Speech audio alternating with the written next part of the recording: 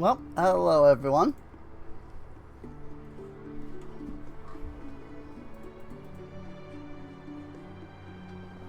Welcome to more of Teddy's Haven. There has been an update over the week. Mostly just bug fixes, but the cheese makers have had a model change, which is neat.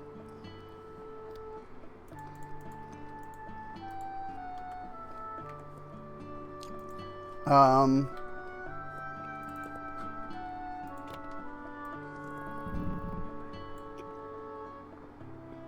right.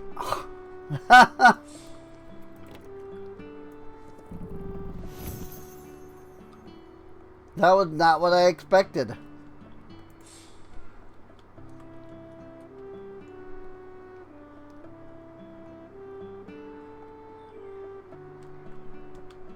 At all.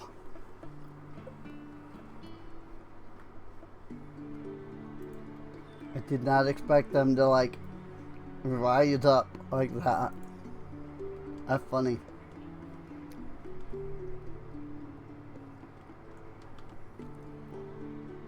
Oh hey, Ruby's here.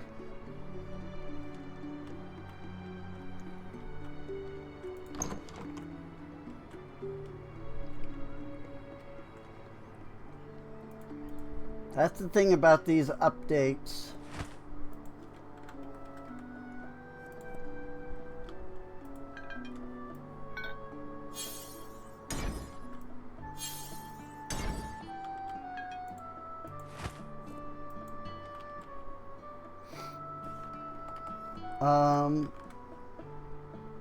I have Blue Sky Milkweed. If I do a little bit of Dragon's Blood Milkweed and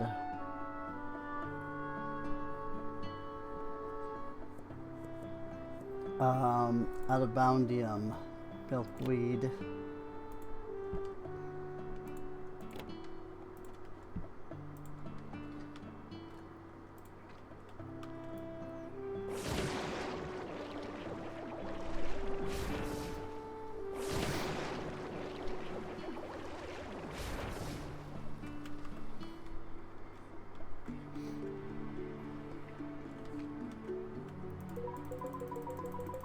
Speaking of ether,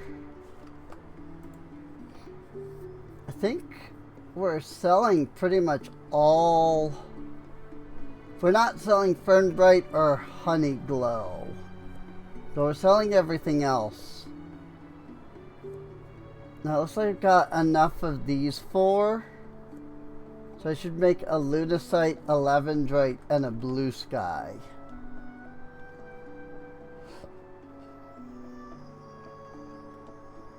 Oop! There's that giant piece of rock again.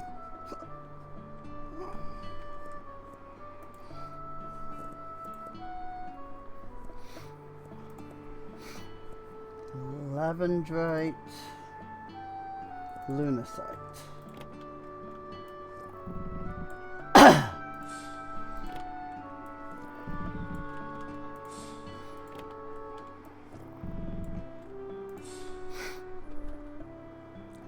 I think we are only selling 4 types of crystal though.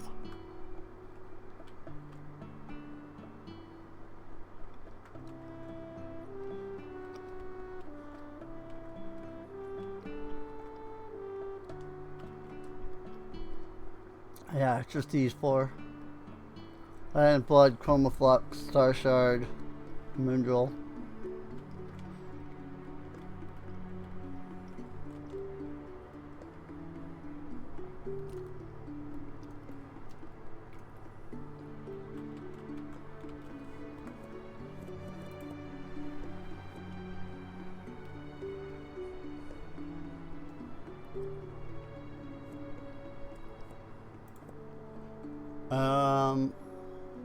Chromaflux.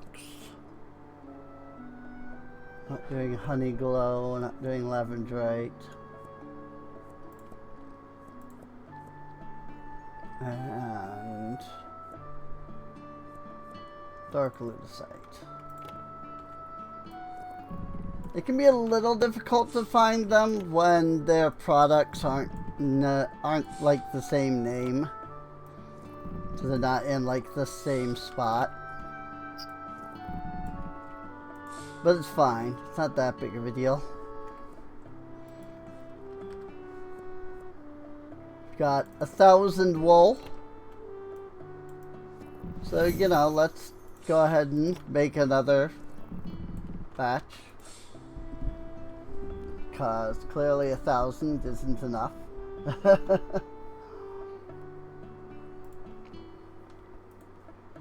But seriously though, I did not expect this. That's really funny. Had I realized that the milkweed was done, I probably would have put that in there.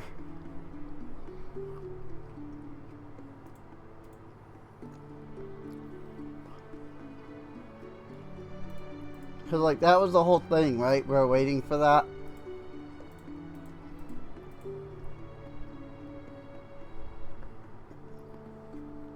I wanted to, like, make the other types of cheeses. So...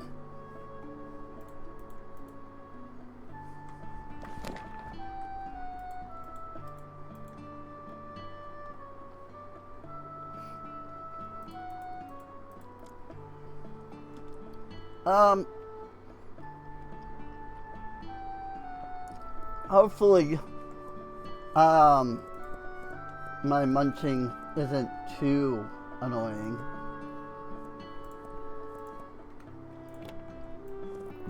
There's only so much I can eat right now, and only so fast that I can eat it.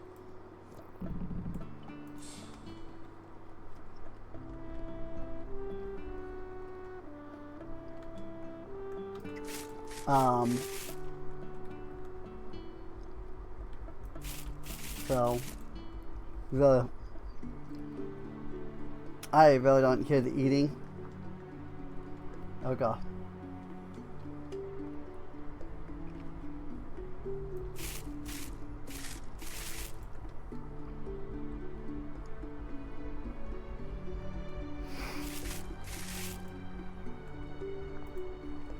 Farmer Flan, who is still here, telling us all kinds of things. Information Bob, who's here telling us all the usual things.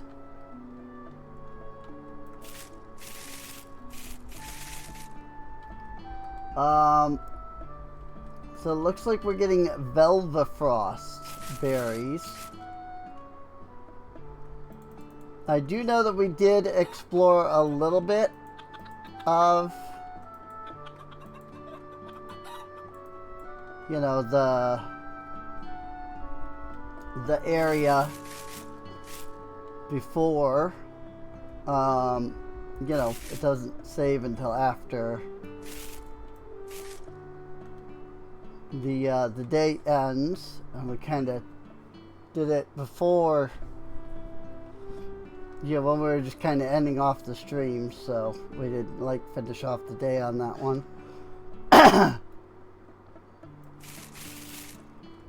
So, but it's also been a week, roughly, since the last time I played.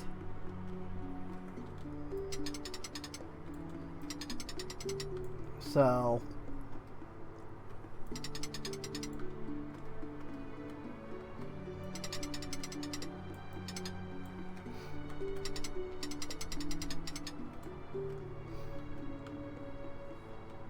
I will say, it looks really nice around here.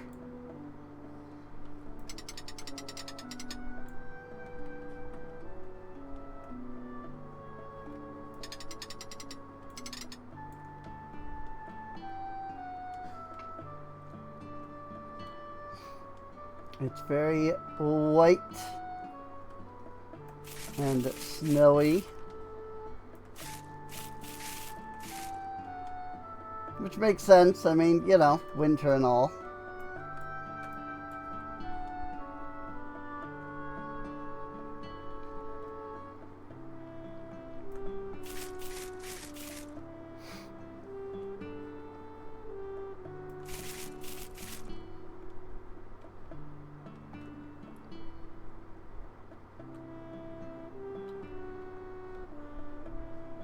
This feels different.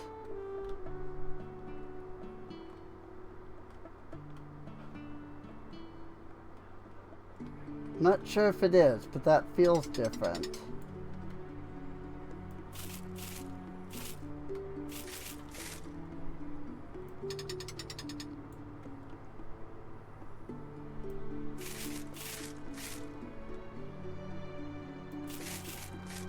We've got some frost gleam over here.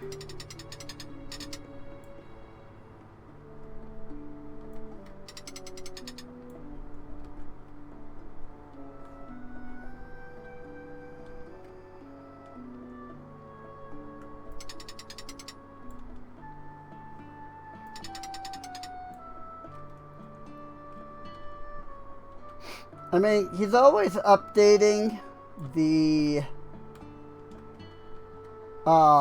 like the world, you know, like adding in areas and removing other areas, and you know, changing it up as he like adds new things and stuff. So it's very possible that some stuff has moved around. But being as I'm not very good at remembering the old layouts, I'm never quite sure how much has changed.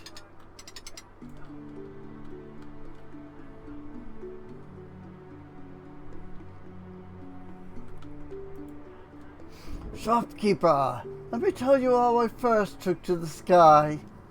They told me I wasn't ready, that my wings were too small and the sky too cruel. I heard them all, but I didn't believe them, so I climbed to the highest cliff in Ursa, heart pounding, scales trembling, and screamed my name into the wind. Then I leapt. For a moment I thought I was falling, but then the wind caught me and everything changed. I flew not because I was strong, but because I believed the sky had room for me. Ever since, I've never walked when I could soar. Thank you for listening. That memory still burns bright. Increased profits and increased tending amount. Ooh. Alright. So I'm now going to get +3 extra from all of my animals.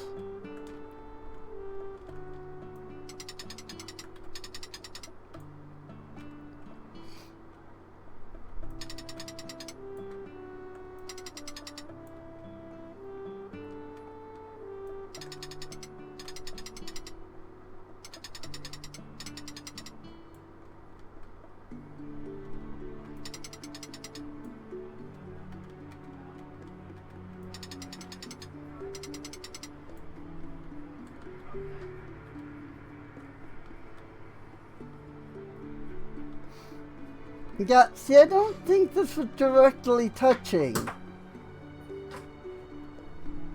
the last time we were here. I seem to recall there being a gap here. So I think this is new.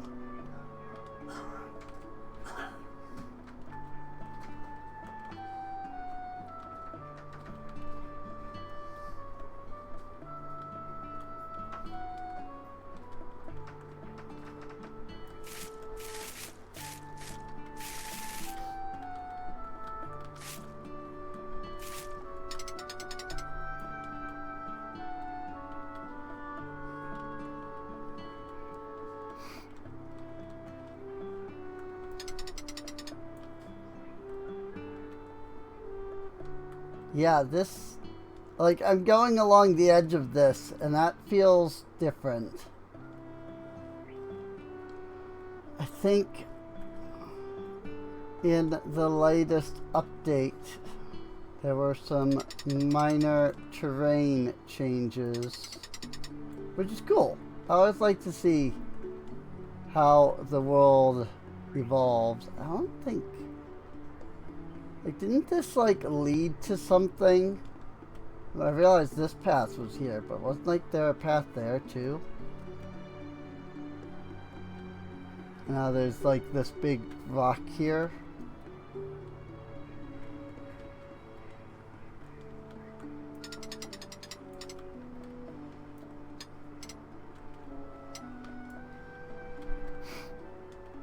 Three more days, by the way, until ZA is officially out.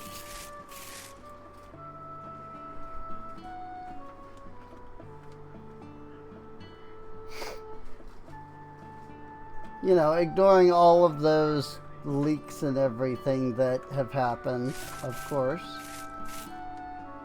Because some people just love to ruin stuff for no reason.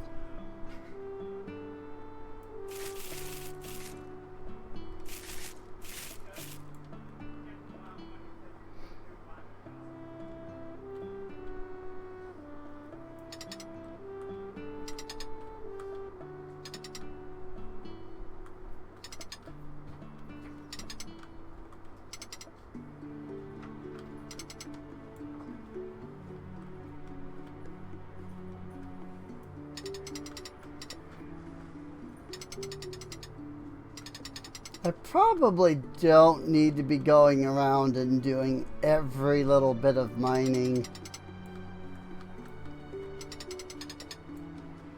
anymore, considering that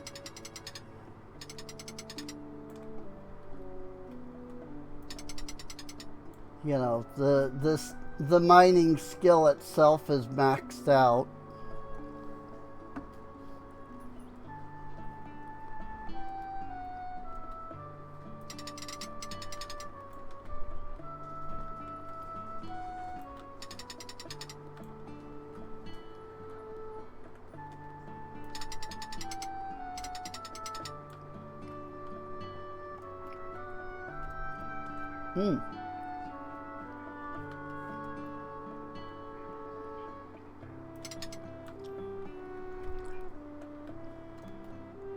The grape I just started eating there apparently did not get the stem taken off properly.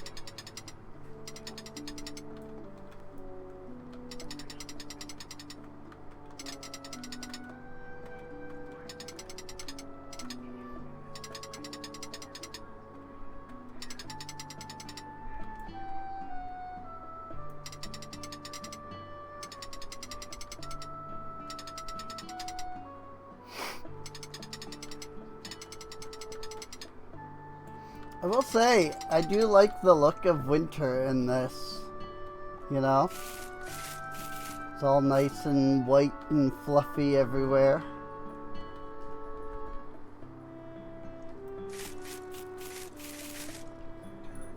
Twyla Puffs. There's plenty of new things to harvest.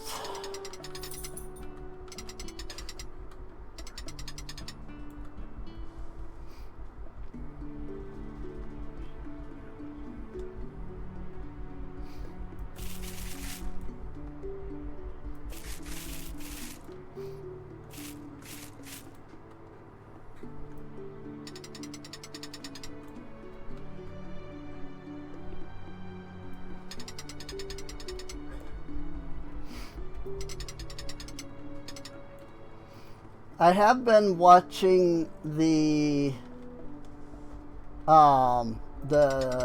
Teddy's Haven like suggestions section just to see like what other players are saying and like see what other players are saying like they would like to add and like to have added. One of the things that I found interesting was the fact that some players were like, we should have tools. I'm like, I mean, you're a wisp, you know?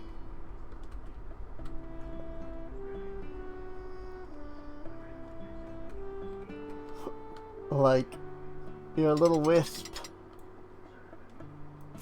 And you're like pulling all of the resources out via magic, you know?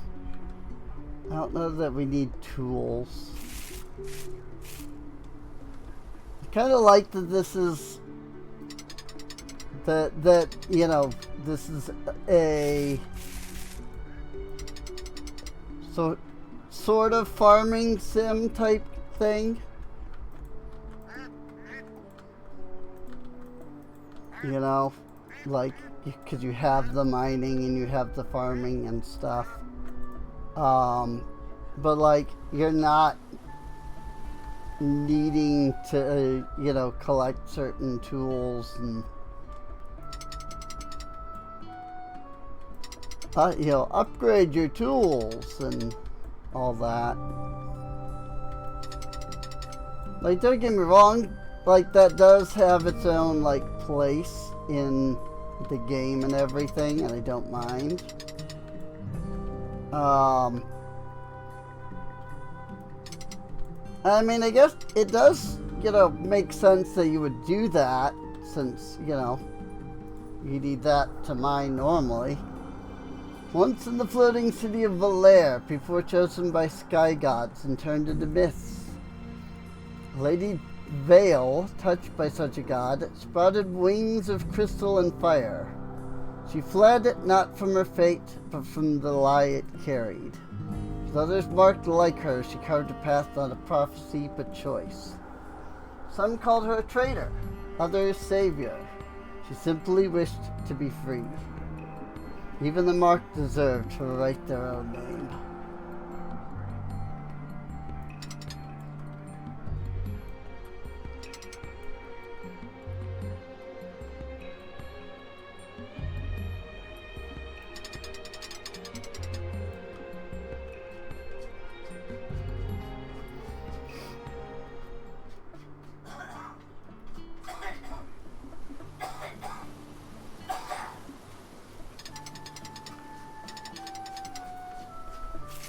That said, I do wonder, like, when the game is finished,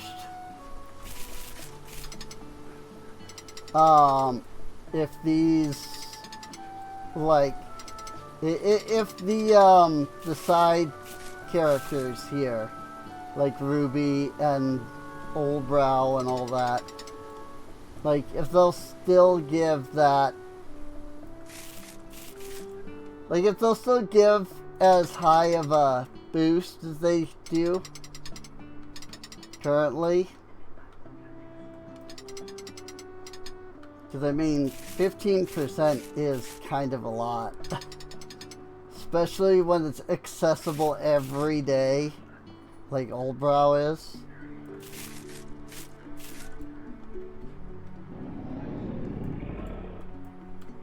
Like, I'm surprised it's not like 1 or 2%.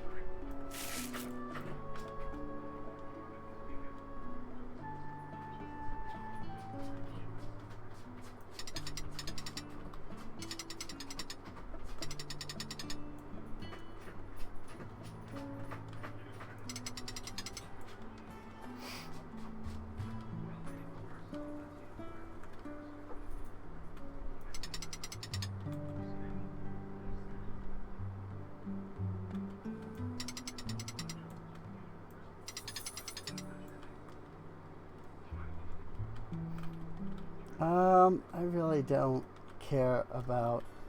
Oh! Never mind. I thought that was different, but it's not.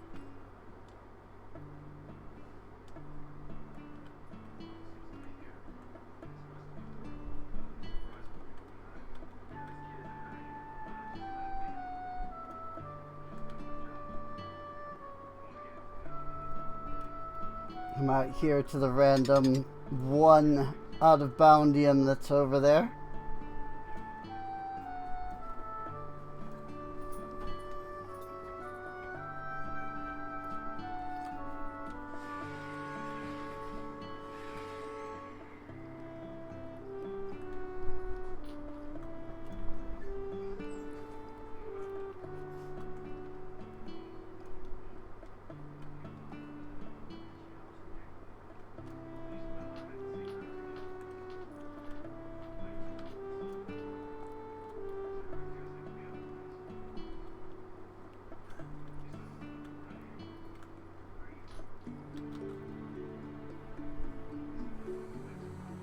I like these waterfalls aren't even flowing from anywhere.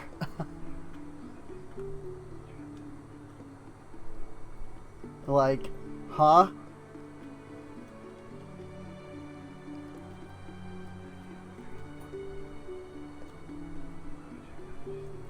But I suppose this is the out of bounds, you know?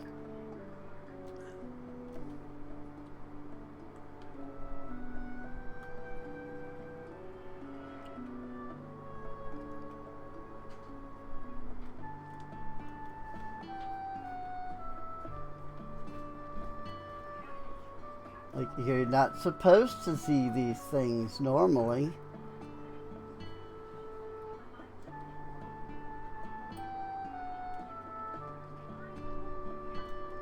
This dev is just having fun with the out of bounds.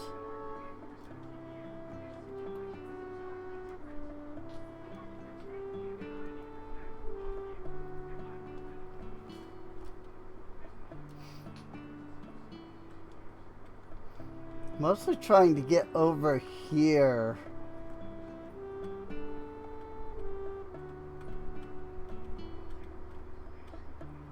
Because it just seemed like there was like new stuff.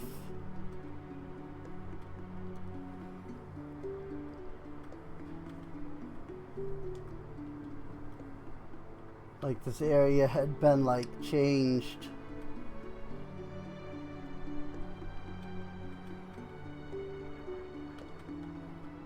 So I just kind of wanted to see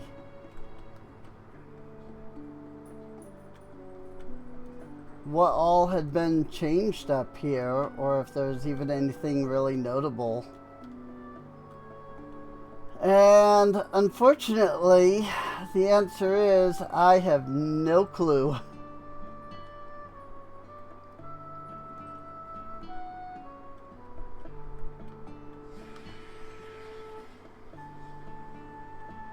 Like, I have no clue if any of this is like completely different or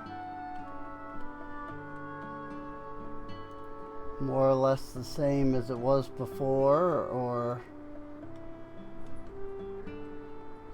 maybe if it were still green. But with it being like winter and all being all snowy, I'm kind of lost.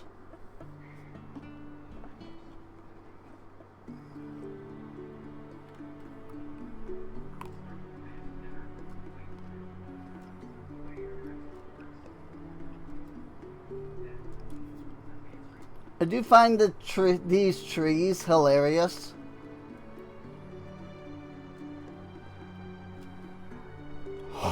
Because, like, just why are there trees underwater?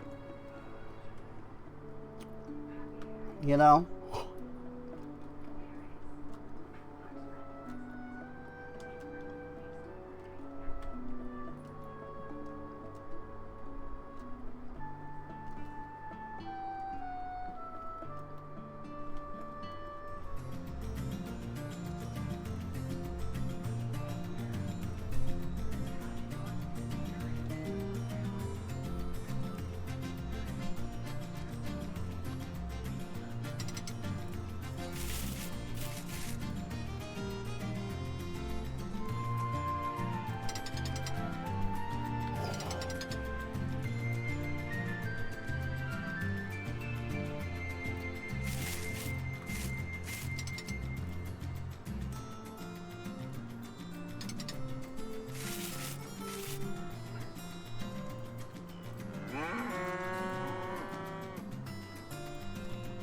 Moo.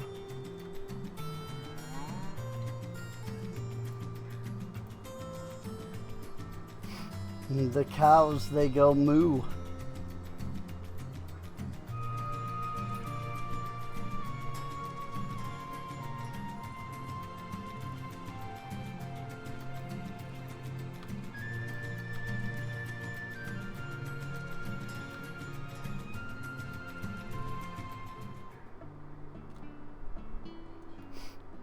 And the crystal is all like blue and cosmic-y, which is cool. I hadn't even been over here yet. Ice rose berries.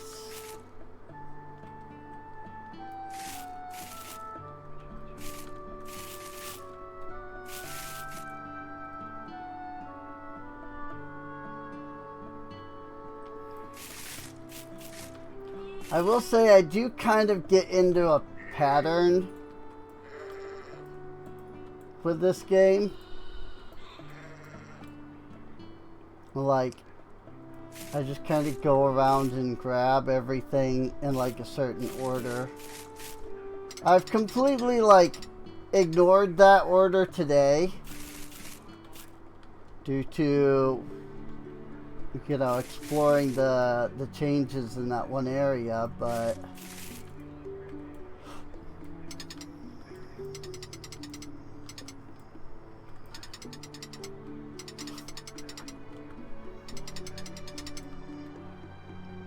I usually just kind of go around in a big circle and hit up everything.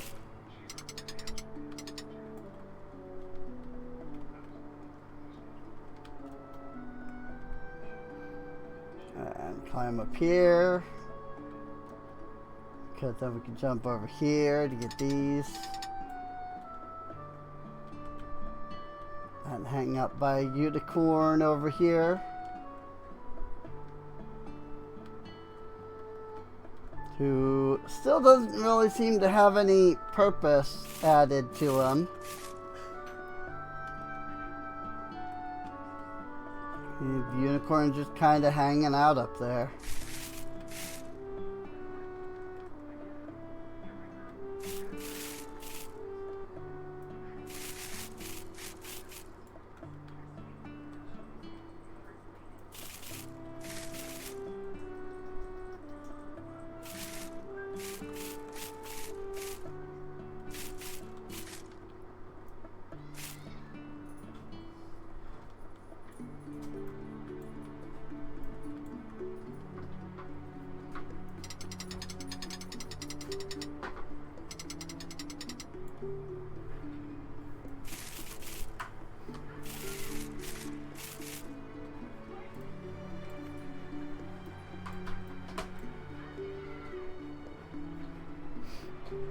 I'm not really like hitting everything today.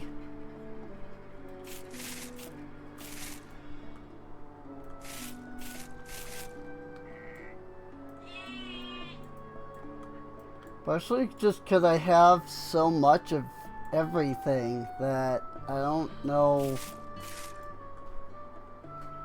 really what to do with most of it. So I don't know how worth it is, you know?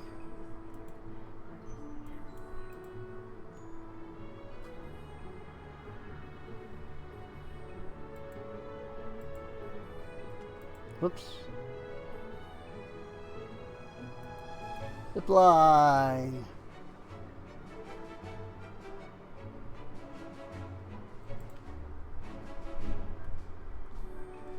Castle doesn't look like it's had any major changes.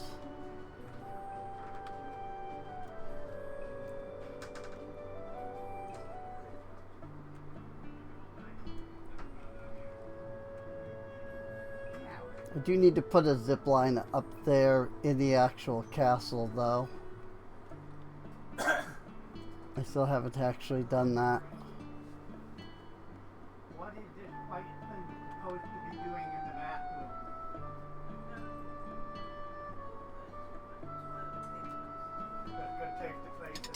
Oh, it didn't Yeah. Okay.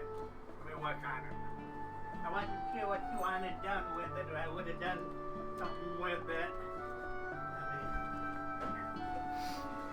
I have to sit on the other side of him.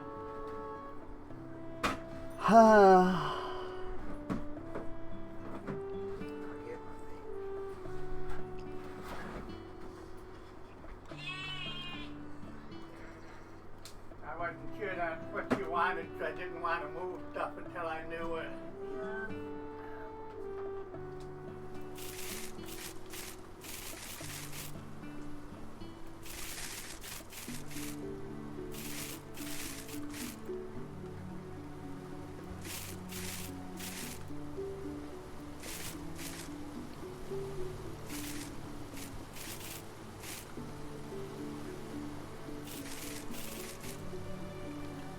Well,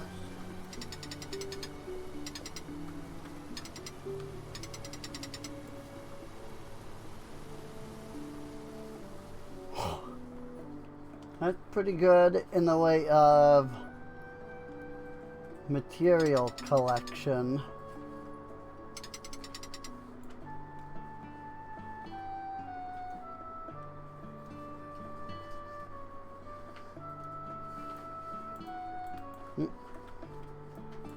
I did not hit these guys.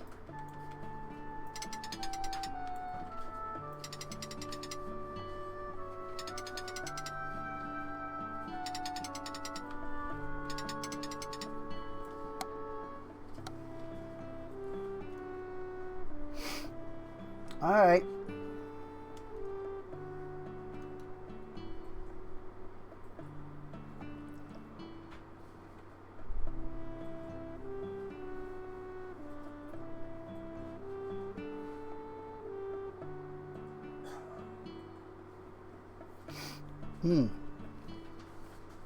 My mouth is sore.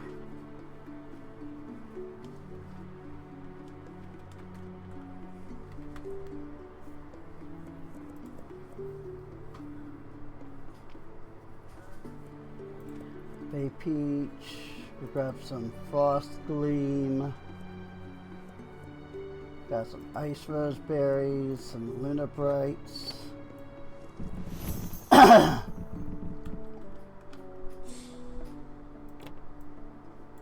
Whoops. Uh-oh. Ah! Frick.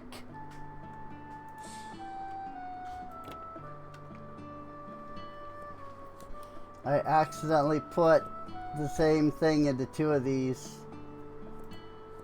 So I guess I'll just dump more of that into there and then the rest there.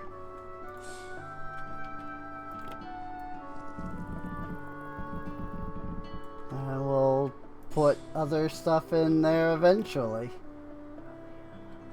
At a later time, you know?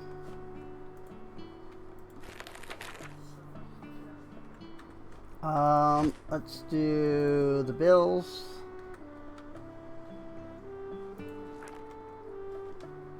So, I saw something else under the rent, and I don't know what it was. I wasn't really paying attention.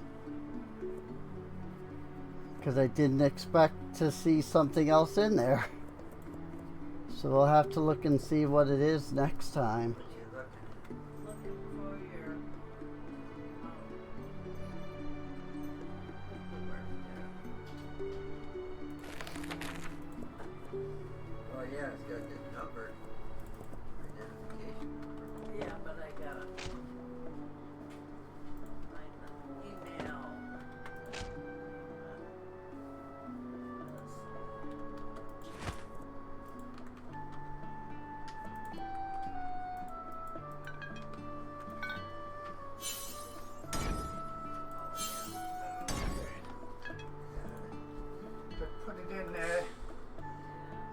It could hold 12 rolls of the paper. We had 18. So the rest of them are sitting on the counter. And then all the stuff that was in the bottom shelf I've got nowhere to put. Oh, crap. So. Well, I guess that's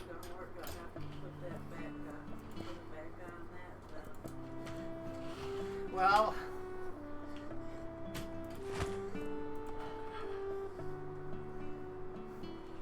play with it and see, but His blood and glitched.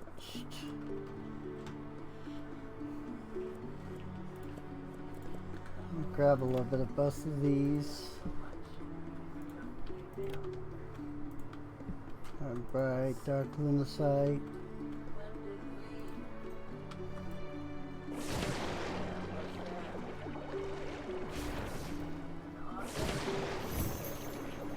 Yay!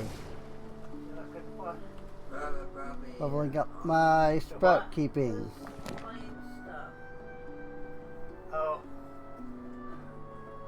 My TSA boarding pass did not get put on the site. It screwed up everything. Ba ba ba ba.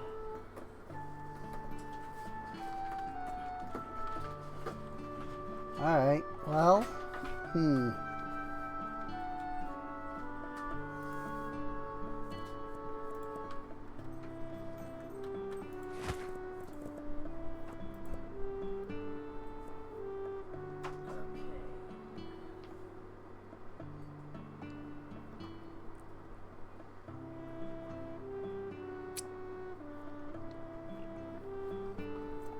what do I have still? There it Have a lot of stuff.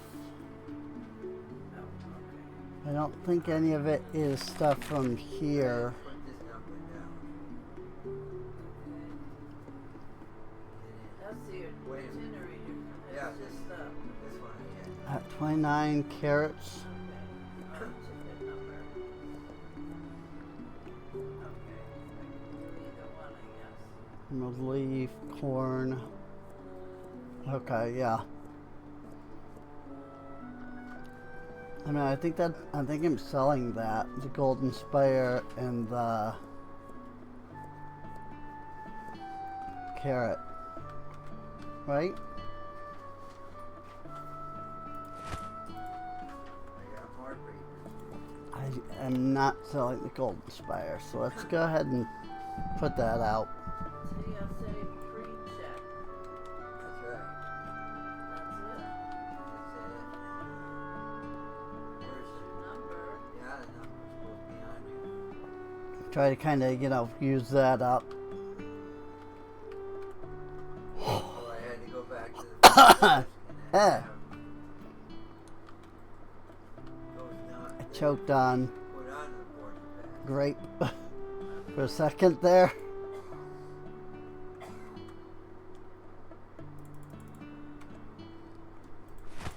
We're at 10,000.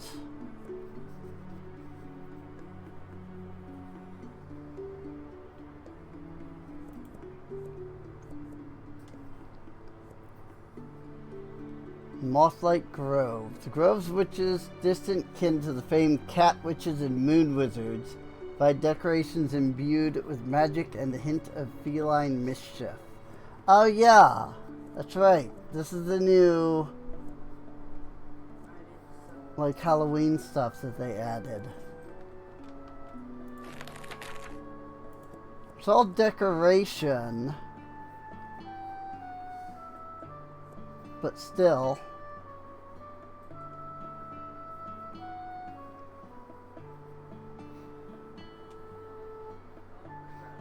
Witches' hats, cauldrons, cats.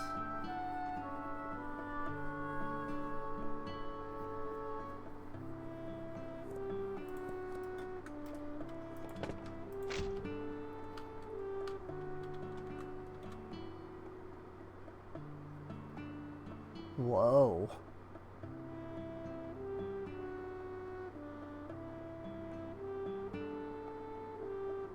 That's weird.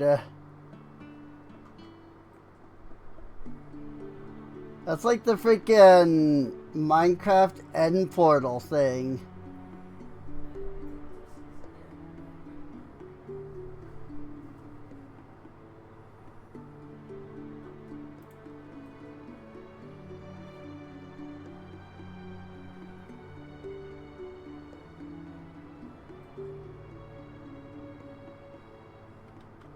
That's weird, dude.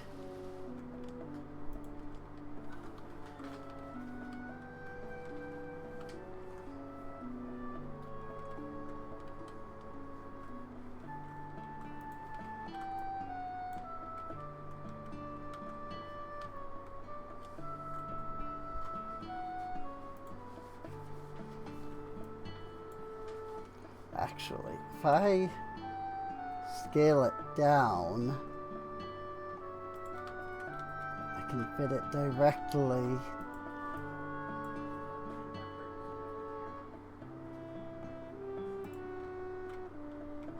on there.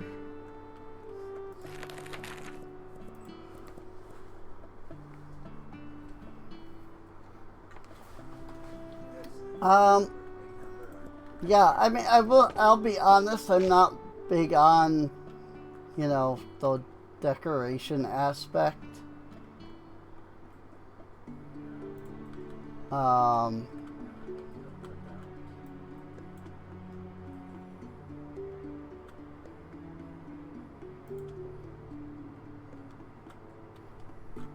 So,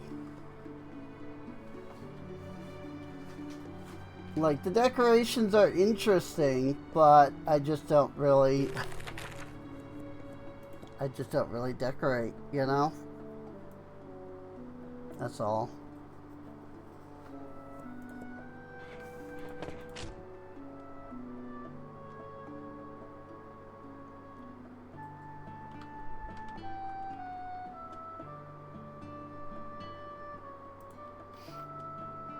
I wasn't expecting, like, a living creature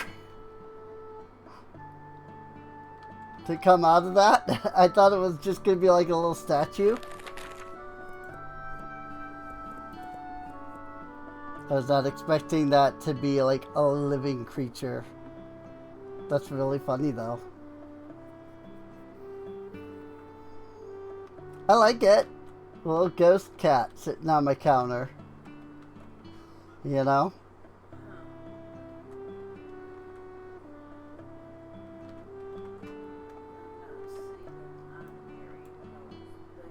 I think you need to move the ghost cat back a little bit, but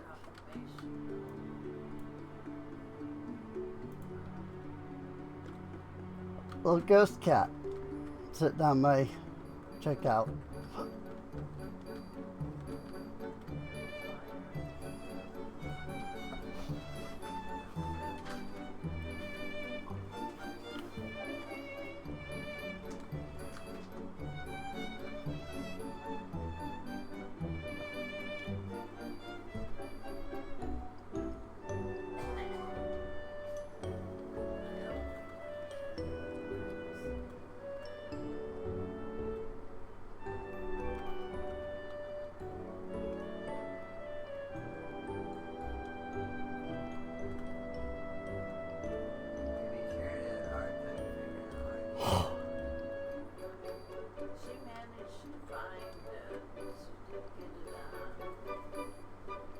I'm not gonna lie, once I get rid of these, I might just move the eggs into this one.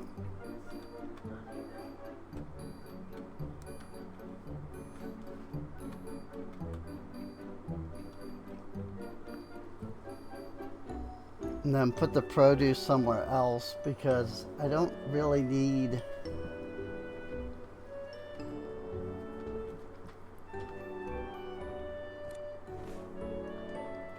like all of this, you know. Hey, somebody buying up the, well, they bought 3 of the dragon's bud. Oops. It would be nice if there was a little like ding when there's customers at the counter.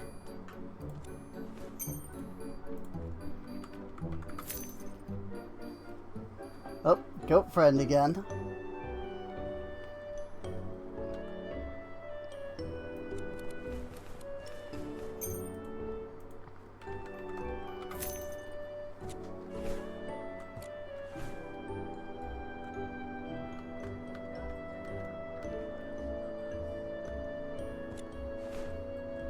Let it go.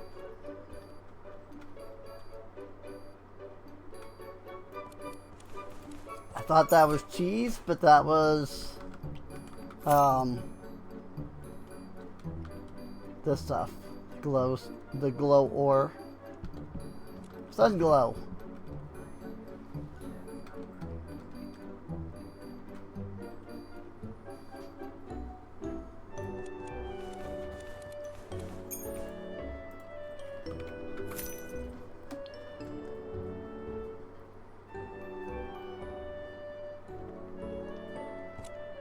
Is it just me, or are the NPCs becoming fancier?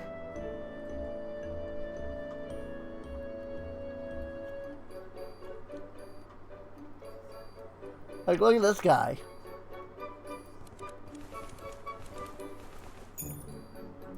Like, I think the NPCs are legitimately becoming fancier. I don't know if it's that...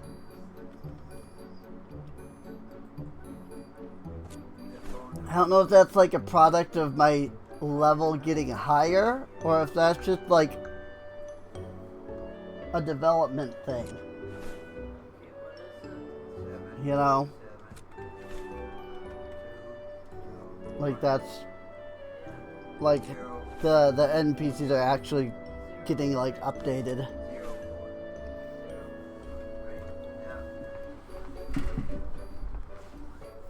Probably just updates. Probably.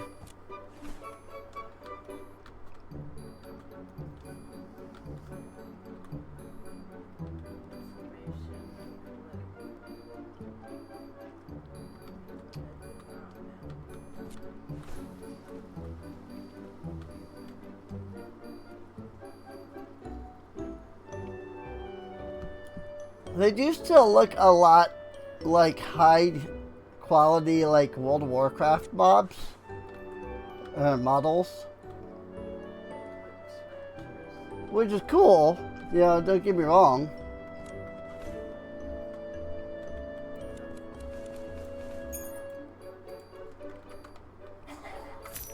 It just feels like that's the kind of art style that they have going here.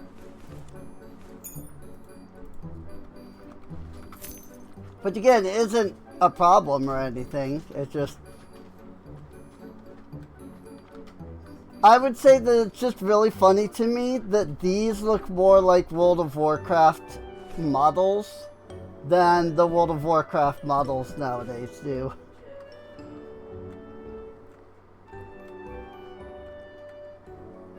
Like, these just feel like the natural evolution of what the World of Warcraft models would look like. But that's not what they look like nowadays.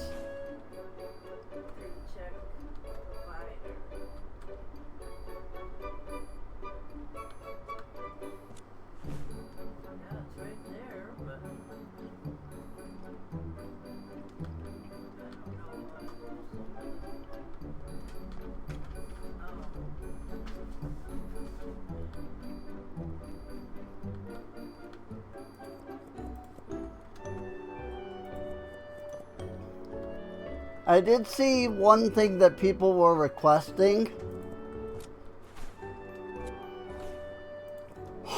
was more customers. And I kind of agree.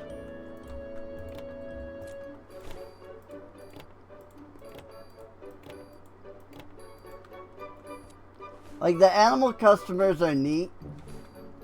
But if they're not animals, they're all just humans.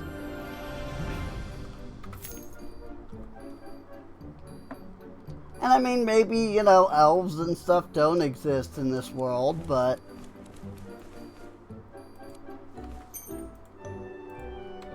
if they do, it'd be neat if we could get some as NPCs. Nope. I do not. 10 out of 4. No, that's cat.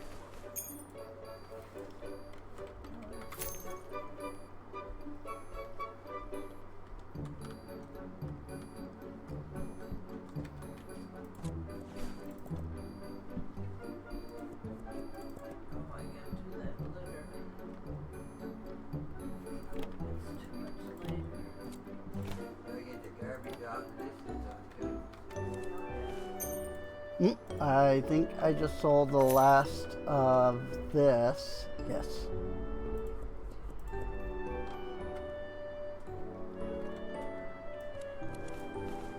I know it's what they gave me there. Let's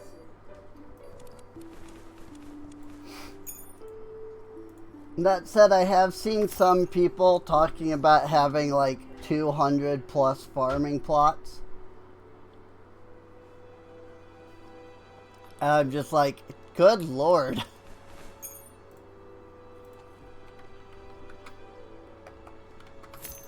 Like, I don't know, like, are they really like selling that produce? Like, I just don't sell any of it.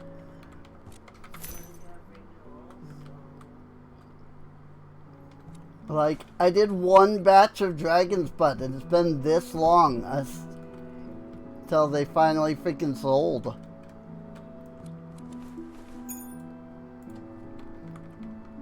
You know?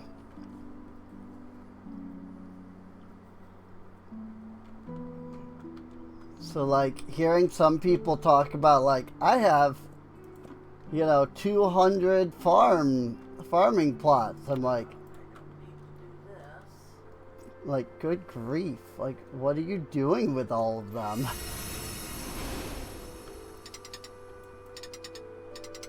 Like, are they, like, how are they managing to sell all that produce? You know? Why do I feel like produce just doesn't sell for me, you know? Like, am I doing something wrong with the produce? Like, I don't understand. Triple displays? Neato. What's your middle name? Bennett. Bennett?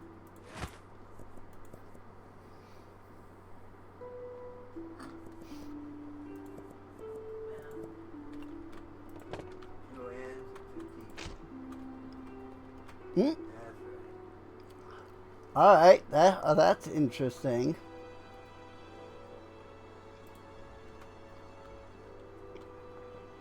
His is pointed in this direction. Oh, I got a U. I don't think it's a U. I think it's an E. There we That's go. right. Yeah, no, That's right.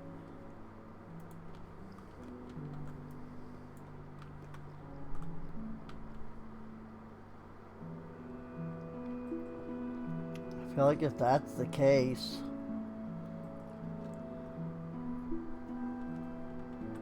Okay. you know, Very good. maybe I wanna. Right. What's your number? 727. yeah, 221 0604. Maybe I want to set them up to incorporate that part.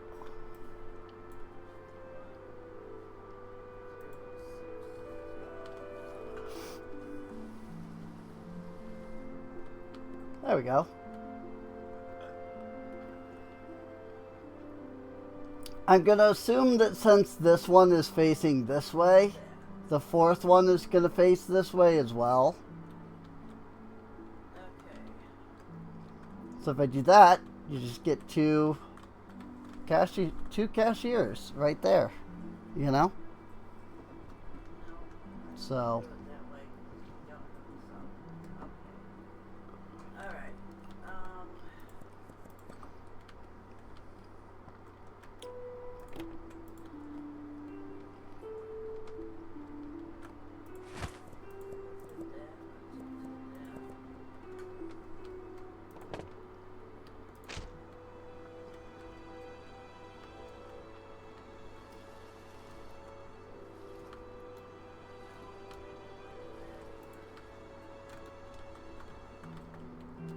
whee!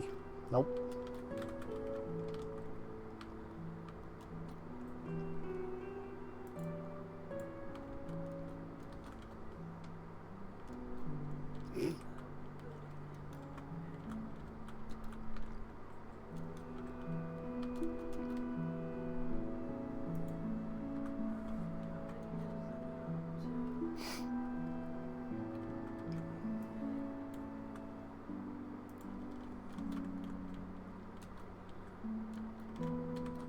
Oh, I actually can't get on top of it at all. Interesting.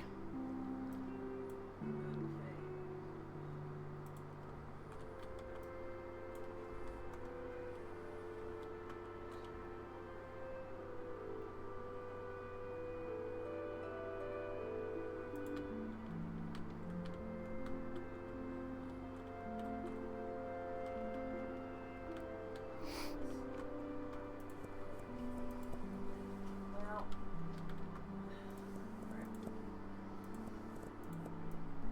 you may have to go up to American Airlines and give them this paper. Because it's not. That's what I had to do. I had to go to check out Connor showing us. Then they worked it out. And they, yeah, I don't understand. Okay, let me.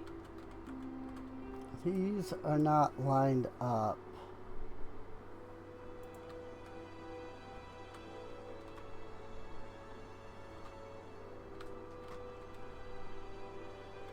Check in beginning 24 hours before departure. Passenger details. And your number.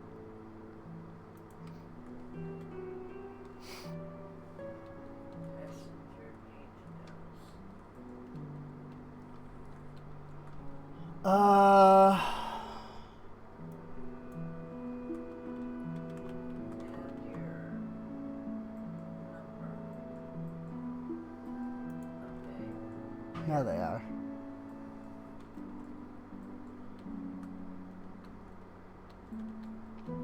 Correct. Okay. Yeah, I don't tell. How about right underneath it? I see how that is. That's not it. That's it. Right there, 9J. That's it.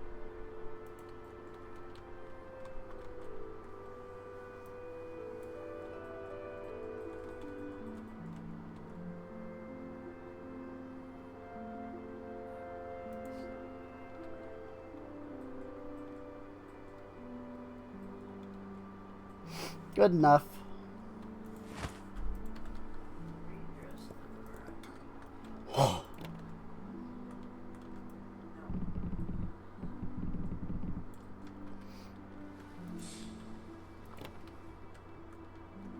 Not that anybody buys the eggs, but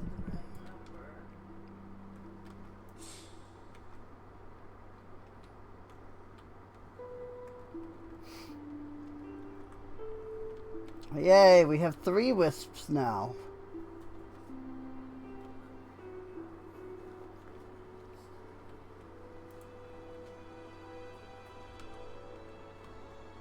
Alright.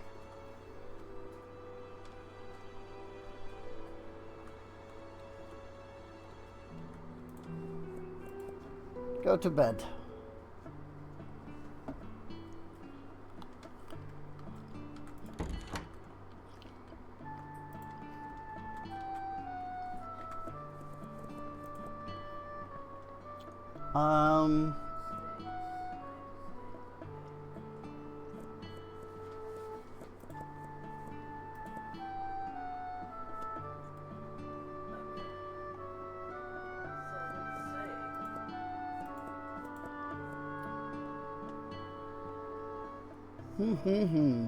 Let's see.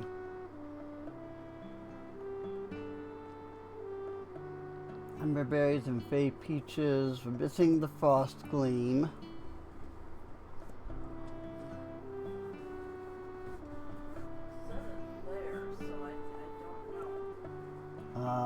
Got the honey cram and the heart gleam. Ice roseberry.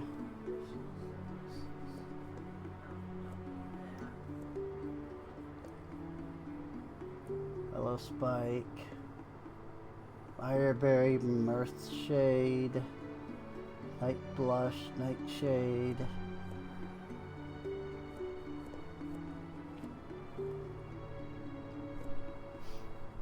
Goodness. Have we converted all of the berries into jam at this point? No, not down here.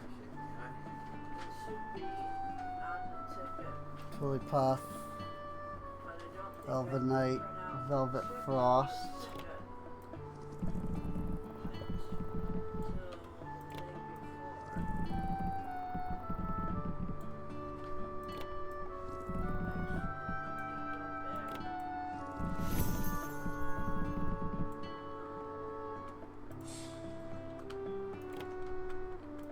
Yeah, the seat is not on here. Yeah, it's on the ticket. Yeah, prints on the ticket. That's what I'm trying to see. Updated the information. Do. Put my ore in here. So this is your ticket. Oh yeah, That's for your baggage. Yeah. milkweed. Okay.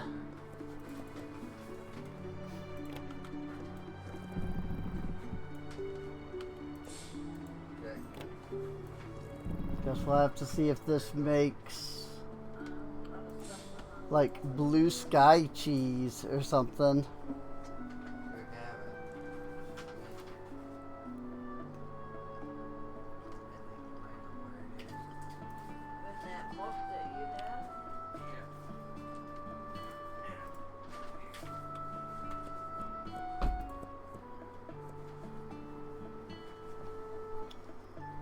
Um,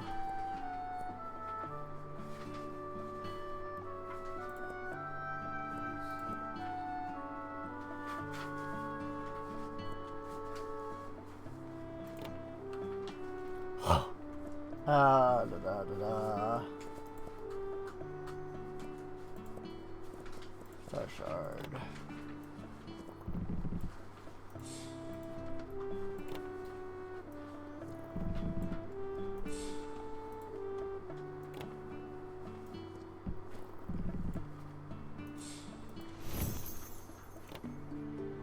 Tried to level him up You guys have put it up. while also just like doing other stuff, you know?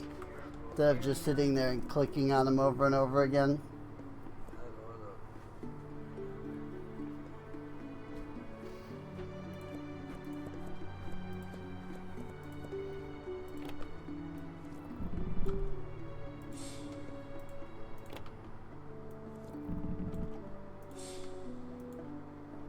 Click. Didn't register the other click. Click. I'm moving faster than his cooldown.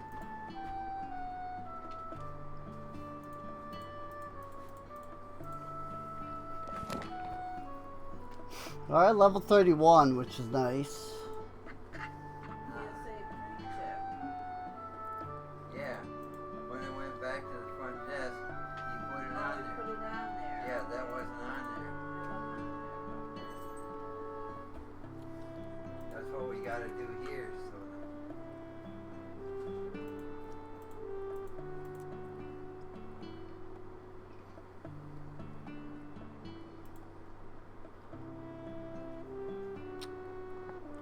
Unfortunately, Phil is trying to work my here. I've now pretty much done everything. Phil is working. I still want to try to get Teddy leveled up more.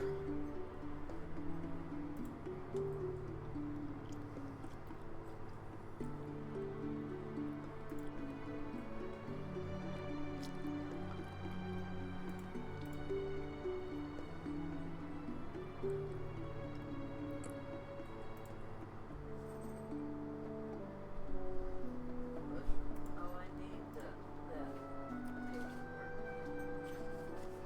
You don't have to have another envelope. Oh, yeah.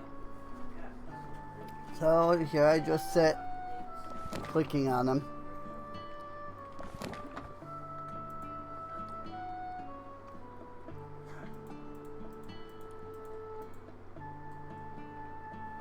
His current level is giving me 1 million. I don't know what that actually counts into, but his love stat is at 1 million. Not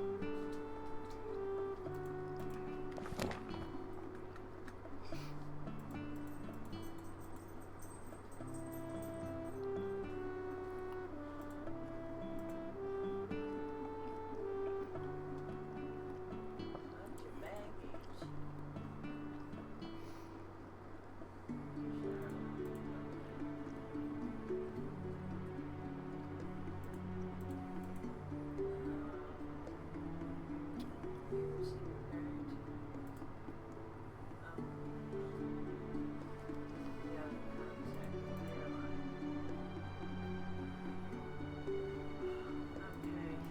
Of course, Enya immediately walks in the way.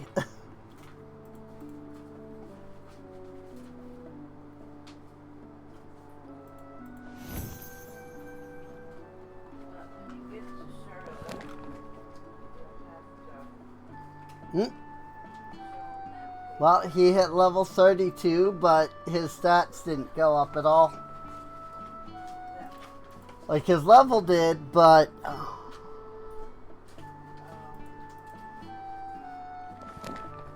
the amount of love did not go up.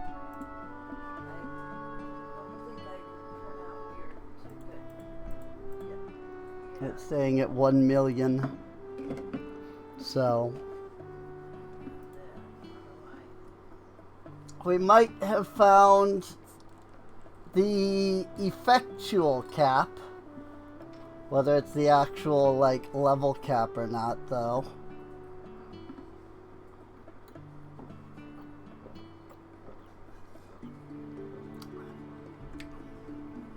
I mean, he's still gaining experience, so I doubt it's the actual level cap.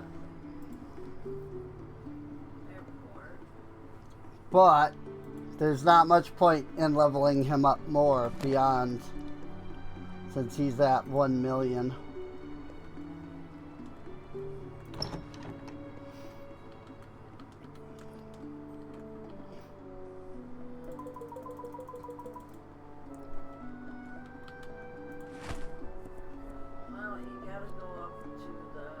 Oh, that's weird. Oh, maybe I just hadn't paid my bills one day then. Because I had 2 things here, but I've only got 1 now. Maybe I just didn't pay the rent one day.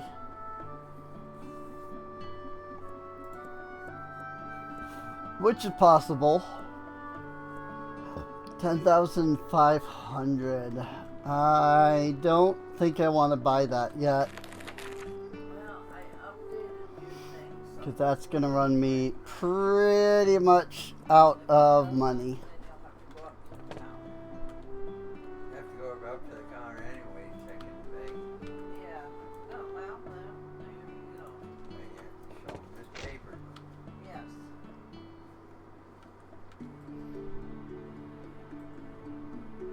That would help if I showed. Yeah. Okay, I think I have them all the same size. Yeah.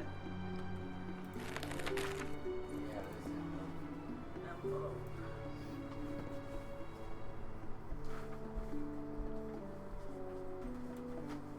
Deckless bench, wooden bench, table.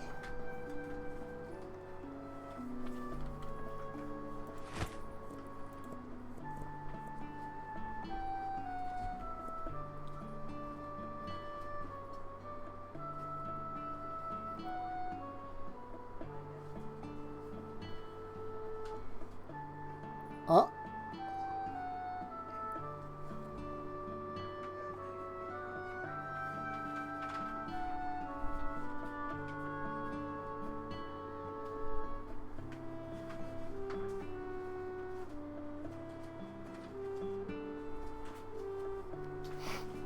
sorry, I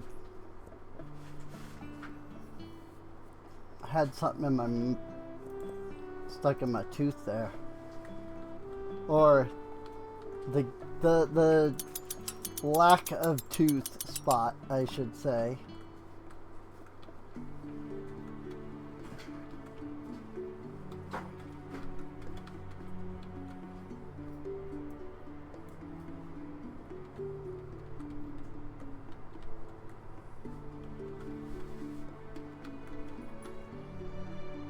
The spot where I had the tooth removed.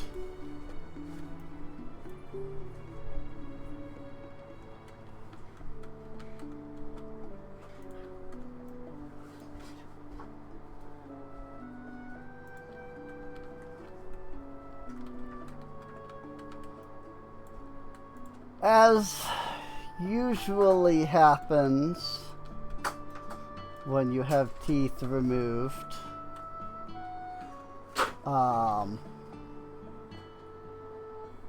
the bit of bone tends to like chip out.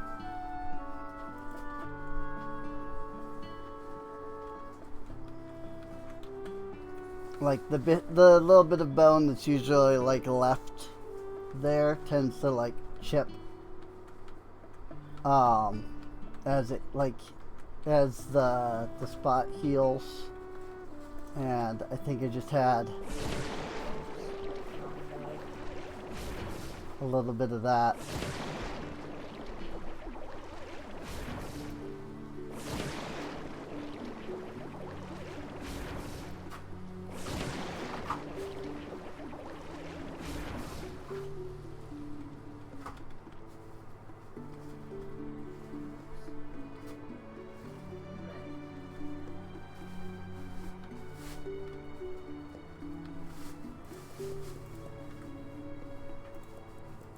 Purchase some of those.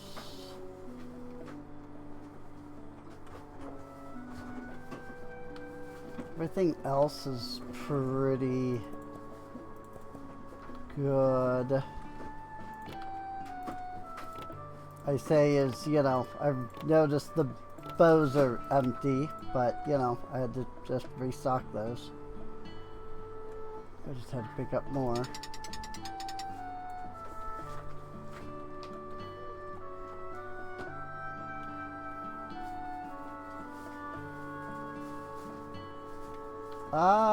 I don't see anybody special today.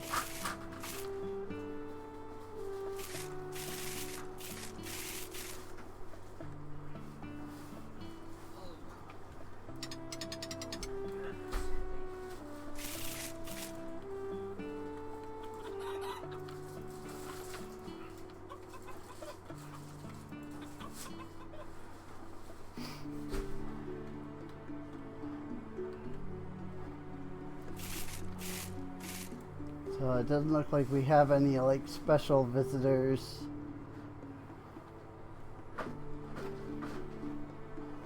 Which happens from time to time, you know, you don't always have somebody. We definitely don't have the giant octopus on top of the mountain over there. That was crazy, man.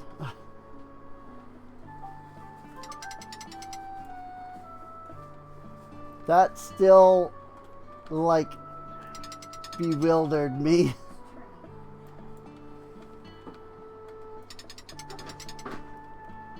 It's like how big he was.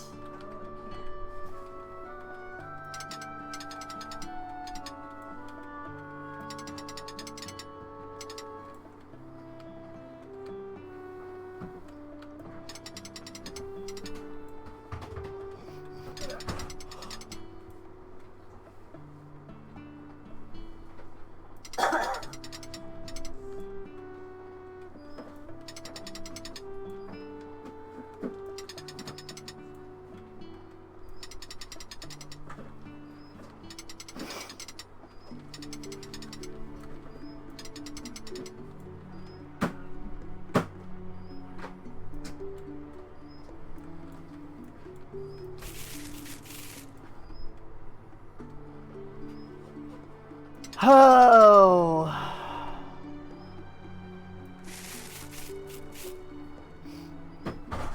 These are always such chill streams, but they're also just such chill streams.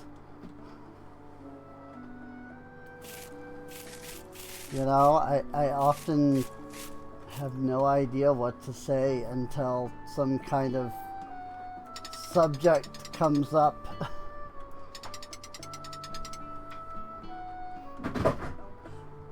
And I just haven't thought of anything today.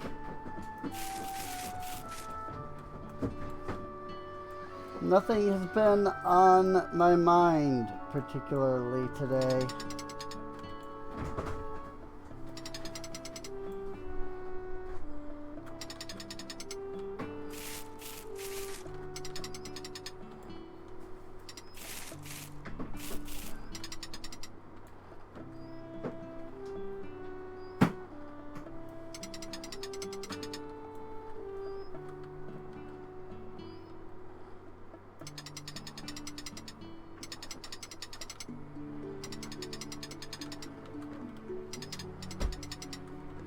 I feel like it wouldn't hurt to go a day or two just without even freaking mining anything.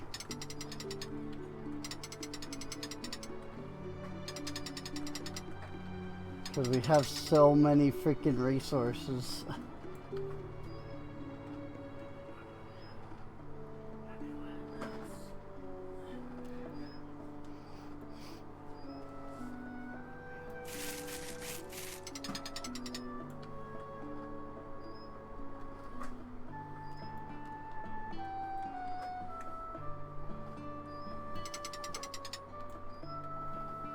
Like, we're at 6,000 ore. 11,000 with the Manasite.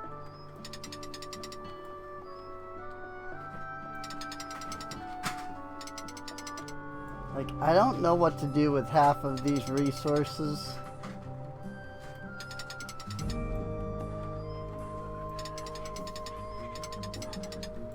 Like, the stone I can always give to the Orling, but that just increases my, like, ores and crystals, you know?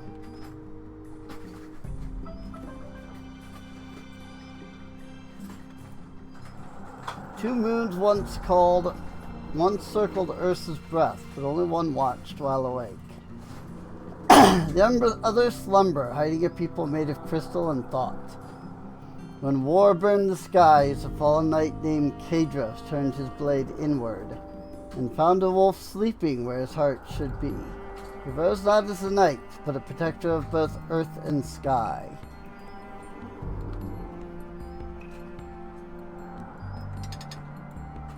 I feel like we've heard that one. I think we've probably heard them all at this point.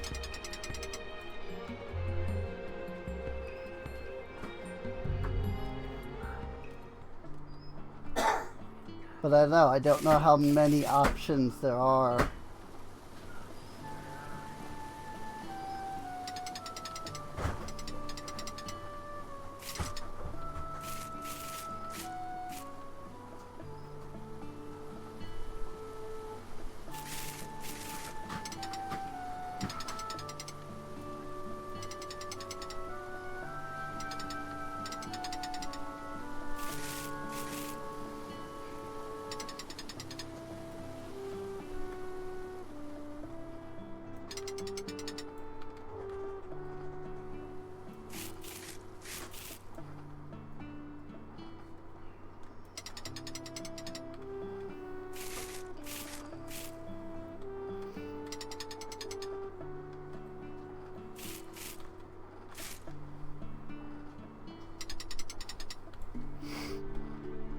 Again, just all of this ore that I'm getting, though. I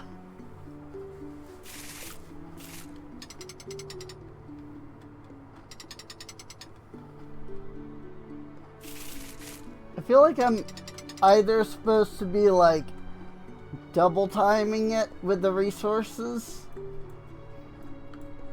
or I'm just not at being, like, I think maybe that, you know, it's not expected that you're going to go out and collect everything every day.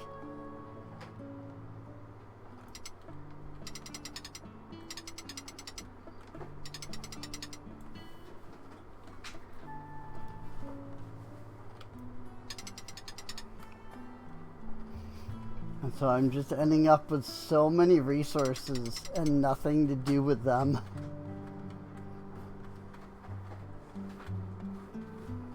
Like, I could sell Okay. the ingots for like nothing. Because I mean, I've already made back all the money that it took to like buy the furnaces and stuff.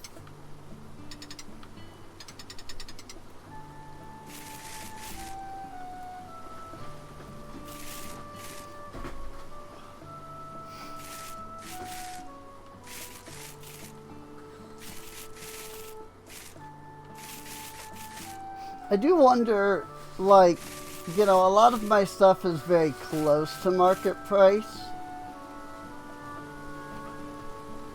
Like, would I sell more if I lowered the prices so that they're not near market price? Okay.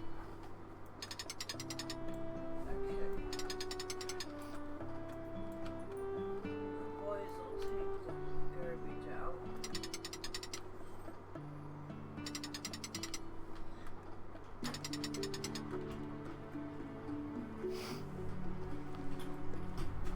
Like, for a lot of this stuff, you know, it doesn't cost me anything to like make it, right? So technically speaking, like, it's all profit.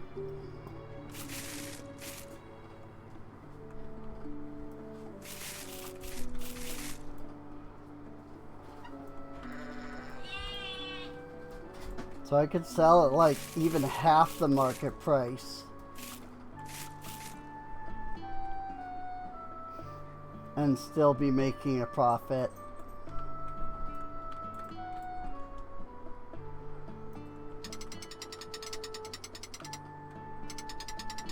But the question is, if I were to sell at like half the market price, would I get twice the amount of sales?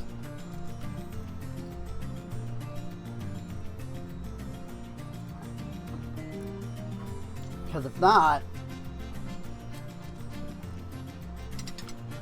and there's really not much point.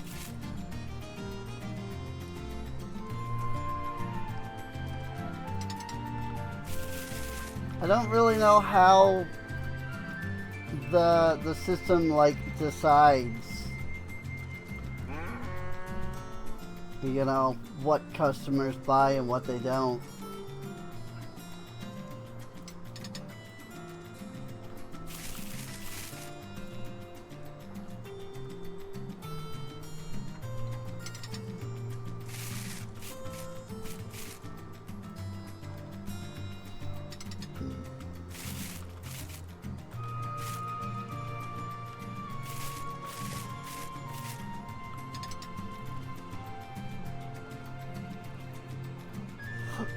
That said, this one island has like 4 different types of gems on it.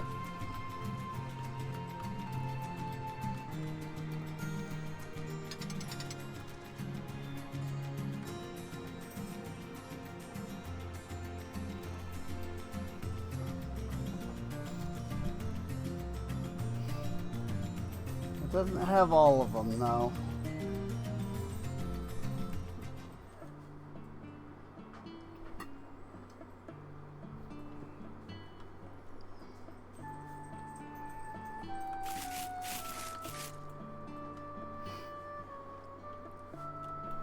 If I thought I could get away with just like scrounging through one area and like getting all of my resources that way, I probably would. But the crystals are all like so spread out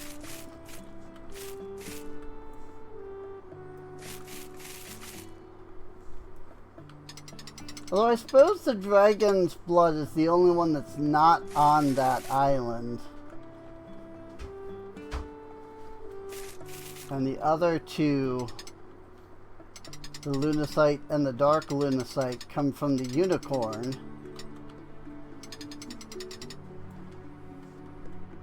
And then, of course, the Out-of-Boundium is over here, too.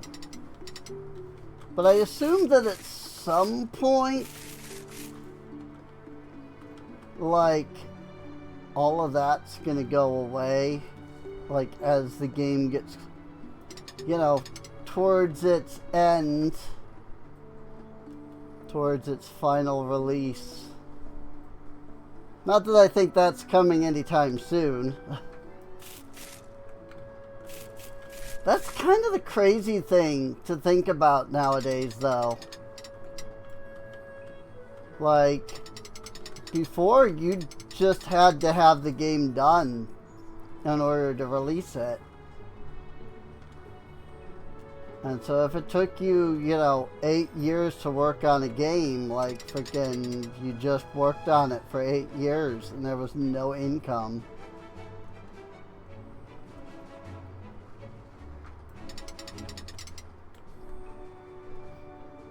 But with the rise of, like, modern, you know, internet and the ability to just, like, put out constant patches,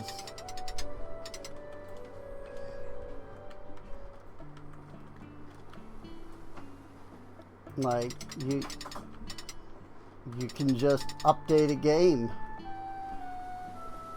I mean, heck, look at No Man's Sky. Like,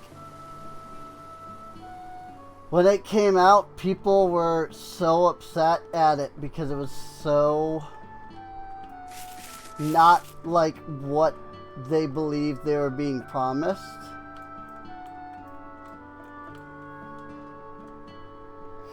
Because it just, like, they expected multiplayer to be like base.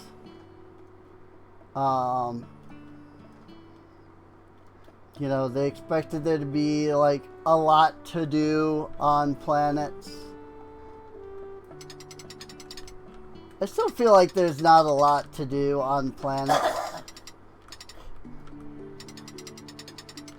Like, there's not a lot of reason to go to other planets.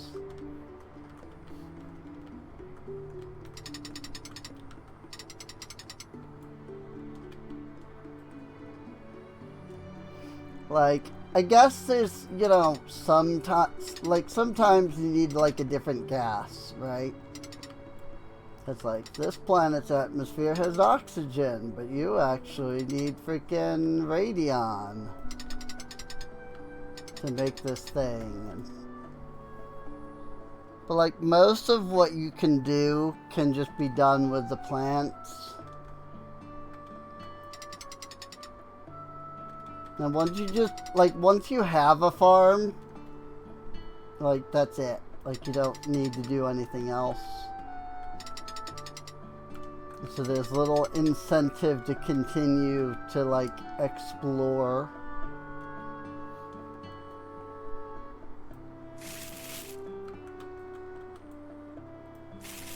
I mean, Minecraft has a similar issue. Where, like, once you've kind of set up your, like, base, you don't ever really need to go anywhere.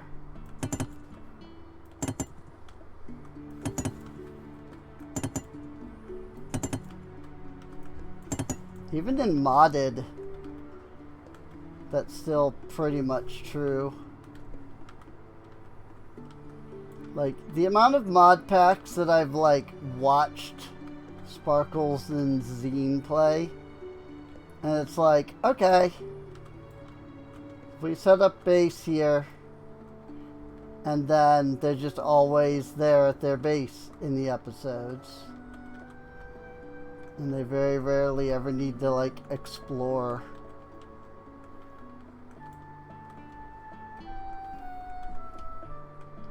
But I guess that's kind of the issue with trying to create something like that.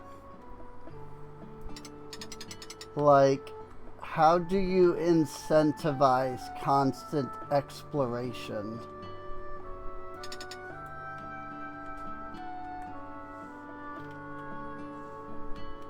And like, you can incentivize exploration, but there's a difference between exploration and constant exploration, you know? You incentivize exploration by giving the player things that they need to collect that they can't get where they're at. But eventually they're gonna have all of that. And thus at some point it's just gonna kind of be like, well, why do I need to go explore now?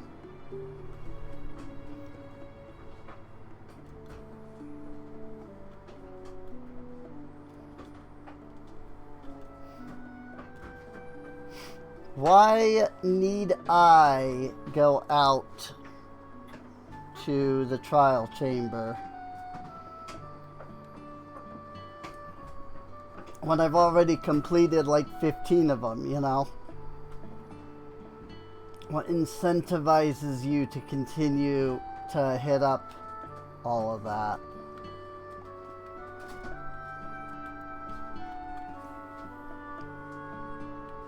Unfortunately, I just don't really think there's a way to do it, you know?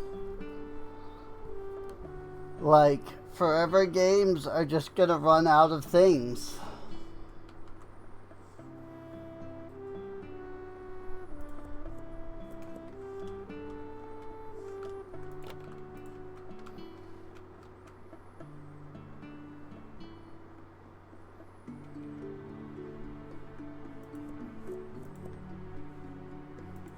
Gonna purchase one crate of each of these because I don't know what the numbers are for those, so I don't know how stocked these are.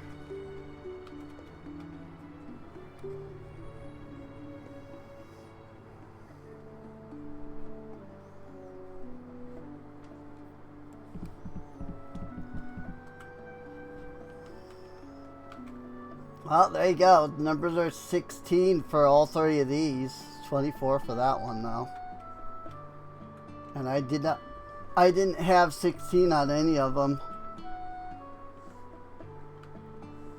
So I was, in fact, running a little on the low side.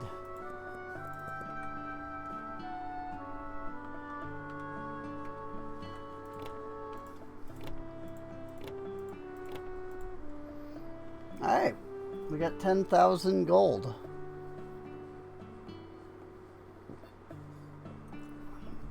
And I think the store is stocked.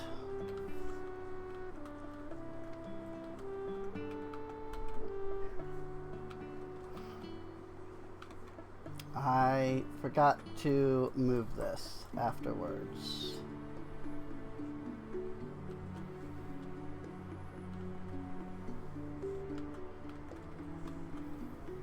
Now I'll just line it up here.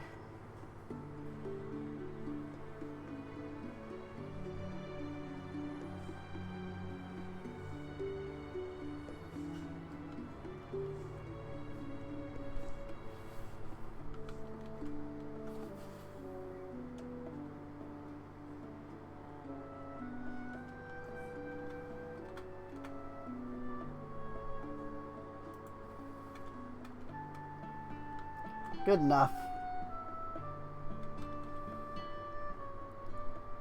Kind of, you know, lined up with the back of this anyway. I'll figure out something to do with all that at some point. I just don't know what.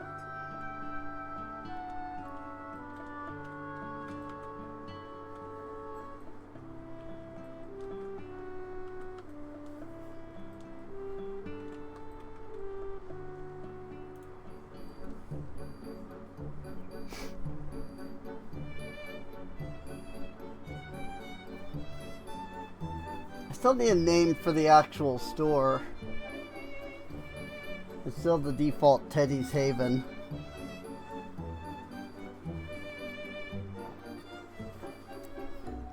Which isn't bad, don't get me wrong. I would just like to name my store something that's unique.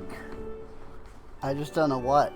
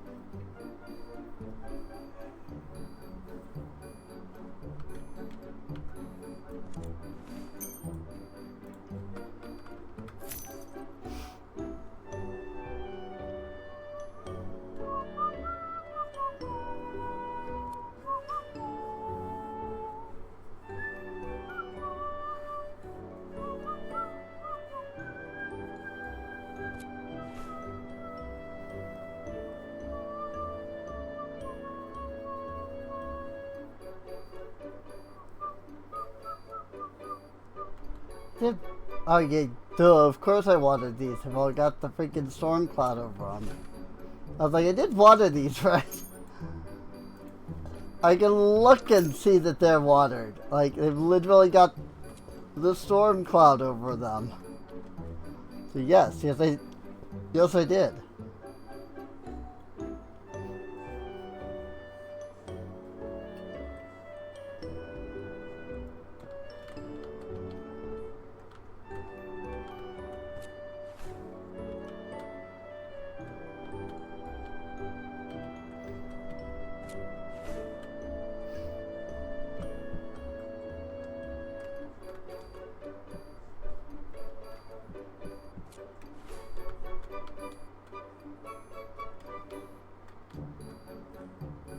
Whoop.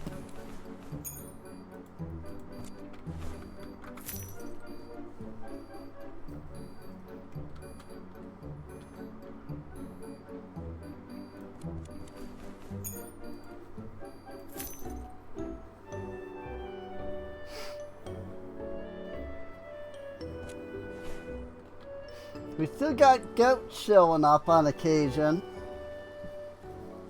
I haven't seen like the giraffes or the owls in a little while.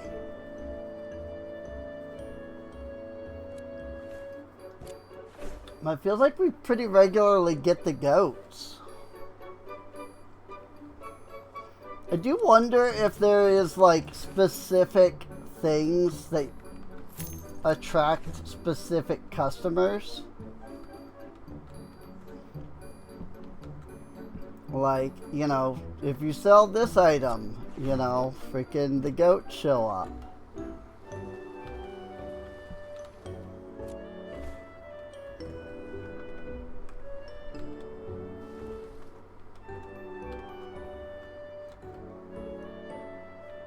If you sell that item, the freaking the giraffes will show up. You know?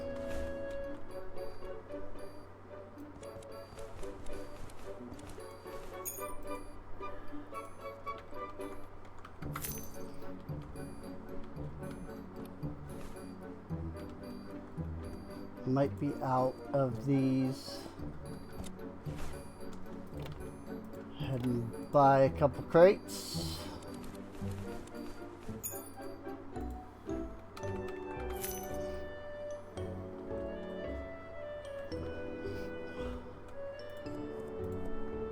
I do hope that they eventually add something like when I'm like looking at this, right? It tells me like how much stock I have. Like if something will be able, if they'll add something that tells me like you have this many crates of. Or like this is how much is left of.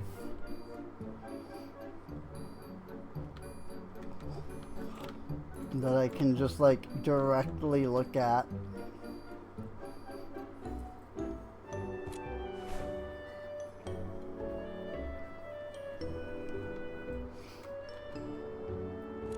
Like maybe there like could be a book or something that you can like open up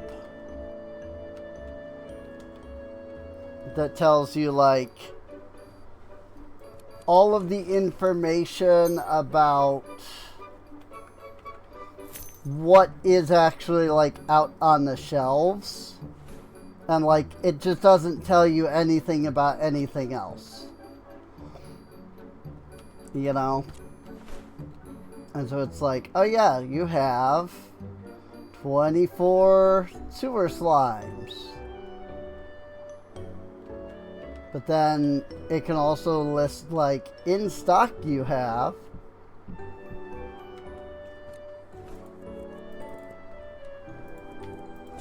And, you know, then I don't run out of the stock of things like mana potions.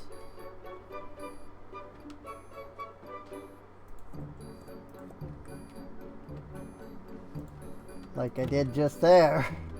I had absolutely no mana potions in stock.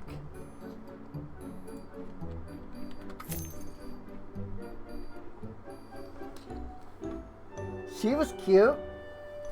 Like heck. I don't like the color green, but the color green looks really good on people. I would never use green for anything other than like eye color, hair color, clothes.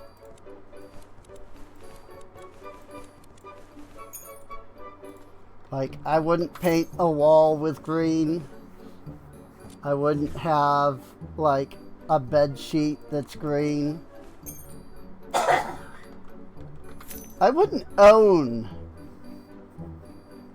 like green clothes unless they were gifted to me, which I do actually own a couple of green clothes, which is kind of why I like paused while I was saying that, because I'm like, I own some. It's like I do have green clothes. So, you know, if I had said like, you know, I wouldn't own green clothes, but like I do. I actually do own green clothes, but I've never bought green clothes.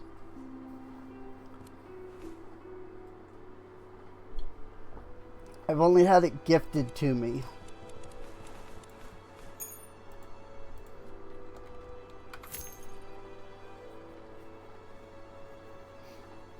But like, green hair looks pretty good. It's gotta be dark green.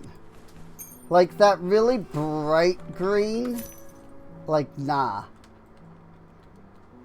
Like this green, like the Air Wisp green, like nah. That's too like, that's too bright green.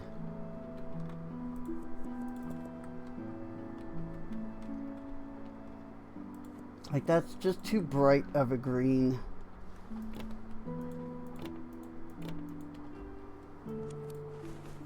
But like, you know, well, I was gonna say like, you know, this green, but now I don't like that green either. I don't like this green.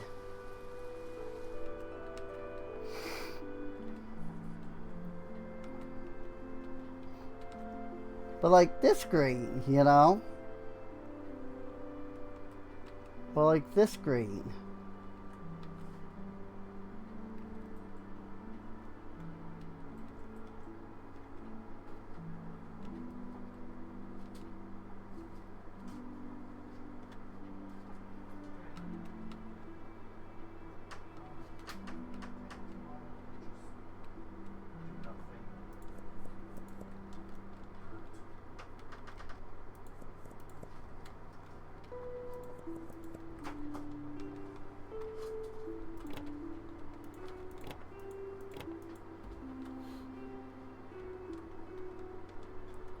But like not this green.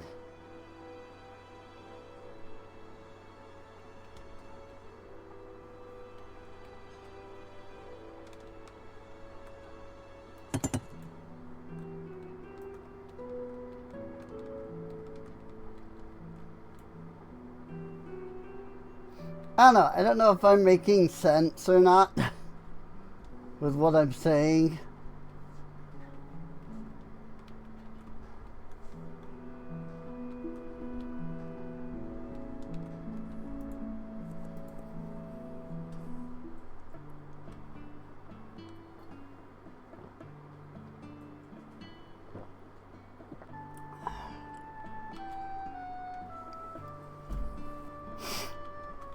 Like grass green or leaf green. Like those are a fine green.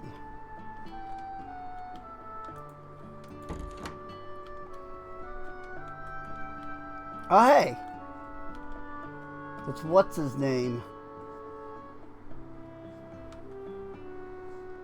This guy. He's all cold. Greetings again. Let me tell you of a fire I did not stop. It burned through a dry grove, one I drove with care, leaf by leaf. At first I raged, but the flames danced clean, not cruel. When it was done, the soil was richer, the air sweeter, and the seeds I thought lost began to stir. Sometimes destruction is only change in disguise. It's true.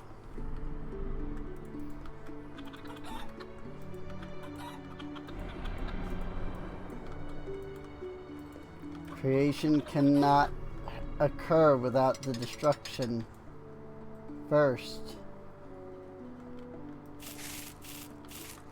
Light cannot exist without darkness.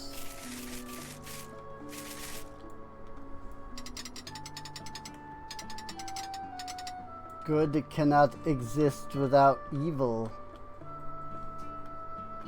Joy cannot exist without sorrow.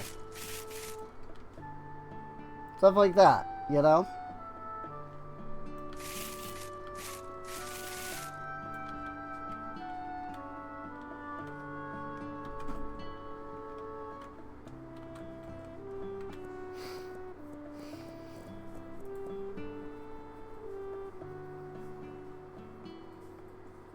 I have 989 Azure Berry Jam.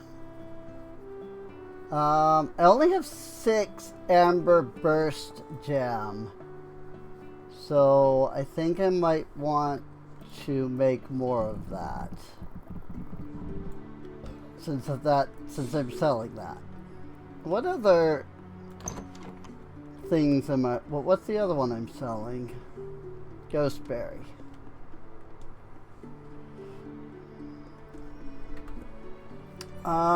Which, speaking of Ghostberry, where are we at in that? 39. Let's make another batch.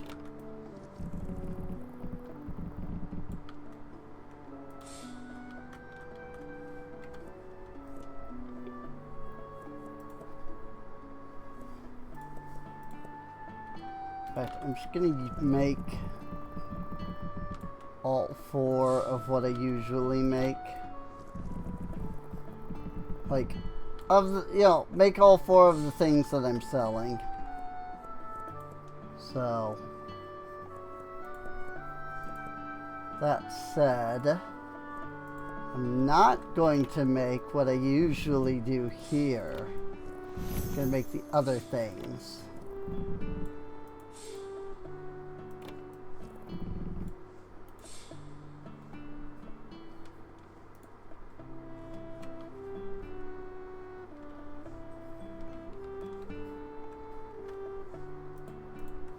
These are all ready to harvest. We got the milkweed.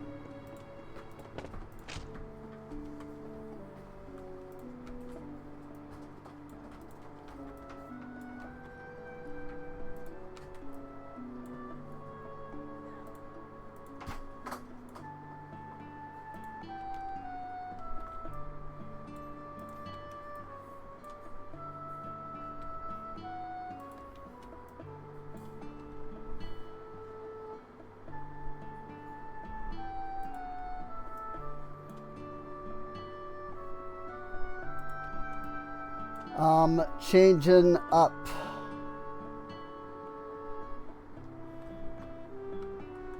my farming layout a little bit here.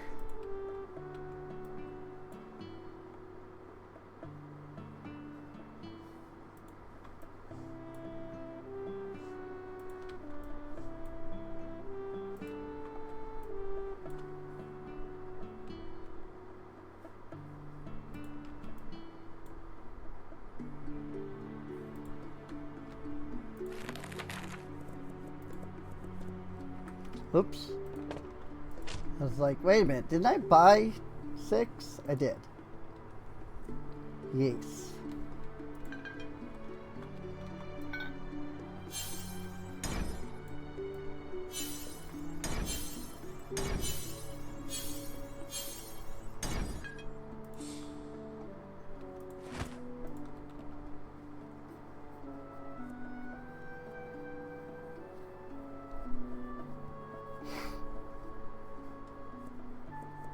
I don't know what I've done.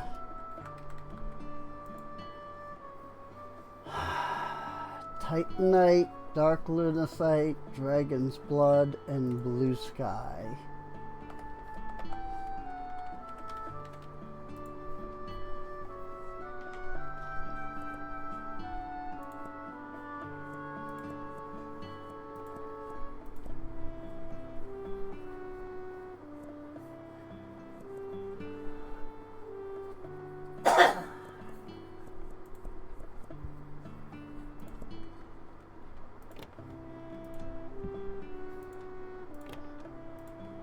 This is one thing that is a little annoying.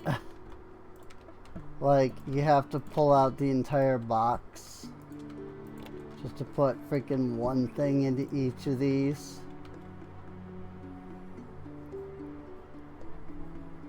One of these is not like the other.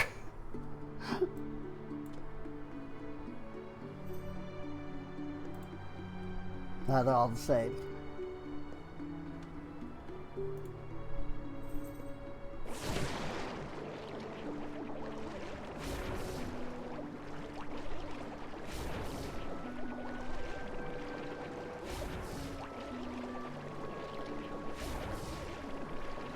I definitely prefer the gardening plots over the giant terrariums.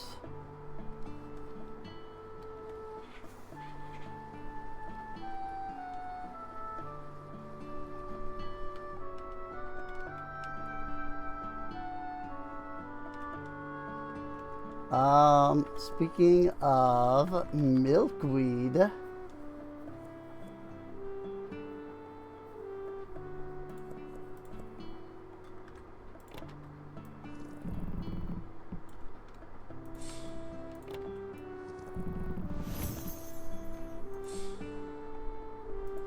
go ahead and get some of that going.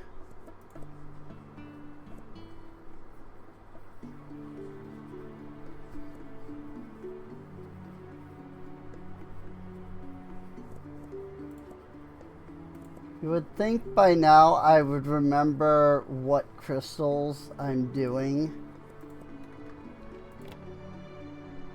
in each of these.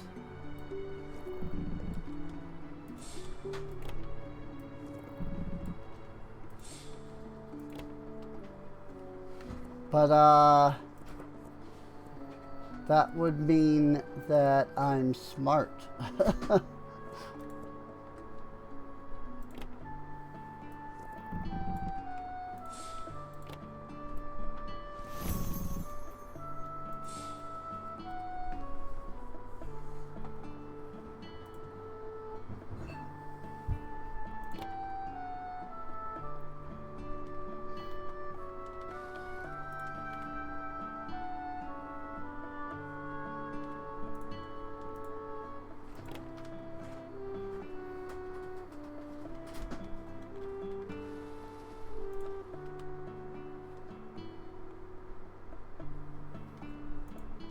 I wonder if there are any plans for Teddy to ever be more than just you know, a bear cub in a bed.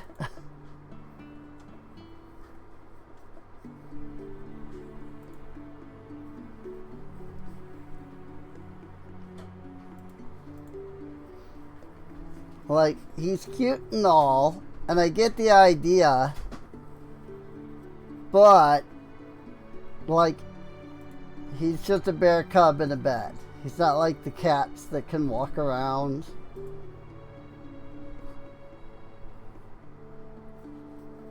And, like, after a while of, like, not clicking on him, he just goes to sleep.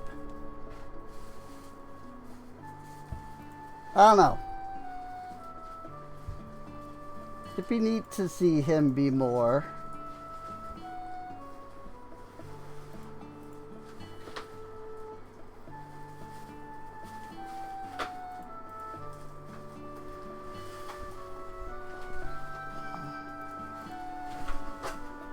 But I don't know what more,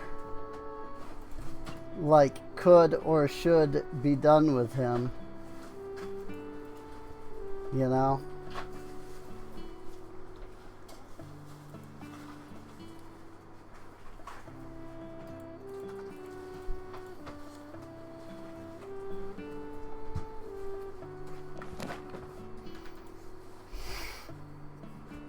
Few more clicks.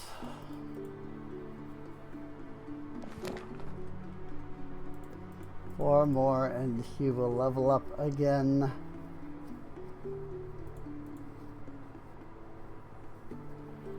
So I don't think his stat will go any higher.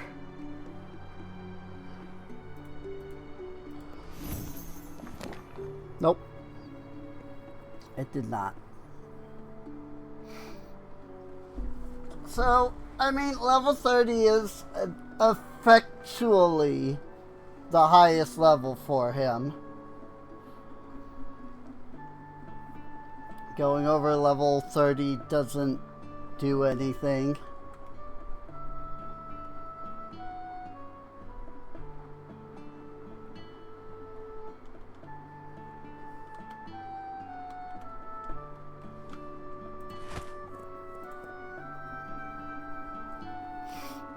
I feel like I didn't make a lot of money yesterday.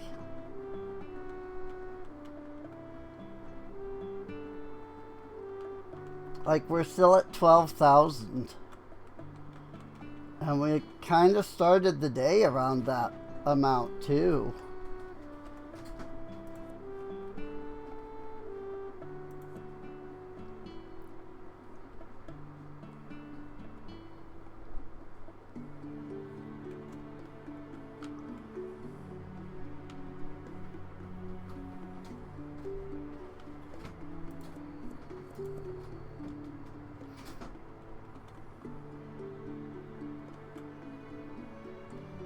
I don't know.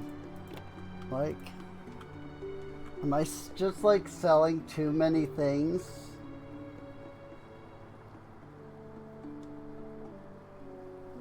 Am I not selling enough things?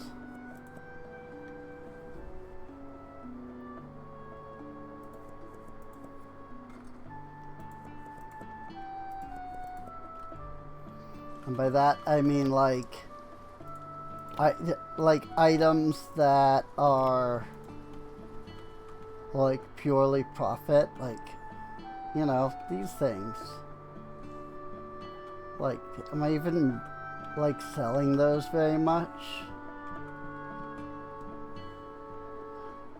This is why we need an end of day screen.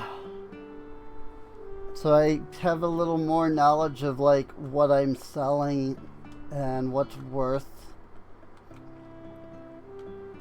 you know, actually having in stock here.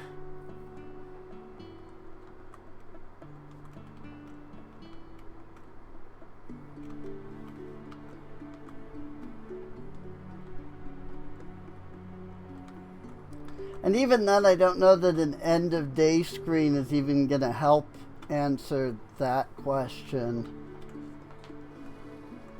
What I need is some kind of... But what I need is something that can tell me, like, hey, you know, this is what you had of this item, yes, you know, before. Now you have this much.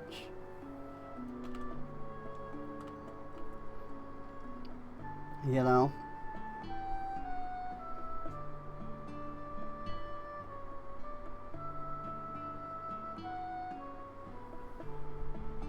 Huh?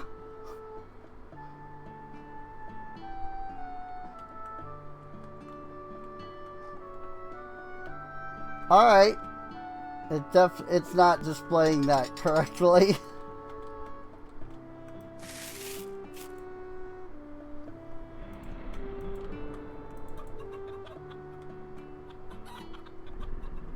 Because I have his bonus, not Ruby's.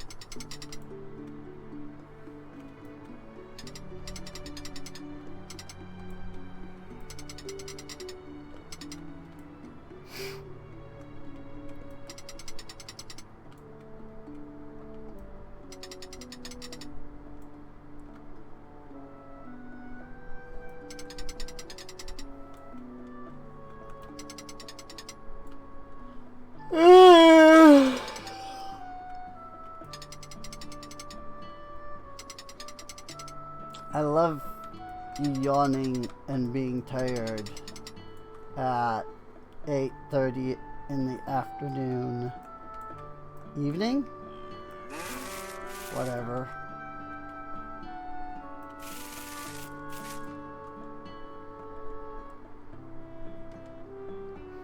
Usually I'm, you know, only awake a couple of hours at this point. Admittedly, my sleep schedule lately has been all kinds of all over the place. I assume it has to do with, like, not eating enough.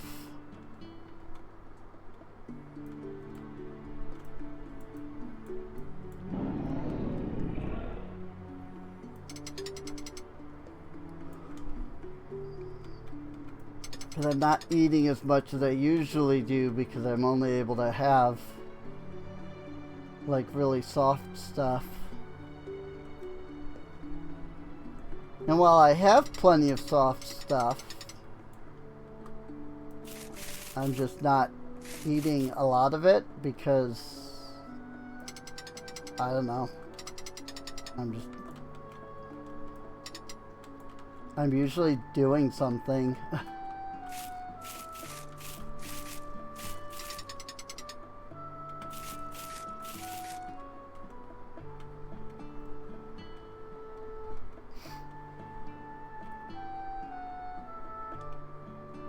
I remember the days, you know, long ago when I streamed regularly and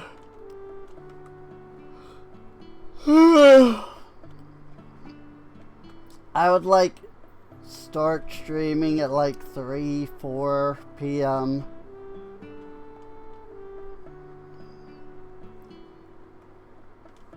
And then I would go to bed after streaming all day, like around 3 to 4 p.m. So I would just stream for, you know, 10, 11, 12 hours.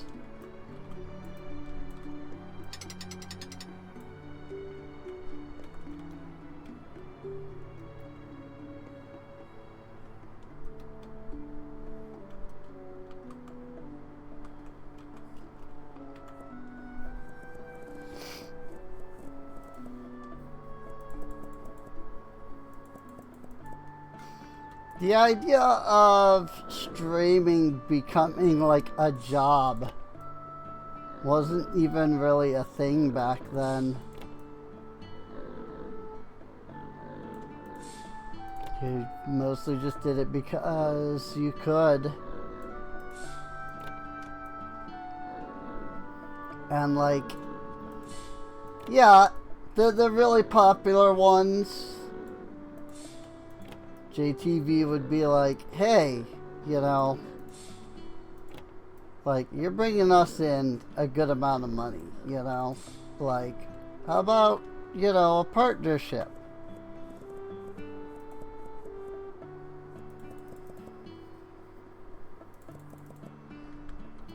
And like, that was pretty much the greatest you could hope for.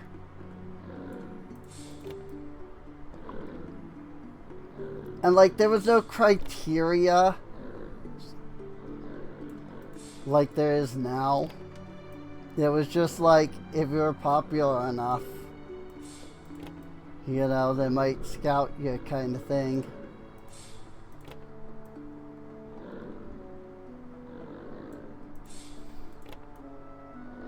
And when enough of people like started, when enough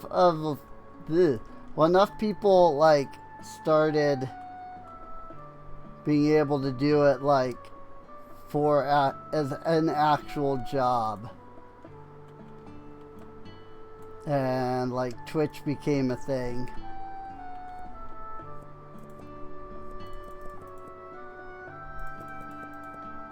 Like, Twitch decided, like, alright, let's like set up a system. And that was when they like truly started their partnership program.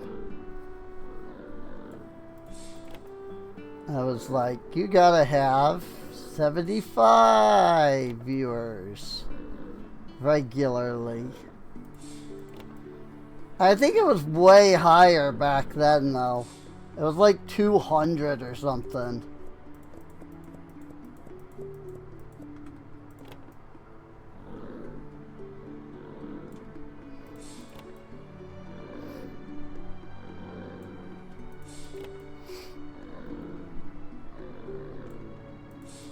But then they started being like, hey, actually,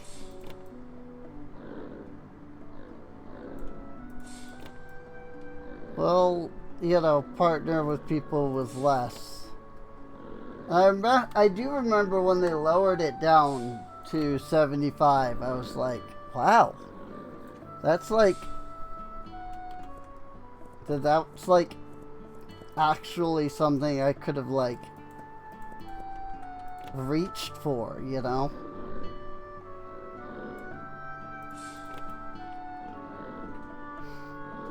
But by then I was out of streaming,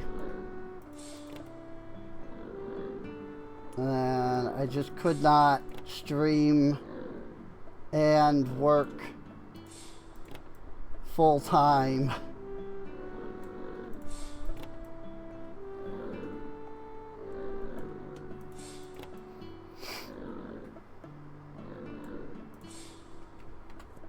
And so I just kind of, you know, got out of streaming. I tried for like a couple of weeks after I got a job to keep streaming, but I just couldn't do it.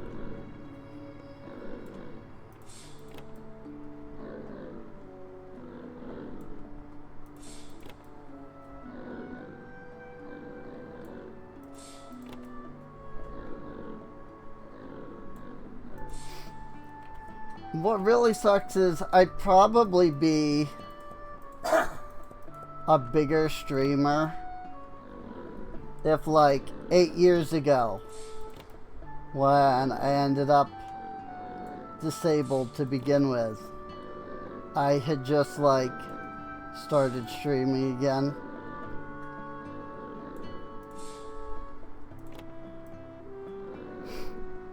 the hope is that now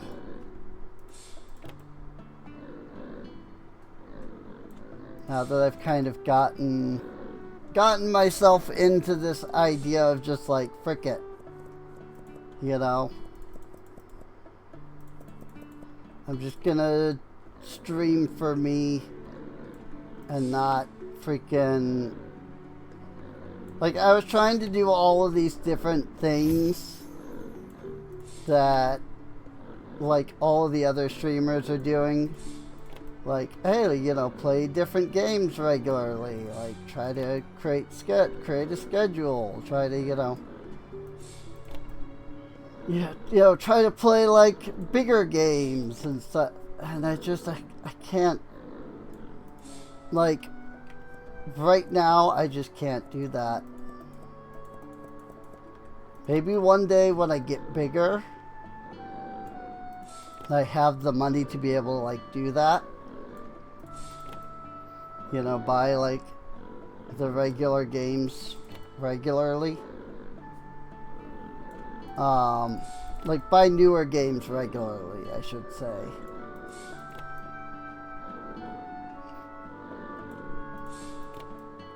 But for now, I'm kind of just streaming whatever I want to stream, and then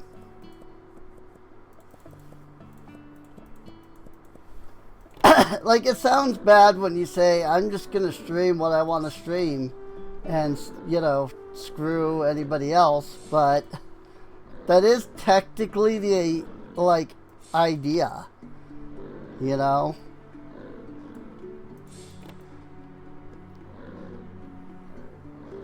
Like, I'm not gonna sit here and keep trying to fight with, you know, I played this game yesterday, so I can't play it again until whenever, because reasons. Like, I gotta play all the games. And it's like, I'm just playing Super Mario Galaxy right now. And Donkey Kong. You know, I want to finish Donkey Kong.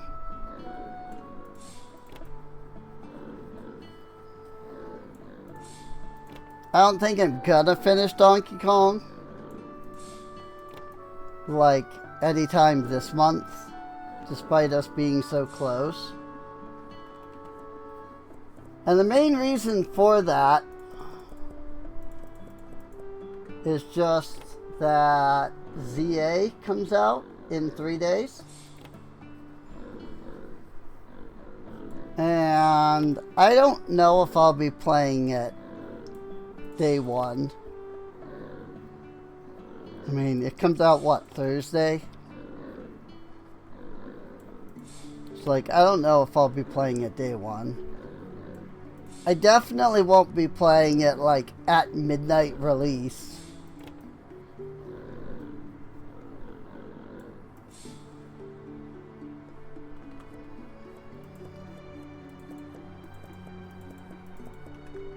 But I will, like, pick it up sometime around the 16th. Don't know if you'd play it at all. I don't know. I mean, I guess that's the joy of, like, watching a streamer. Like, you can watch somebody play the game and know if you would like it before you go spending, you know, $80 on it.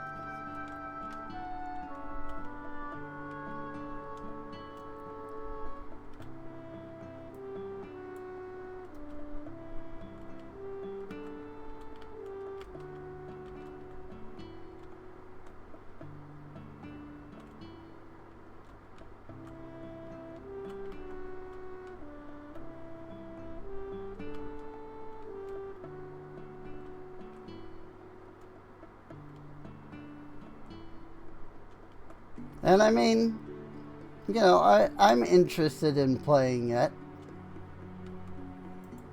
So, you know, there's at least one streamer that you know will be playing it soon. I mean, probably all of the big name streamers are going to be playing it. And like, that's kind of the other thing. I really don't know if I want to play it day one, just because everybody's going to be playing it day one.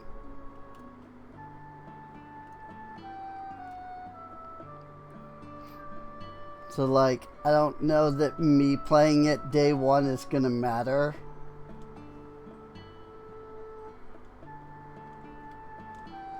Definitely want you to be the first one I would want to watch play. Yeah. I mean, that's the nice thing is, you know, like, yeah, I plan to play it. I just don't know when, you know.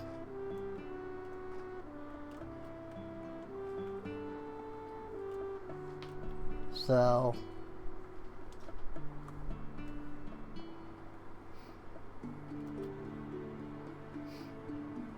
I generally don't care about spoilers, if I can be completely honest. Like, I played so many games that I was already, like, vastly spoiled on, and I still enjoyed them. My opinion is always, like, if you can't play a game unspoiled, like, how can you know if you really like the game? Because, like, you're gonna want to play it more than once, right? At least that's what I would think. You know, like, you're not gonna play a game once and be like, you know, spend $80 on a game, play it once, and be like, all right, I'm never gonna be playing that ever again. Like, you'd want to be able to come back to play the game again. And like, those return plays, you're gonna be playing it with the spoilers already, you know, because you're already gonna know everything.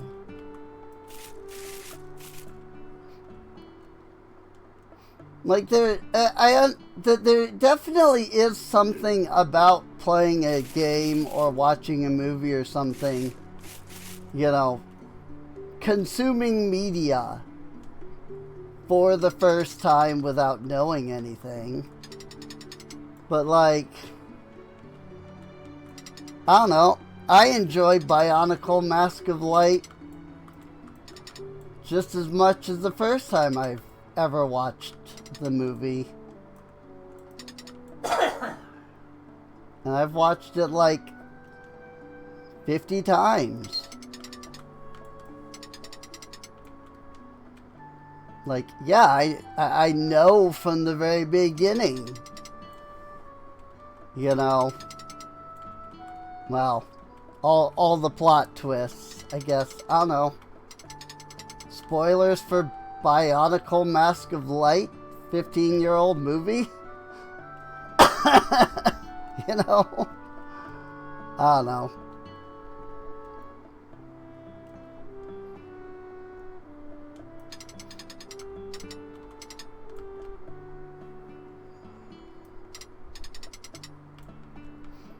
Like, I don't know. There's a lot of stuff that I have watched that I have been previously spoiled on. That when I'm watching it, like, for the first time, like, because the movie is engaging enough, or because the game is engaging enough, like, the spoilers that I know are usually the furthest thing from my mind.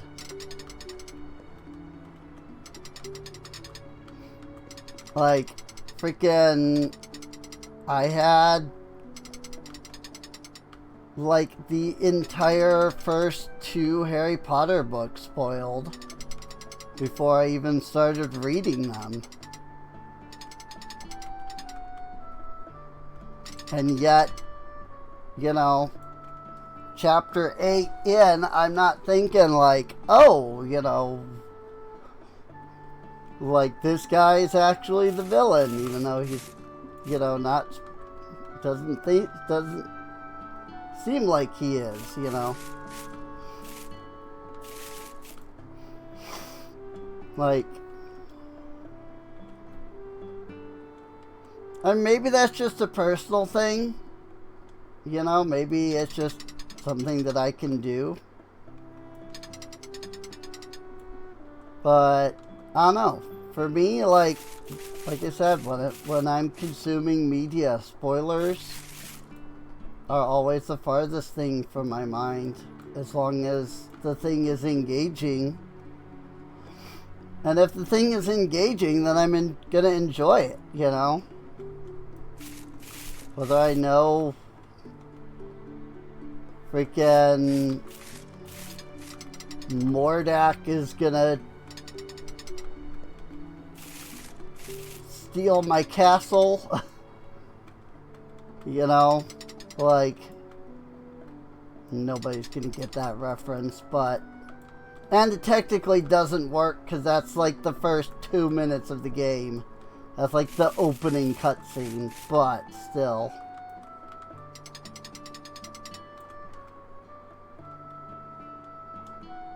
That's the game where I got this voice from, that I was talking about. When I do this voice for owl characters.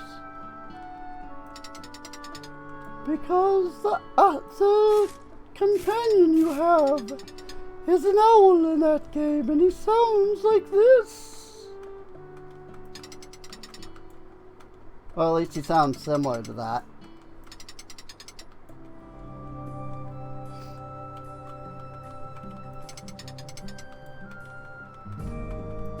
Freaking King's Quest V is a game I'd love to play at some point. But I've also only ever played King's Quest V. And I would love... Well, not true. I've also played the remake of King's Quest II. There was once a knight named Arden, black-clad and feared for his fire.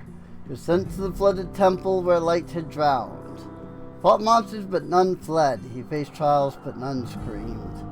Only at the end, when he cast his sword and stood unarmed before the waters, did the flame within him change from wrath to warmth. That one sounds familiar. But yeah, like I've played the remake of 2. I think I've technically played the remakes of 1, 2, and 3, but I never got through any of them other than 2. 2 was just really good. The remake, anyway. The original 2, I mean, it was a product of the freaking 80s, so, you know, non-existent story. Completely, like, bogus mechanics. But the remake, though, took all that and vastly improved on every aspect of that game.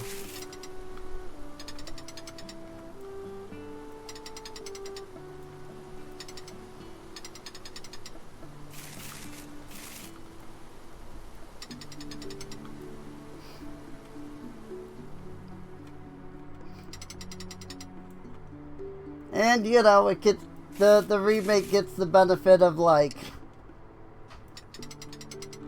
King's Quest 8 was out. Had been out for years. So like the story was complete. And so like when they're developing the remake, they have the ability to like add in stuff as like foreshadowing.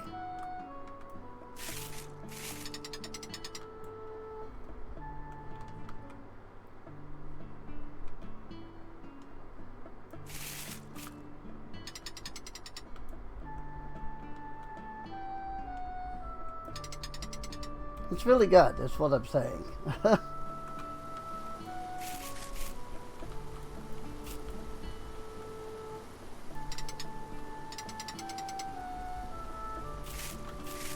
It's almost too bad that the group that did the first 3 didn't get the ability to like go back and remake any of the others afterwards.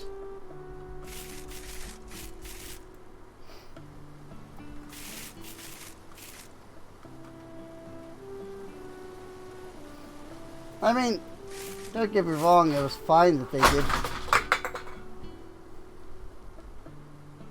It was fine that they didn't. Okay.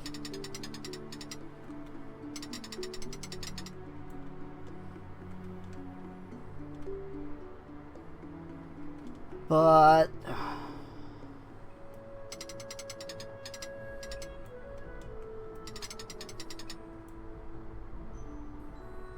I don't know. It was a good game series. And they did try to bring it back recently.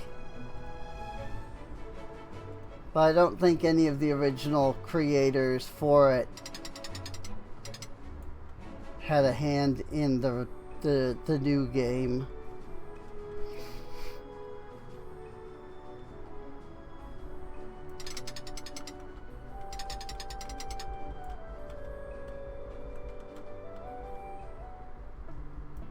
That's also one of those games that like a friend of mine bought for me. Because like when it was coming out and when it was new, I was like, yeah, I'll do videos on it. Because I was doing videos instead of streaming. And I did the first like chapter of the the King's Quest game that came out. And then I didn't do any more because I just kept waiting for the rest of it, for the next chapter to come out. And I didn't find out until like 3 years later that the game had released in like a chapter per like 2 to 3 month cycle. So I had been like waiting under the assumption that that they had done the first one and then we're gonna like release the second one, that they were like working on the second one. I didn't realize that they had actually just completed everything ahead of time. And we're just releasing it in like parts.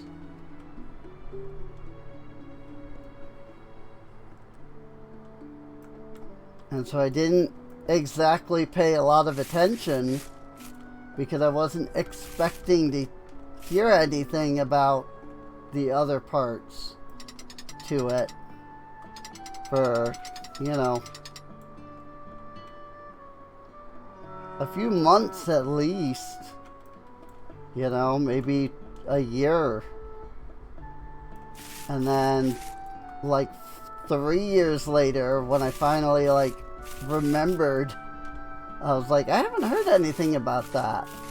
And I looked and it was like, oh, this has been complete for like 2 years. Because like chapter 2 came out only like a couple of weeks after I finished making the videos for the first chapter.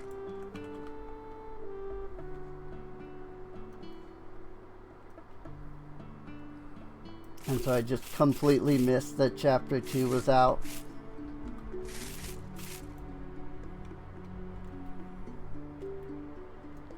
And then all the other chapters came out. And I completely missed that those chapters came out. And so I've just had the like full copy of freaking King's Quest, like there and available for me to play for literal years now. I've just never played it. Because at this point I'd have to play the first part again. It's been so long. And like, it was good, don't get me wrong. It was just more of like, you know, I did it already, so I don't want to like do it on YouTube again. And like, yeah, now that I'm streaming I could do it. But I don't know. Like, do I want to do King's... Do I want to do the King's Quest game? You know?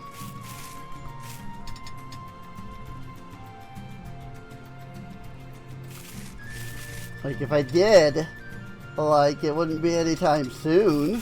It's like I'm doing Galaxy and Donkey Kong and Pokemon.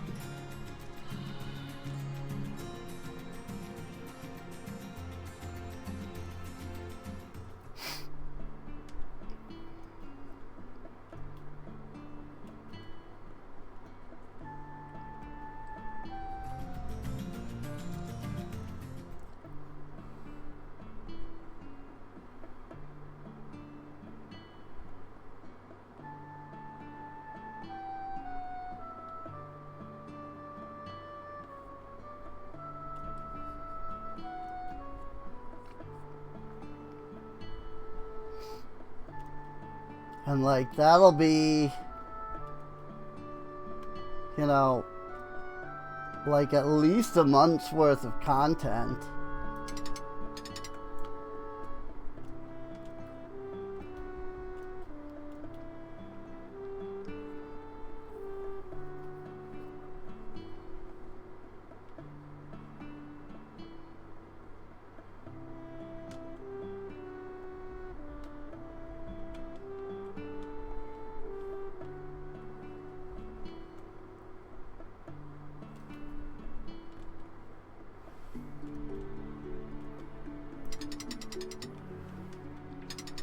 And like by next month I'll probably have forgotten all about King's Quest again.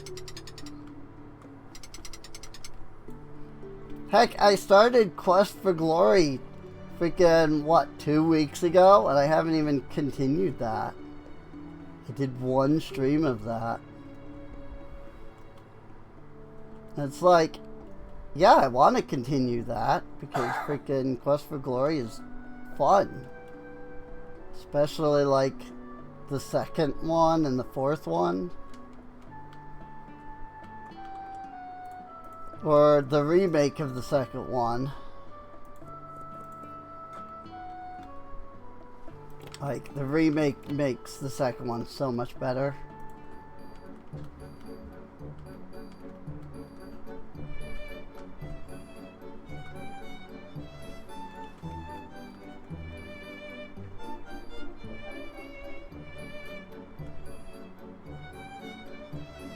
Oh, hey, there's a dude up here. I can't, like, interact with him, but there's a dude bro up here. Cool.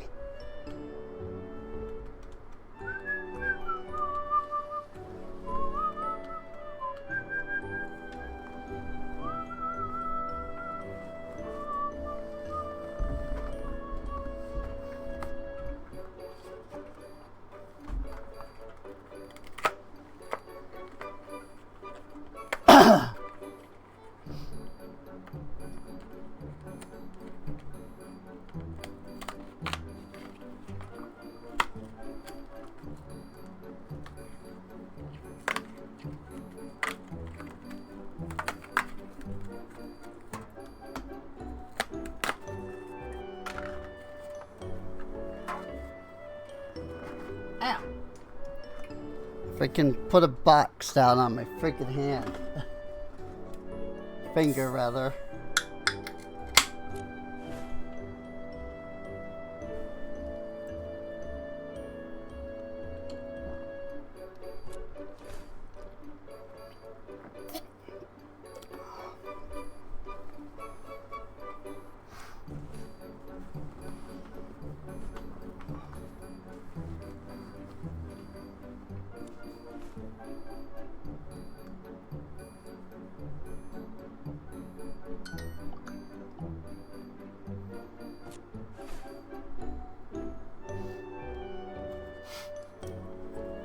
I loaded up Duolingo the other day for the first time in like years. Like at least a year. Cause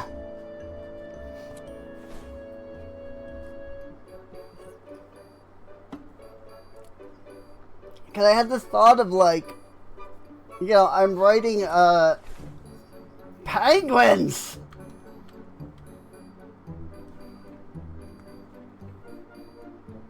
Penguins. All right.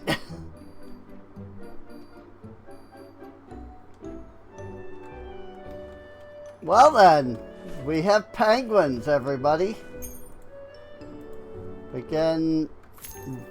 have freaking penguins in the winter.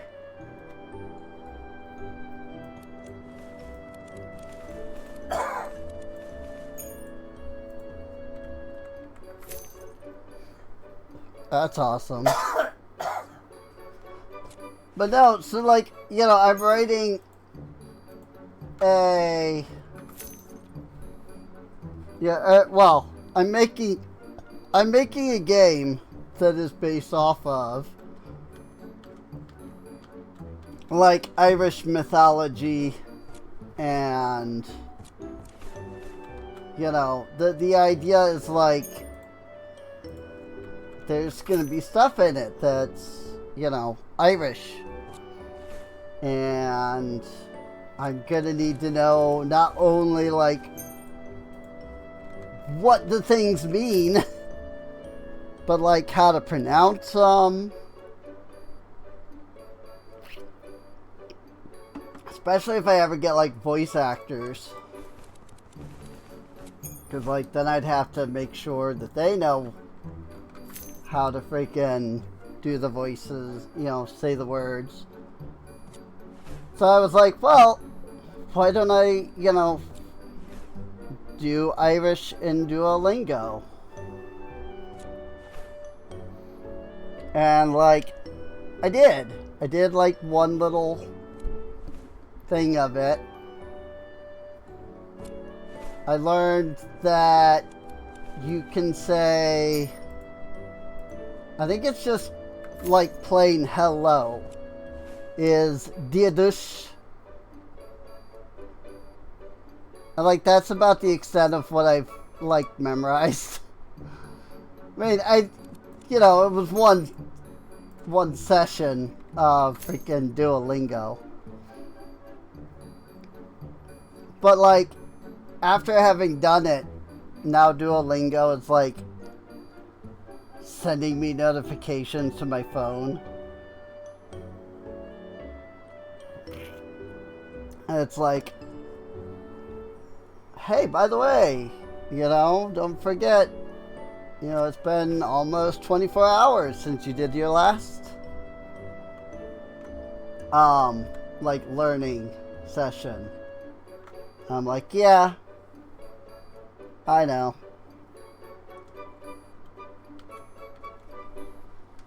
And then it was like, by the way, your, the, like, stamina, the hearts, like the amount, the mistakes you can make, like those have regenerated.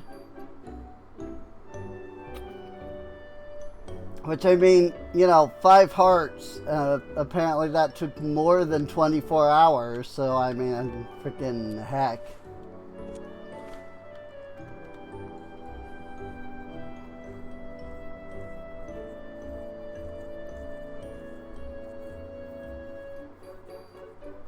But like, it just sent me a notification now that was like, Serene, you're scaring me.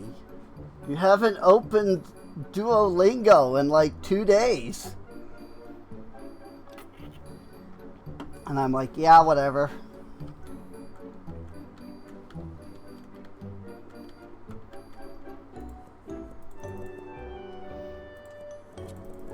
This is what happens when you have depression and everything you do feels pointless and worthless.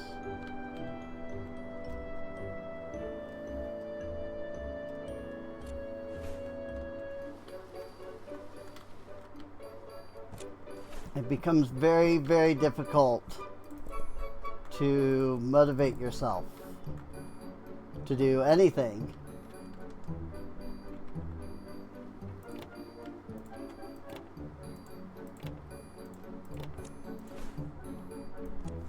Including things that would actually benefit you. Especially things that would actually benefit you.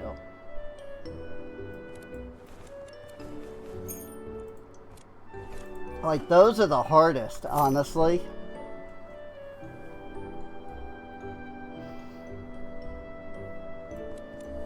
Because it's like, I could do this thing that would be good for me.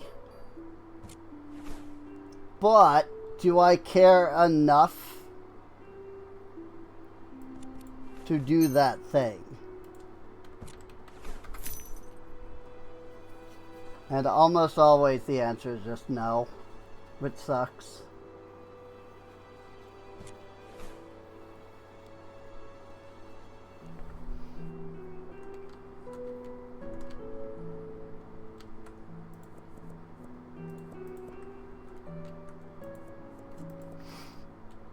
Like, I am trying, don't get me wrong.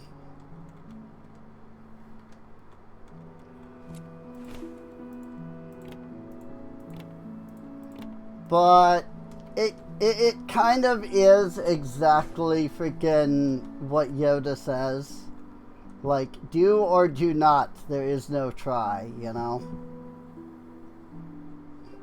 As long as I continue to try, I will never succeed. Like, I have to dedicate. The problem is that doing that is the difficult part.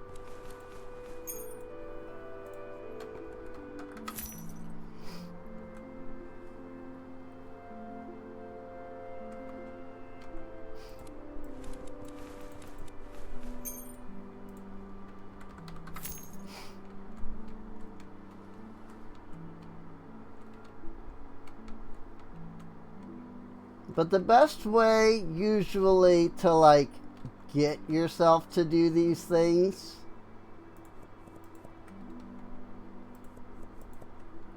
is to present them to yourself in like a different manner than you have to do it, you know? Presenting these kinds of things to yourself as this is something you must do is usually a surefire way of not doing it.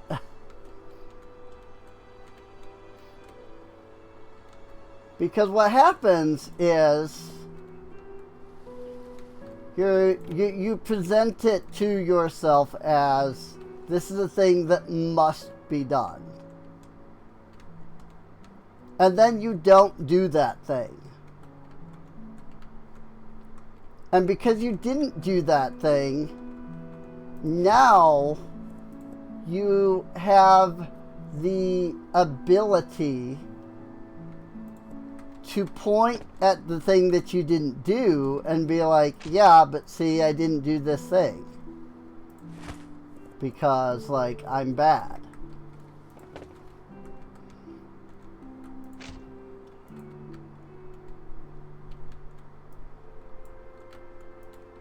And so presenting it as something that you must do often has, at least I should say this is what I have found, often has the opposite consequence of making you likely to do the thing even less.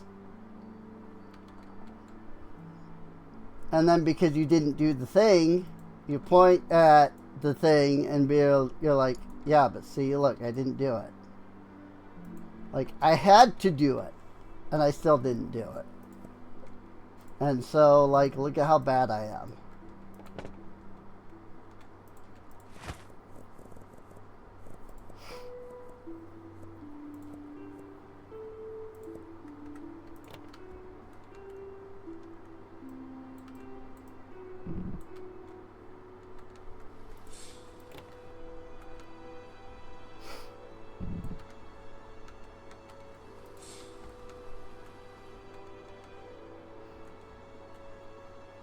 And unfortunately, that's kind of what I deal with regularly. Is just like, yeah, I do need to do these things, but I don't.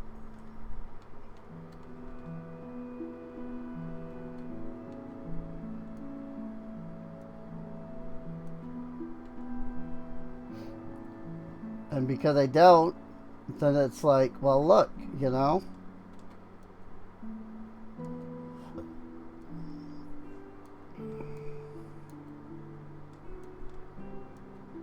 like, look, I didn't do the thing, and therefore, I must be terrible.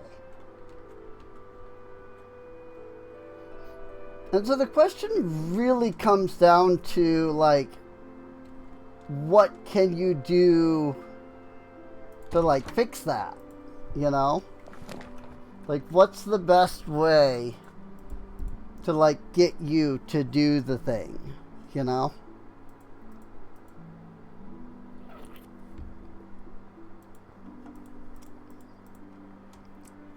And often what I have found is it is like other people being like, hey, we got to do the thing. And like you know how sometimes it's like, well, this person won't study, and so then you have a friend that, like, takes that person aside every day and is like, here, let's sit down and study together. And then, you do that, and then you study because of that. That's the kind of thing that I find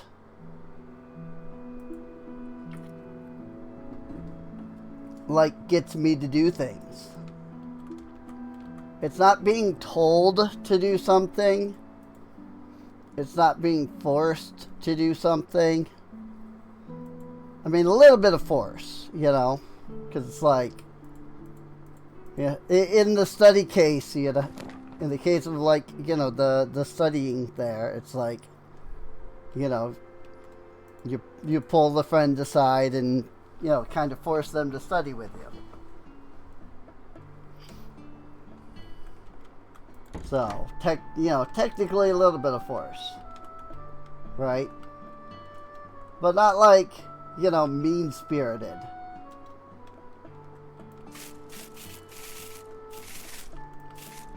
There's Titan.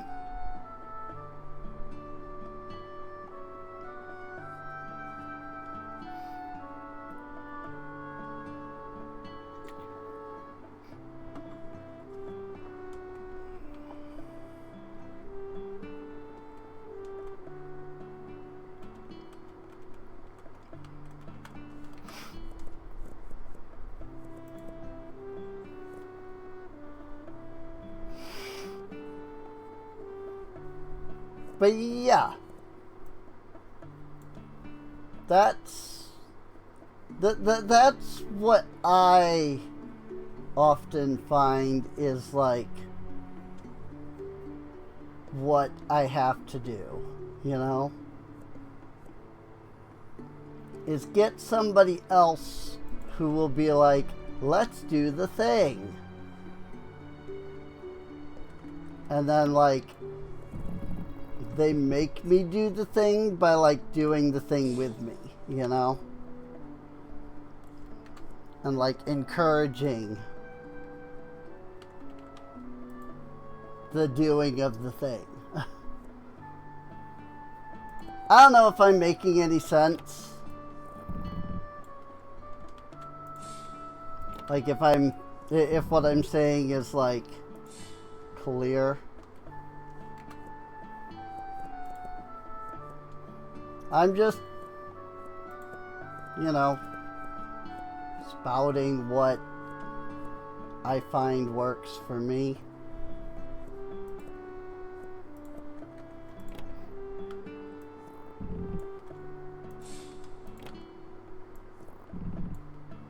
And like, unfortunately, to another degree, like that also works like the opposite, where if I don't have like something to encourage,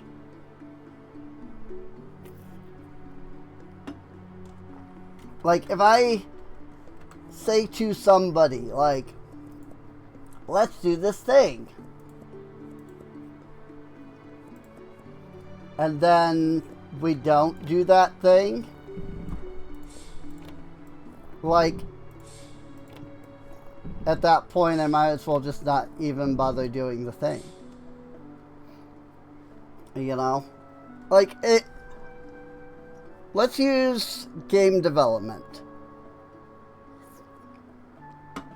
as an example, okay?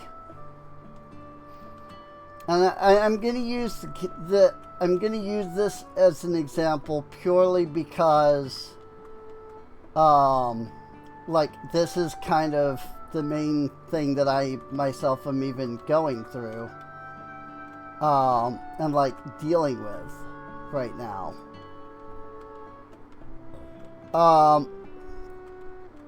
Which is just, there's just no, this is the problem. Like, look at all this grass. There's just no, like, flat area where I can put this that isn't inside the house. Freaking, I could put these over here.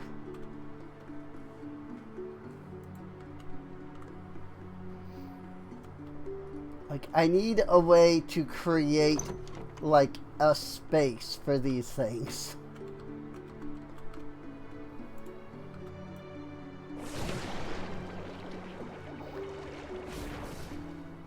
Like, I've got these garden plots, and they're sitting in here because they would just get lost in the grass.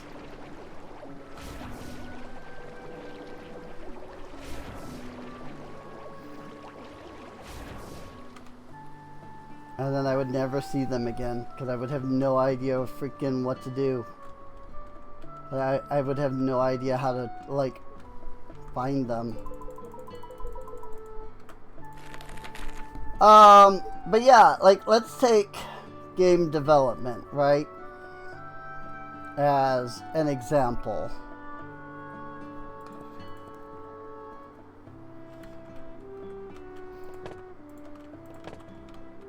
And so, like, you know, I'm working on developing a video game. And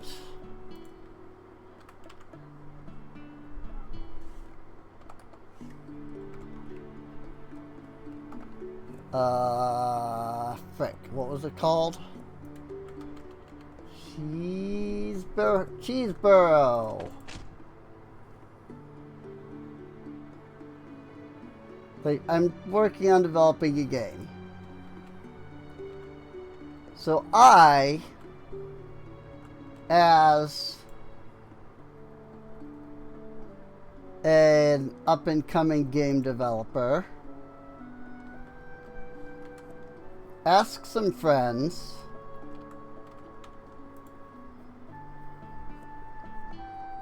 You know, would you like to play my game?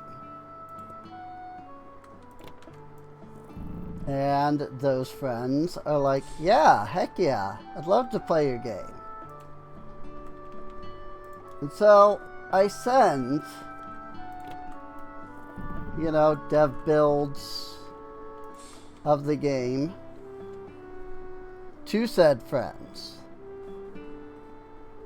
But then that's as far as it goes.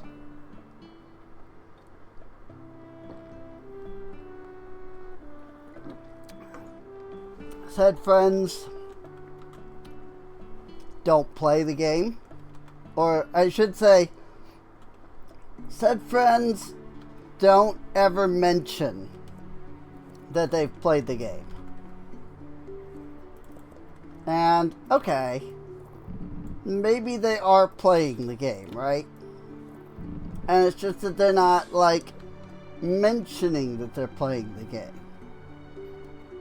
So, then you ask, like, hey, you know, what do you think of the game? How do you, you know, do you think it's good? You know, you gotta, you ask these questions, expecting that the response is going to be, oh yeah, and then they give you, you know, their opinions and stuff. And it turns out that, oh, they had just forgotten to, like, get back to you about it. But then what you end up discovering instead is when you ask, hey, you know, how about game? And they say, oh, I haven't, you know, I haven't, like, touched it yet.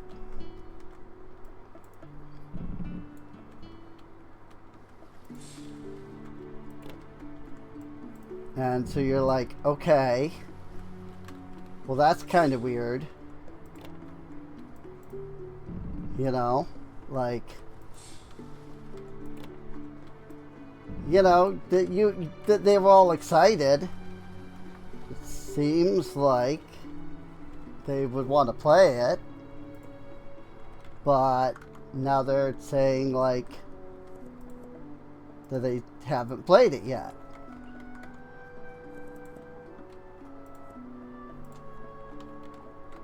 And, like, okay, you know, maybe it's maybe it's just because it's been a day or so. These look really bad. These look really unhealthy. Like, Wheel of Normal cheese, Sky cheese, Dragon's Breath cheese, freaking Dark Lunar cheese. Like, these look so unhealthy.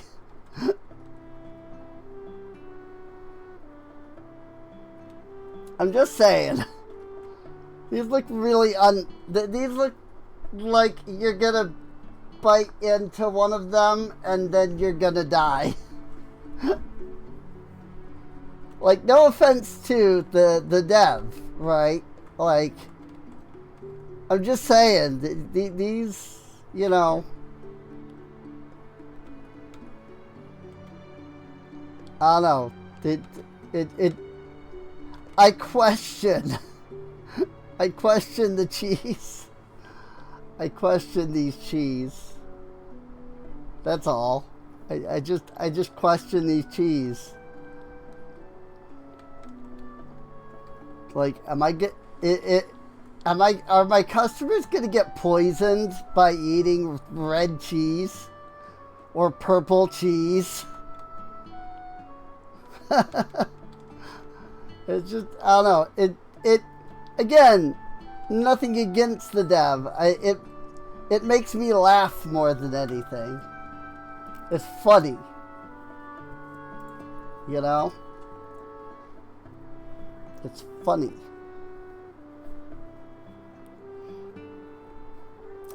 But yeah. Back to what I was saying, I guess.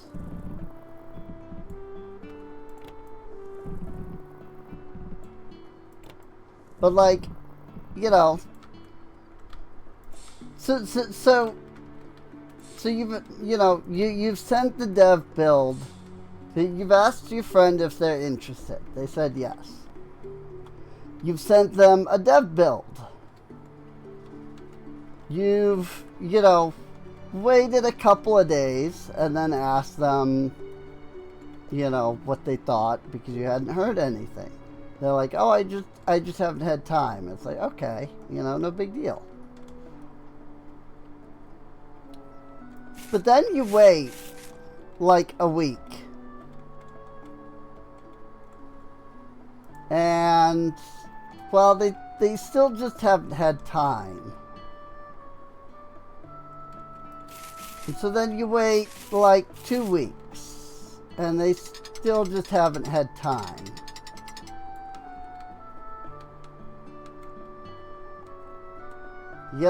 Like,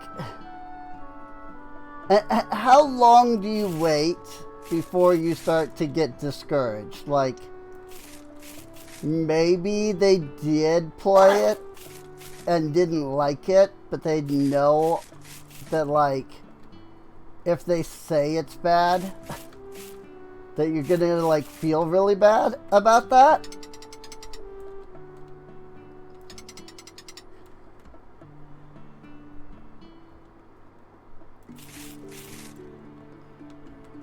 And so then you just get discouraged. And you feel like, alright, well, freaking, like, this is the person that said that they were, like, excited for it. But, like, they're not interested. So, if it doesn't interest the people that are, like, excited for it, then why would I then expect that it's going to interest the people? Why would I assume that anybody else is going to be excited or have interest?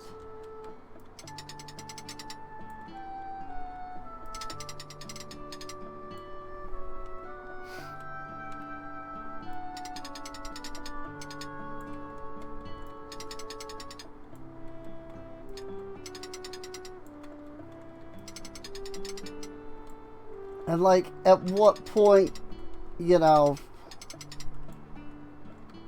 you just resign?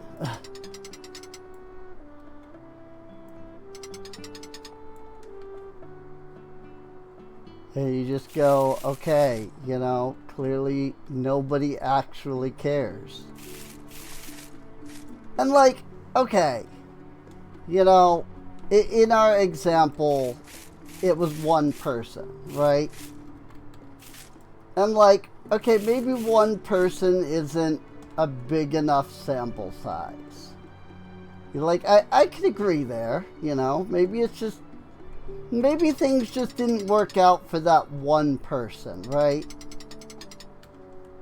So, instead, you ask multiple friends.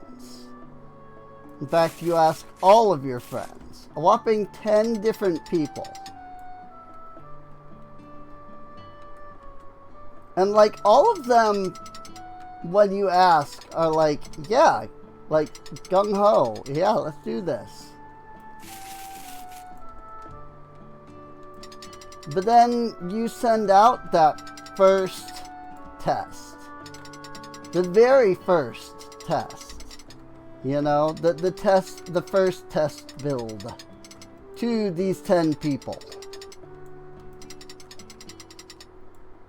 And after 2 weeks, one of them has responded.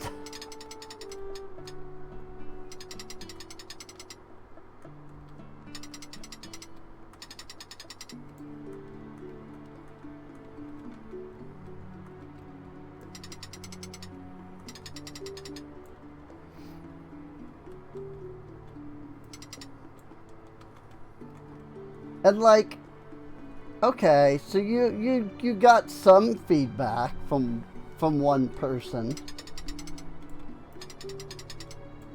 And that one person also is like, hey, I have this other friend who would like kind of love to play and test.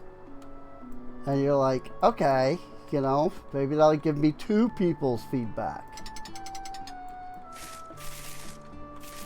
And so then you do send to that second person, to that, you know, to the other person. So that technically, you know, now you have 11, right? But we're at 11 testers. And this 11th tester does, in fact, give you feedback. And you're like, hey, I've got feedback from 2 people now. And so then you're thinking like, okay, well, you know, at least these 2 people, if I send them stuff, you know, they'll respond and like that they'll give you feedback. And you send like the next test build to one of them because you don't actually like know the other person or are in contact with the other person. It's just a matter of them sending the build to that person. We literally read this one today.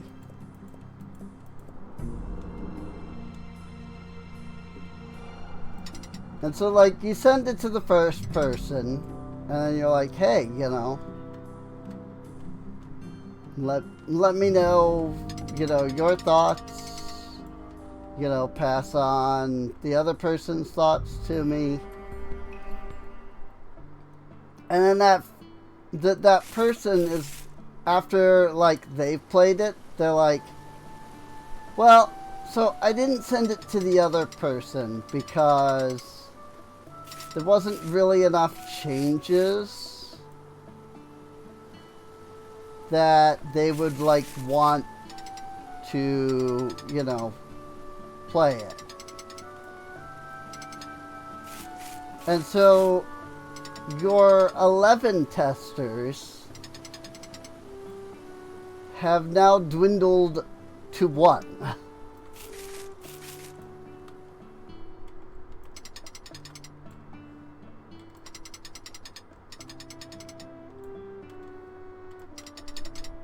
And you're like, okay, well, I have 1 tester now. What do I do? But then you send that to the one, you know, the third build. You know, the third test. It's like, hey, you know, here's something more.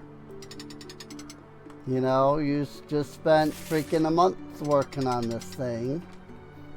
And you want someone's opinion on it, so you send it. And like you're still sending these to all of the testers. You're not just sending it to the one person that responded. But the others still aren't responding. And then the one tester that has been responding doesn't respond.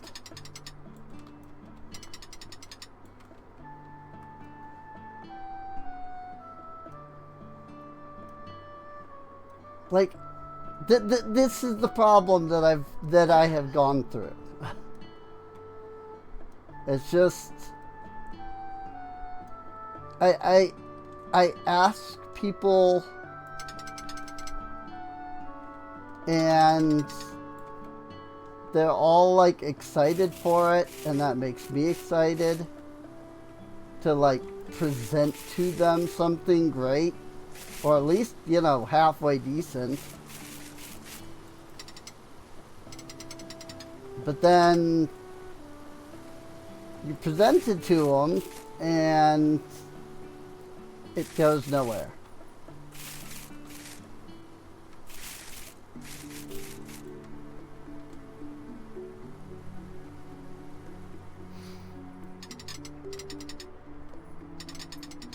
And so, like, I don't know, like, what am I to do at that point, you know?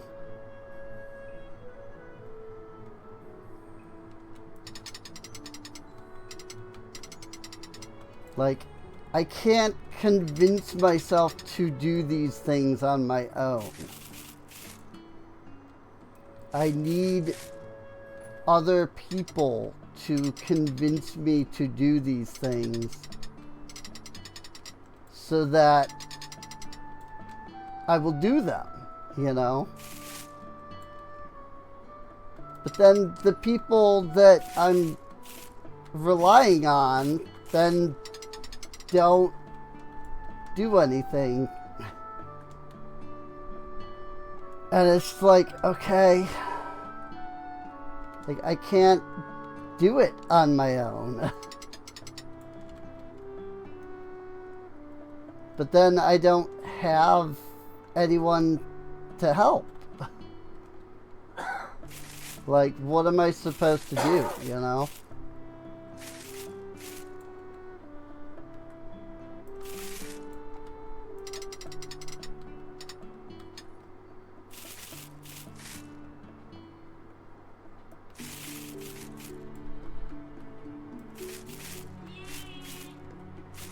And ultimately, it leads me to do nothing because I can't do it on my own. But then I have no one else, so then I can't do it.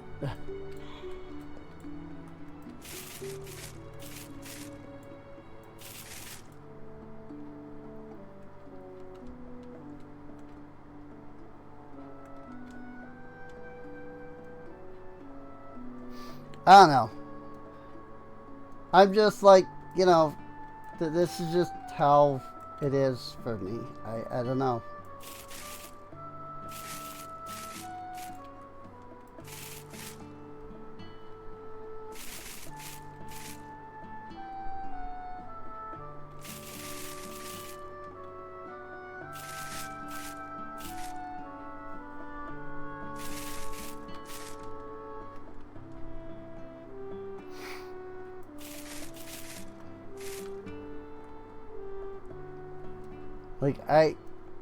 And you know, I don't want it to sound like, you know, I don't know. I don't know what I'm trying to, I really don't know, like, what I'm even trying to say there. I don't want it to be like, hey, you know, freaking, you know, pay attention to me, you know, like, I don't want that to be like, you know, forget yourself and, you know, like, stick to me, you know, like, give me all of your attention, and like, that's not what I want. You know, like, everybody has their own life. They have to take care of themselves. Right?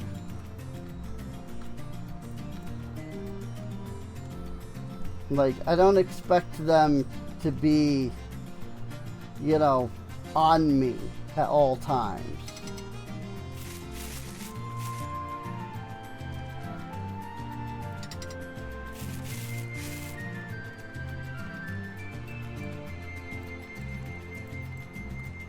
But, I don't know, a little more than never would be nice. You know?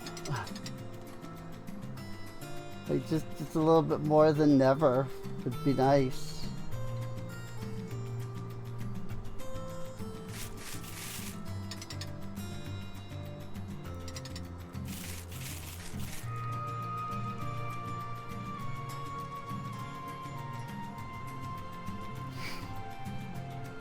I don't know if I'm even making any sense of like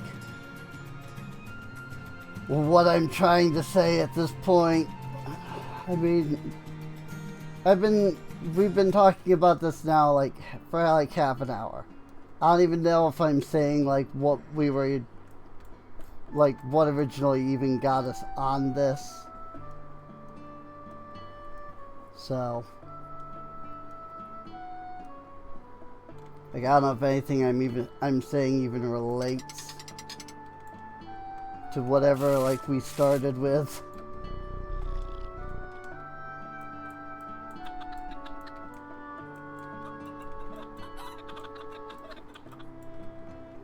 So,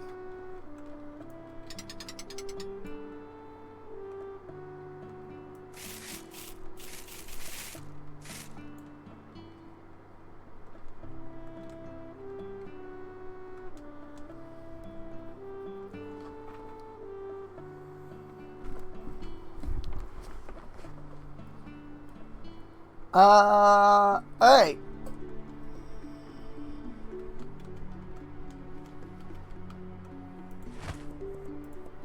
Pay off all our bills and then go ahead and buy the next expansion. Right over there. Alrighty.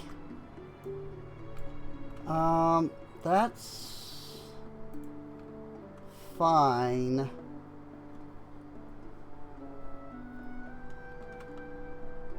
Obviously, I'm gonna have to reorganize for that, but that's fine.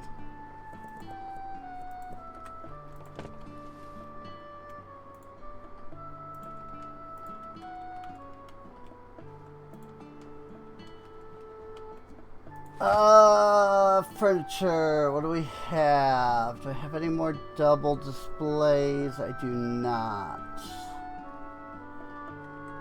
Got 5,000 monies.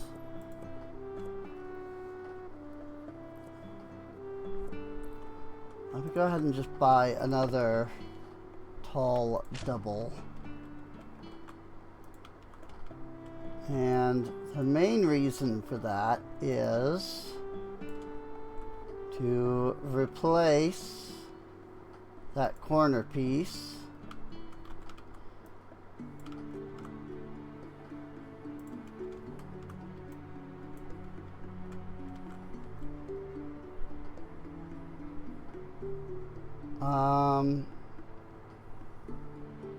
but also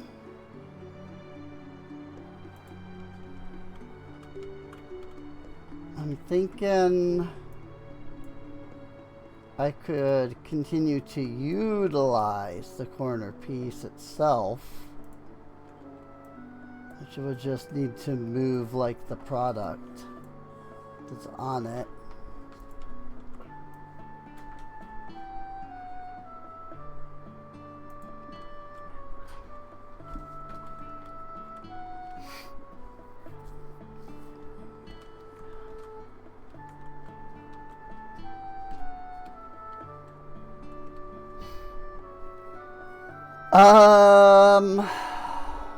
Let me think.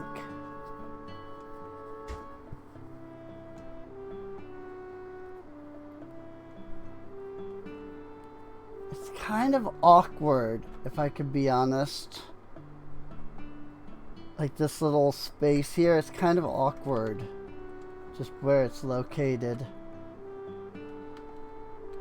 I'm really not sure what I can do with that.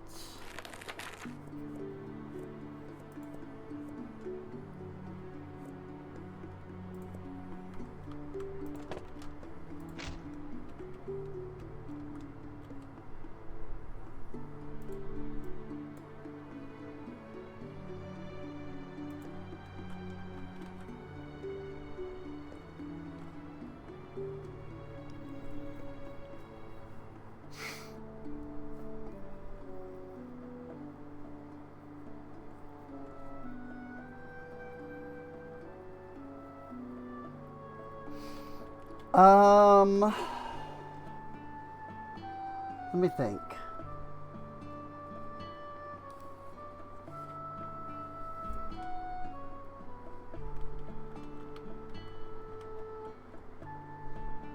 all like the toys and things. And like the wool.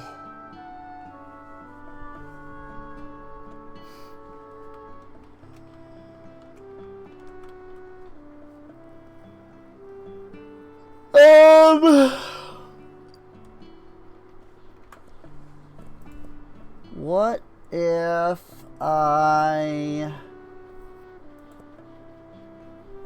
expanded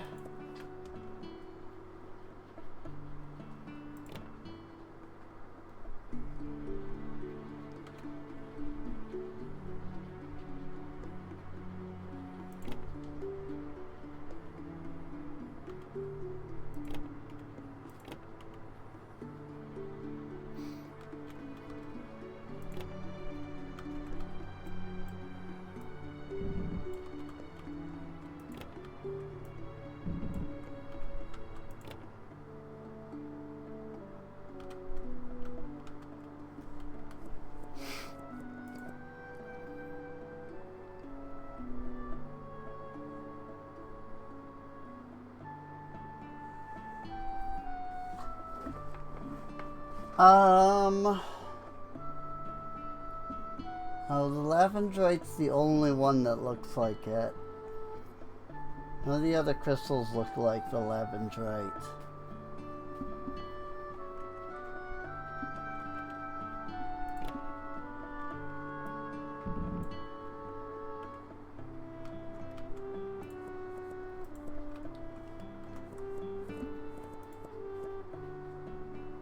But I could do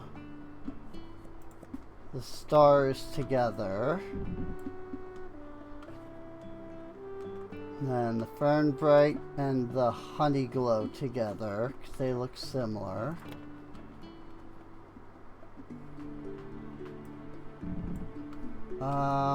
Well,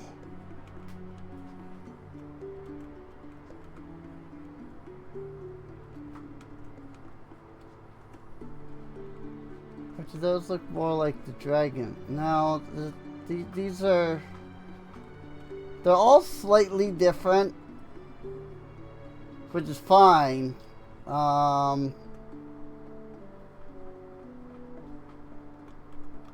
mean, you know, that's fine.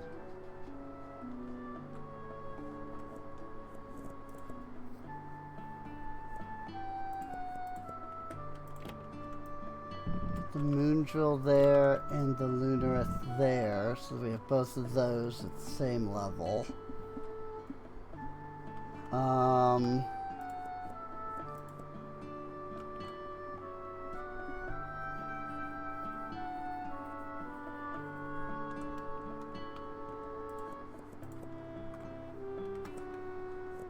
Then we can put the Dragon's Blood here.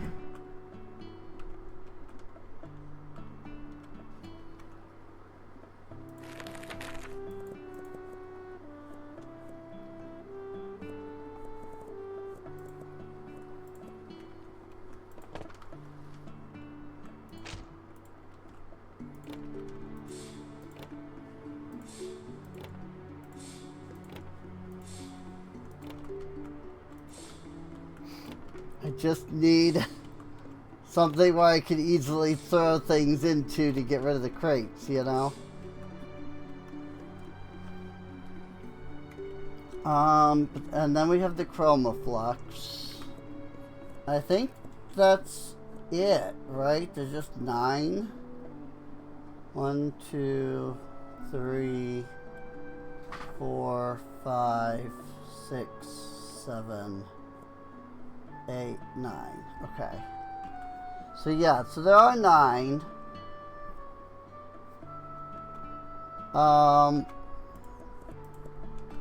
So I can put 8 of them all on one set of shelves. 15, 50, 13, 40, 10, 70, 22, 80. Wow, Lunareth is I was not selling the Lunareth before? Despite the, like, price of it? I mean, the Star Shards were great, but freaking the Lunareth, like, I was doing the Dragon's Blood. I wonder if something changed the price on them. $22.80. That's a lot. Like, I'm surprised that I wasn't selling them before.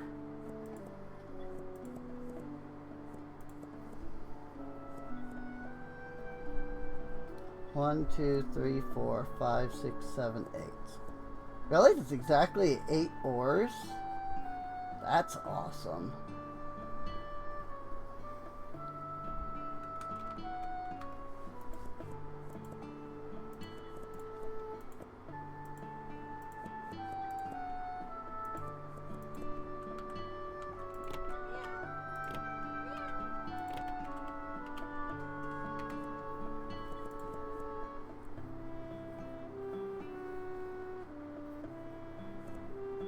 Star Pebble, Sun Glow, Umbrasite, Manasite.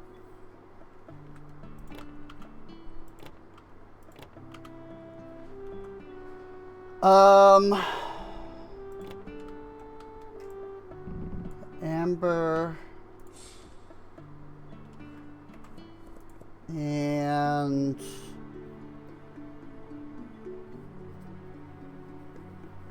the Sangrilith can go together.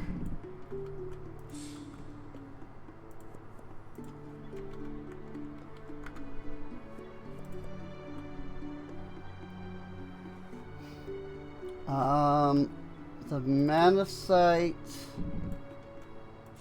and the Silverite can go together. The Sunglow and the Umbrasite can go together. And that just leaves the Pebblebright and the Star Pebble, which, I mean, that makes sense. They're both the pebbles, and they can go together.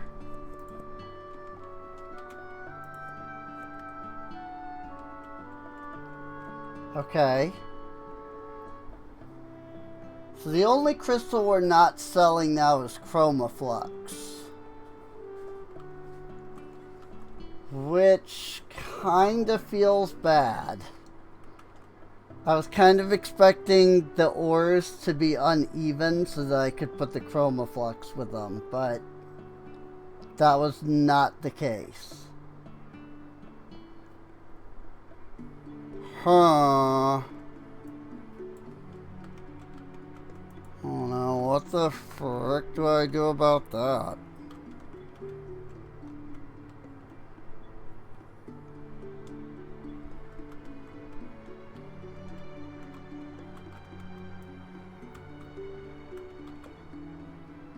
Okay, if I do put a double here, I don't have room for a corner, but that's fine.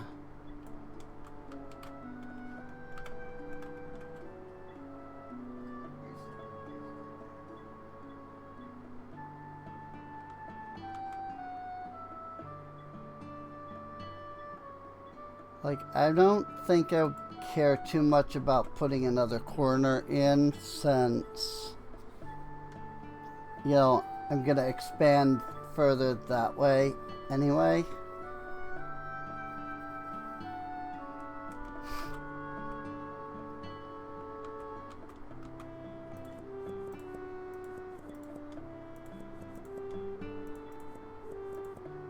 Why don't we store all of these items just completely?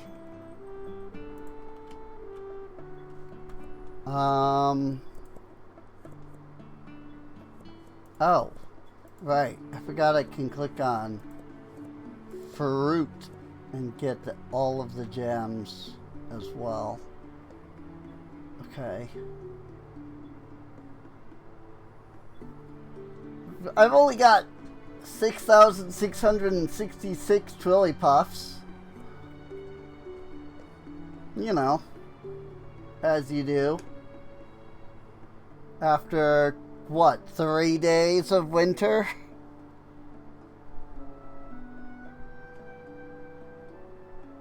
Good grief, dude.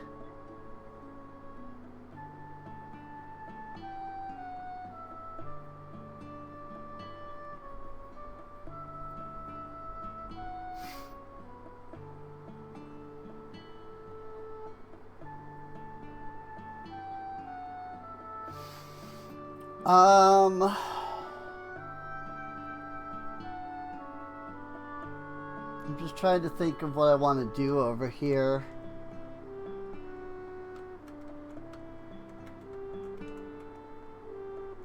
I mean, I'd like to set up the jams again.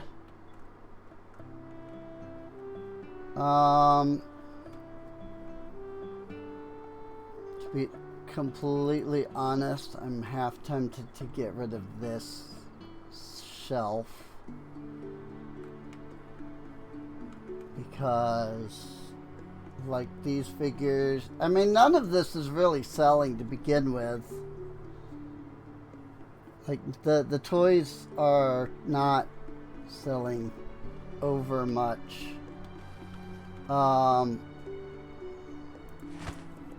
We do get another toy set at level 20. This is it's the horse toy set. And there's also a Drake set.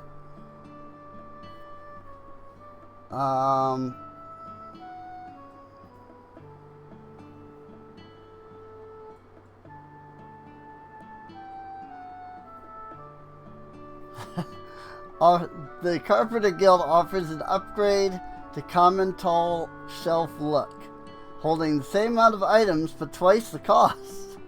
What? What do you mean?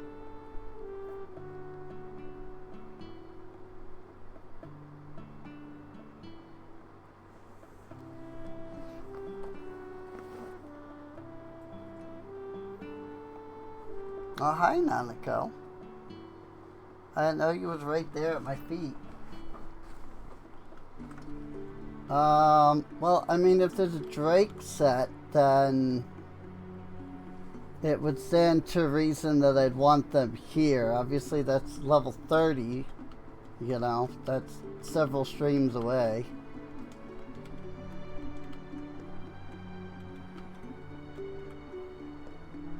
And she left.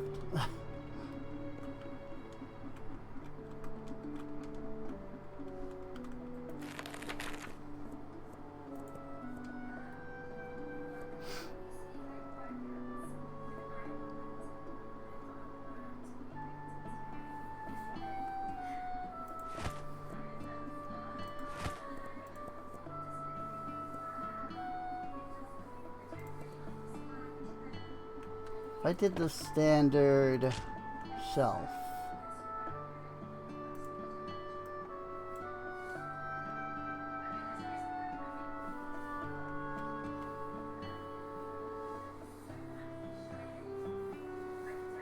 I mean, there's a little extra space.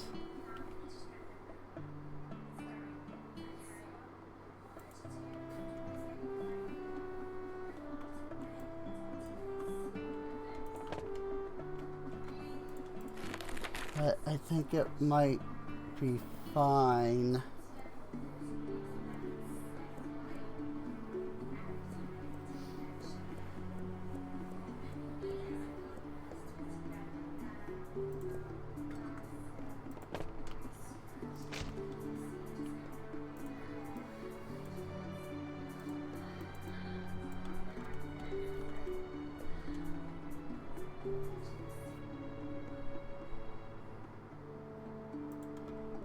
Gonna put that up there for now. Just a little decoration on top of that shelf.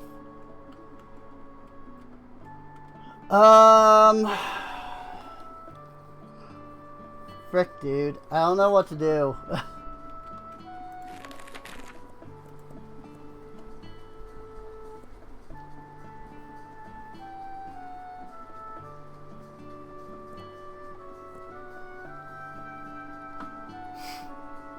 Is this a tall edge shelf or a tall corner shelf? It's a tall corner shelf. Okay.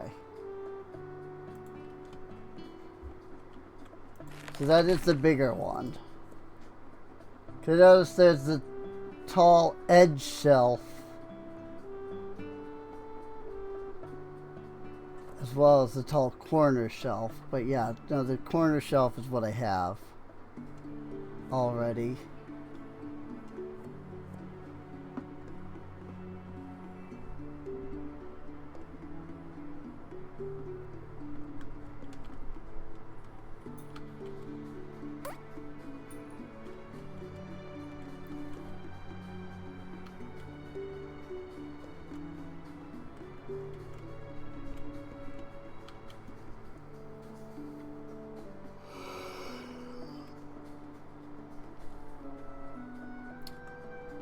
What if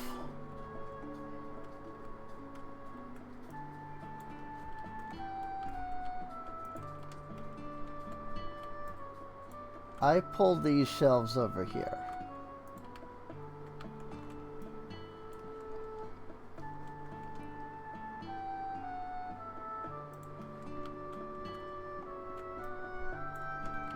I'm going to move these shelves over here.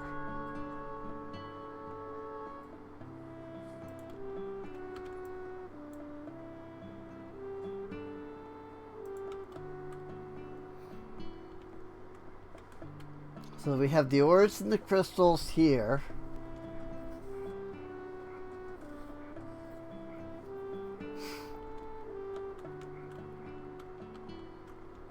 And then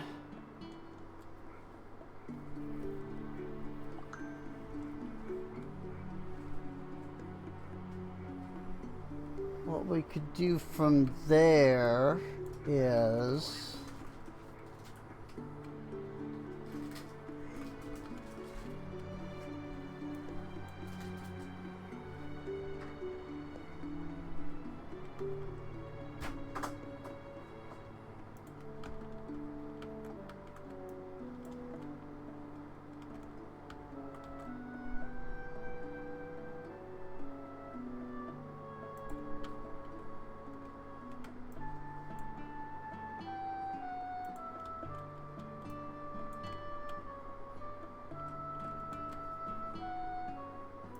those like that.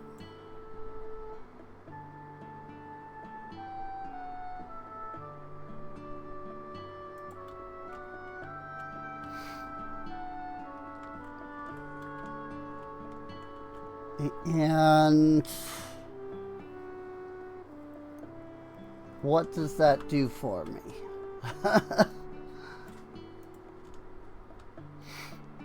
Nothing. That does nothing for me.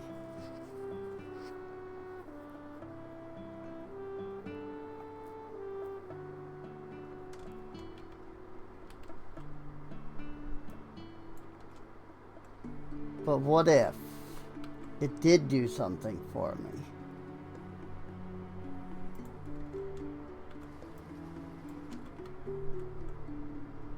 What if I used this space?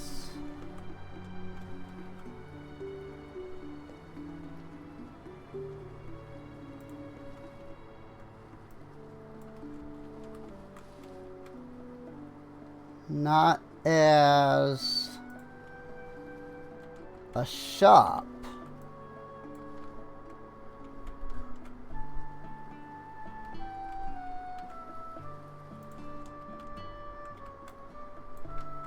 but instead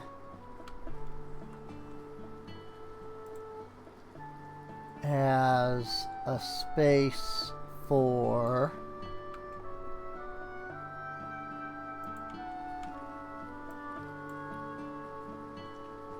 production.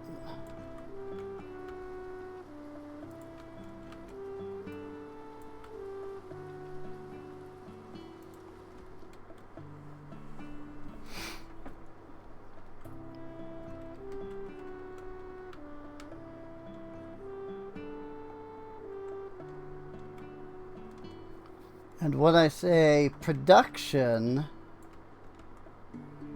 I mean full-on production.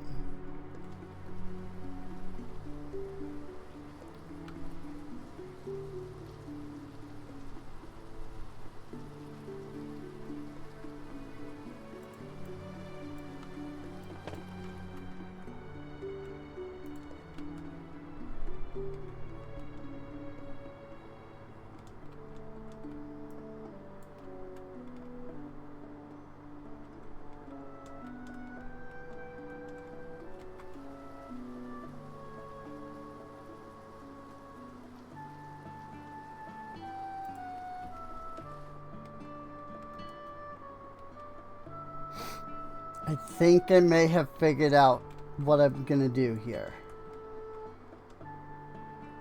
It's gonna take a little finagling.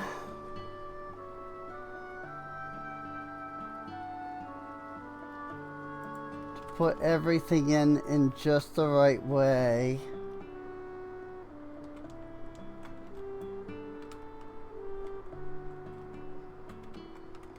Running into the wall.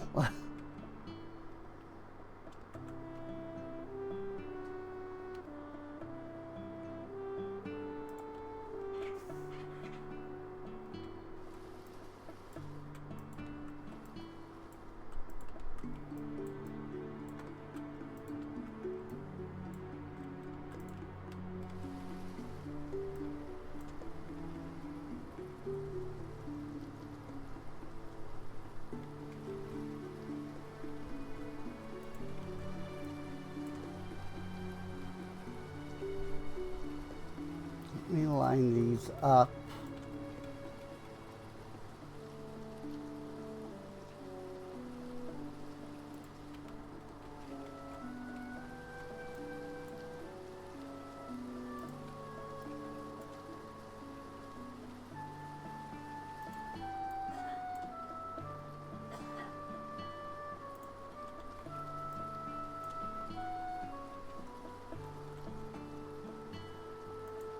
I think this could work, actually. And this would save me a lot of the trouble that I'm having with everything being where it is.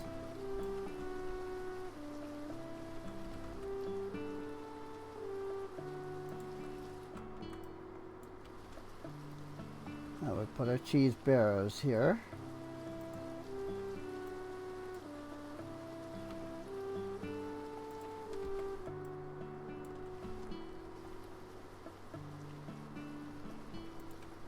Like so.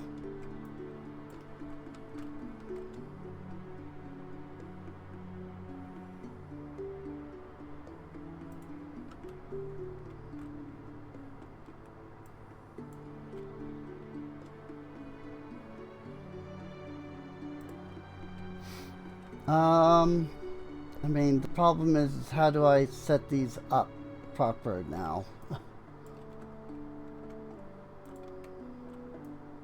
Like, how do I set up these shelves proper?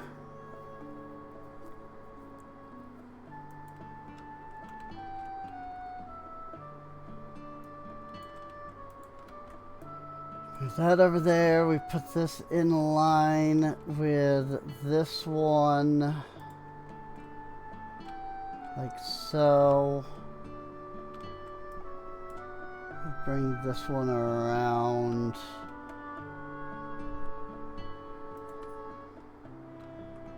Line it up like that. Okay.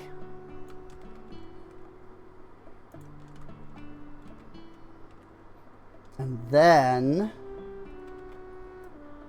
we grab our furnaces.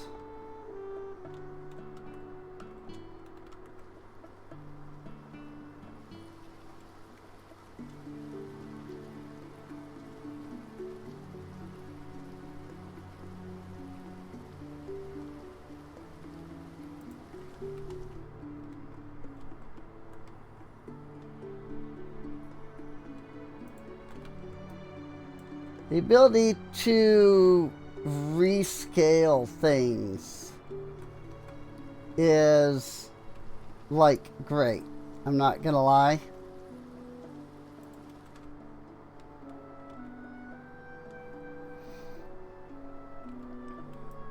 Because these furnaces are otherwise like gigantic.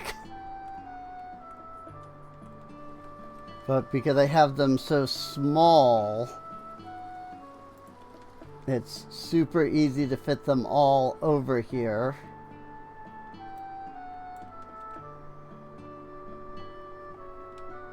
And that's really nice.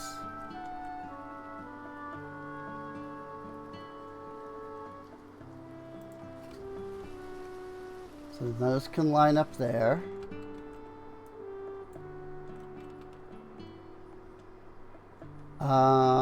Oh yeah, my cheeses. That can serve as like a little divider, you know? Like, do not go past this point, kind of thing. I know that there's wall dividers, but whatever. This will work.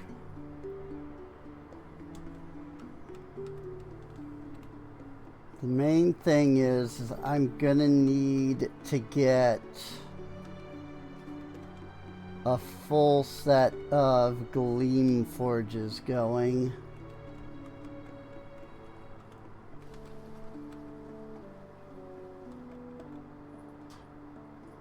Like, because if I'm gonna sell all 8 crystals, I'm gonna need to be producing all 8 crystals.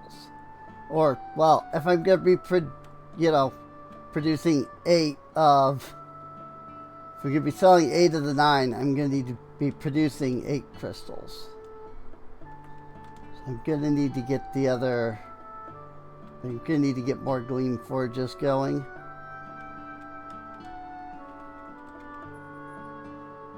Please don't let this lag, like, kill the game.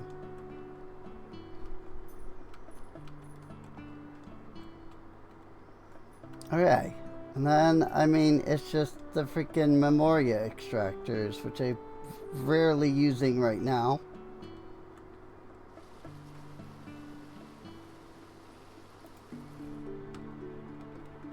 But it does allow me to put everything over here. Well, I guess, you know, if I want to keep selling wool, I should probably put those somewhere too.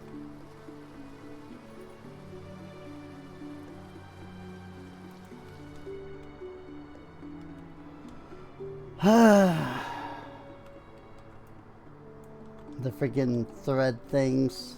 Oh, and my freaking... Forgot about my fruit. Forgot about my freaking pots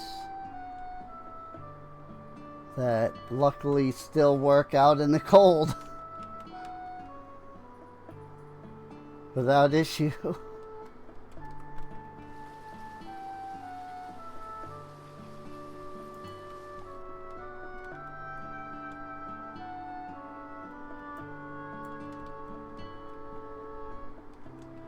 I think I clicked on Enya and she's now following me again.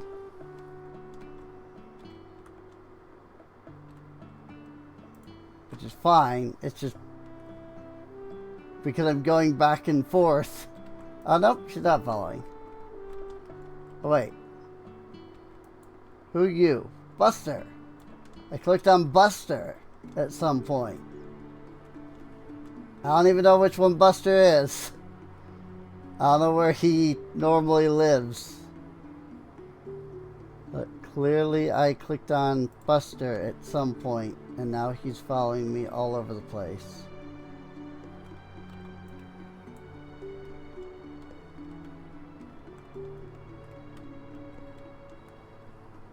Which is fine, but it's just really funny. Because I don't even know which one Buster is.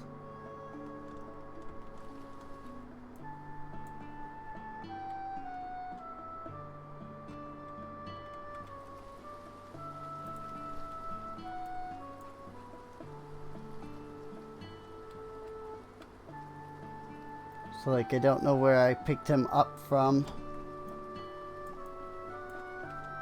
Maybe he's the one that's outside. Oh. I accidentally dismounted. Oops.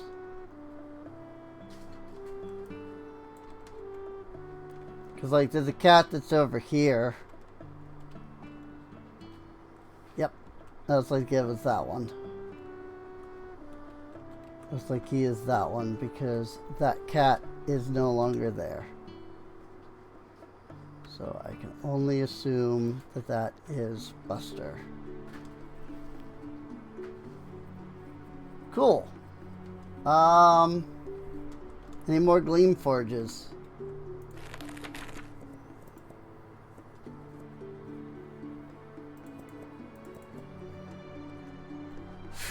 Expensive. But it's worth it. Wow, are these just the default size?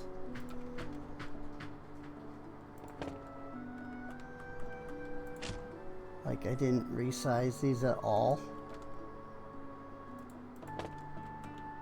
The problem is that I don't actually know which ones I'm currently converting.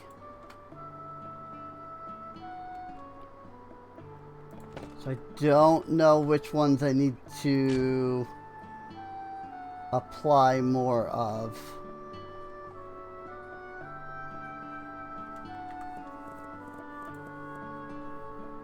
Gonna assume it's not the blue sky shard, since I don't have a blue one. Do have red, which I'm gonna go ahead and assume is the dragon's blood. I don't have Fernbright or Honeyglow.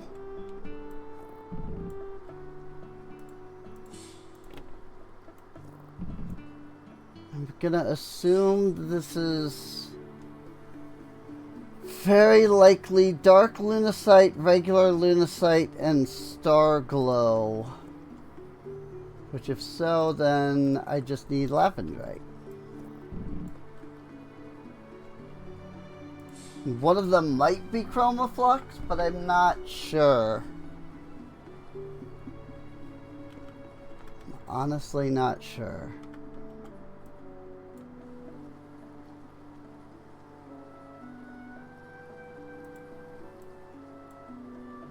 What? Why is it grabbing both of them? That was weird.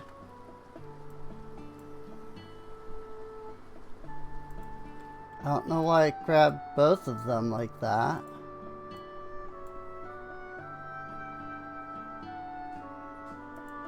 Doing it again.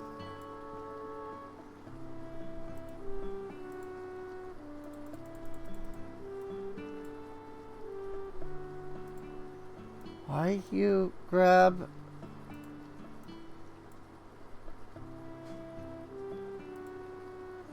How?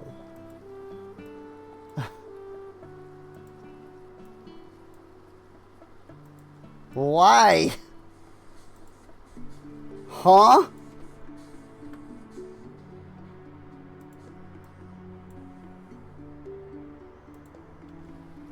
Why is it doing that?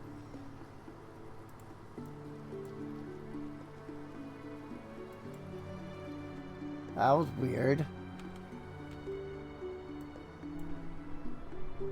And now it's not even, now it's not doing it.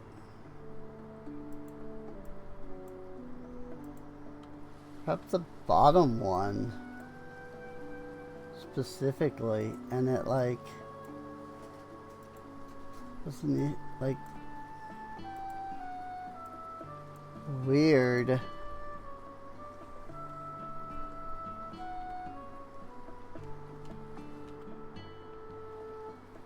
Very, very strange. Very strange indeed. You know, I'm selling all 8 ores too.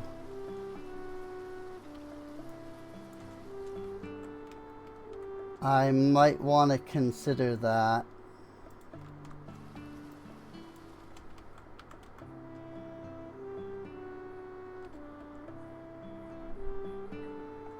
I mean, do I have enough money to freaking buy 4 more of these?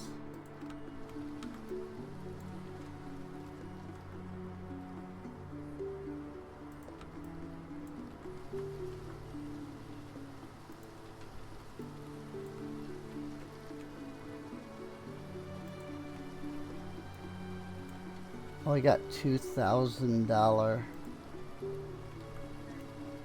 I don't know if I have enough money to buy 4 more. Oh, good grief, these freaking pots. What the frick?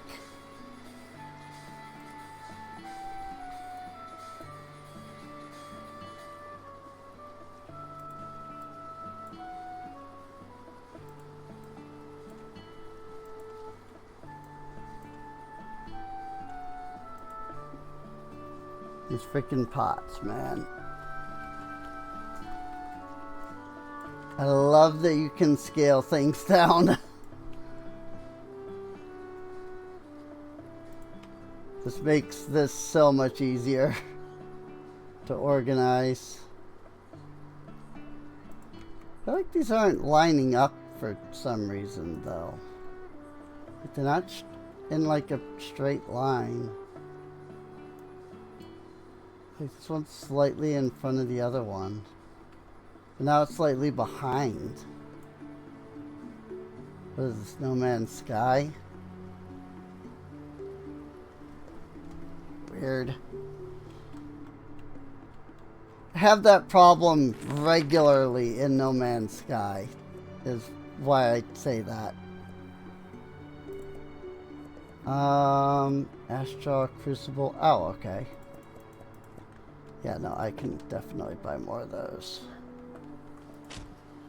Look how big it normally is.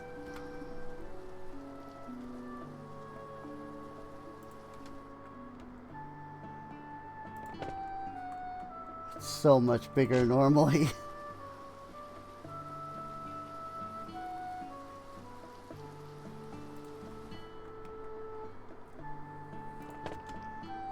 I hope all of this money that I'm spending is worth it. Good grief.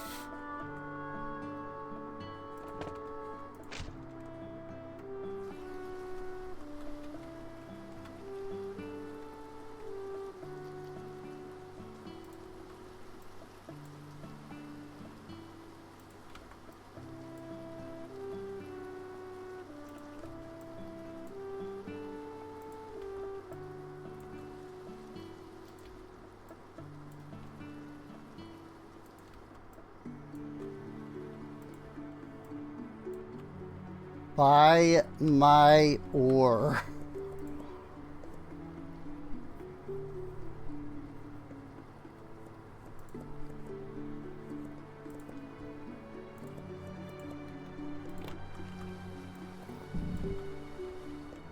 I believe I did all the ones that I don't normally have.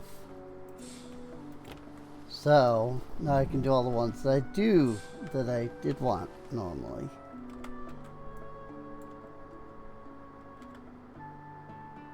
You know what? I make these just slightly bigger.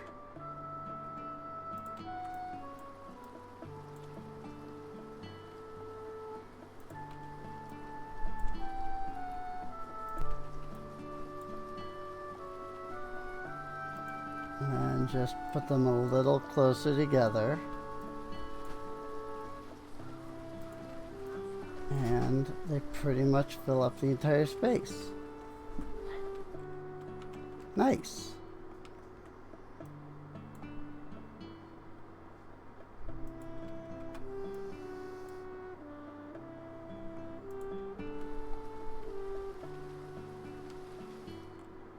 Coolies. I like that.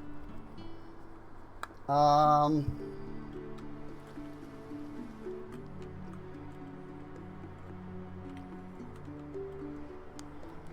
yeah, I guess this is my little crafting corner, at least for now. Maybe I'll do more with it at some point, but for now,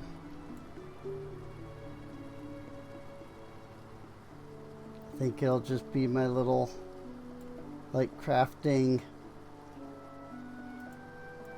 corner. Probably once I get, you know, the next expansion, I'll have to completely rethink this.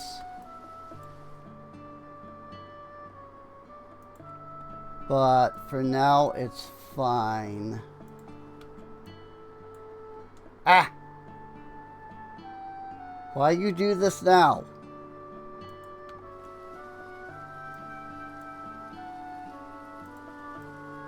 So weird.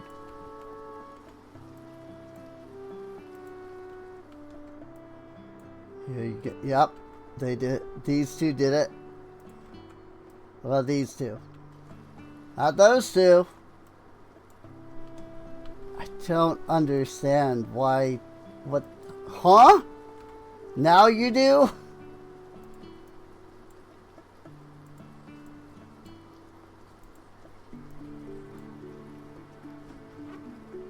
What? Now I have all three. What in the world? Now I have all four. Now I only have three.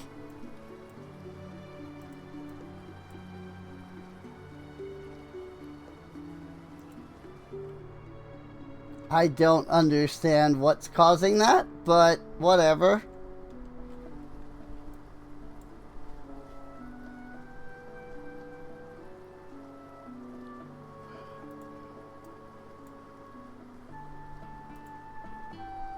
It's fine.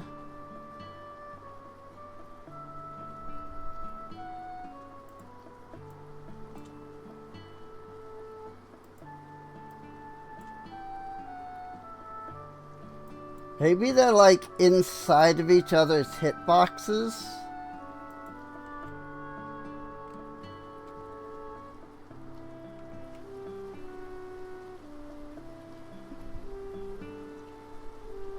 But no, because then, like, it would extend downward, too. I don't know why it extends upward, specifically.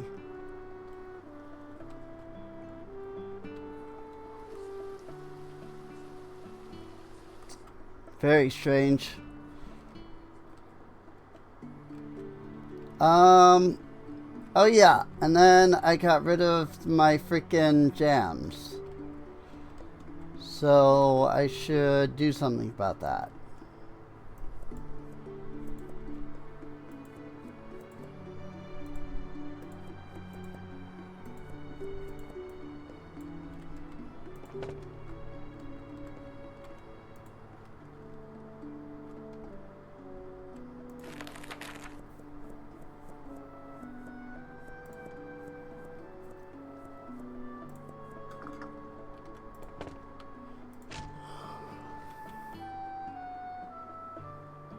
Tall double shelf.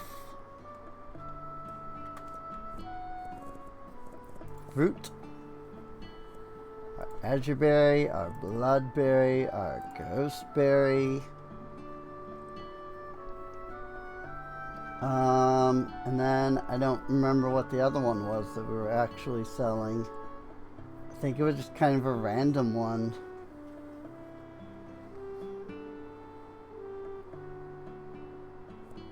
Might have been the Amber Burst.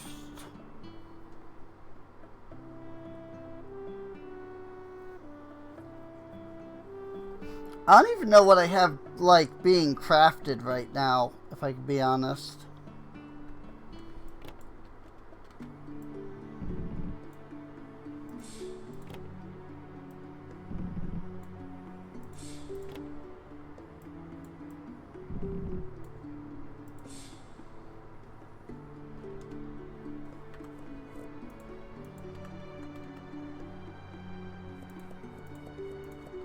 But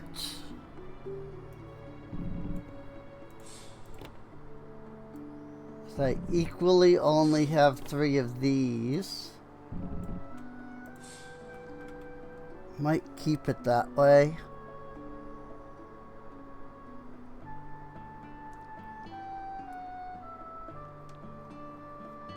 At least until this is done. And then, you know, we'll go from there. We've got the blue one. And died. None of these, no. The other three are all completely different ones. So I'm not even producing any of the same ones other than the sky stuff.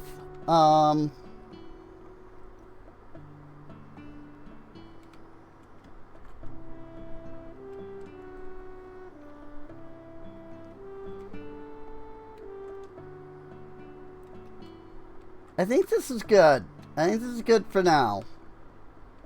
We'll do more. We'll make it work more. Like another time, I think.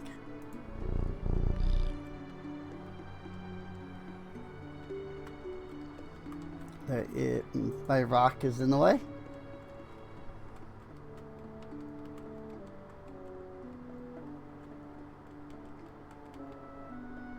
I think if I click him again, he stays.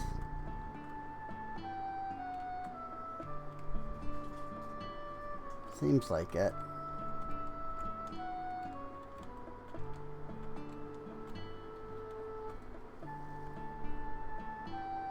Okay.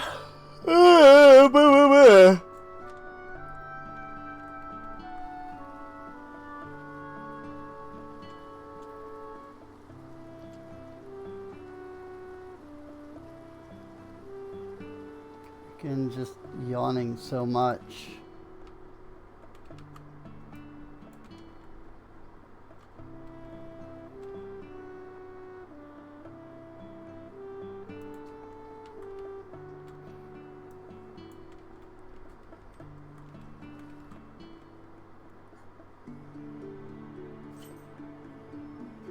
Can't even really say like I'm yawning because I'm tired, because I'm really not tired even.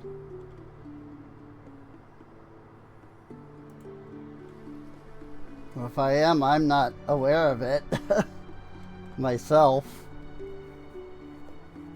So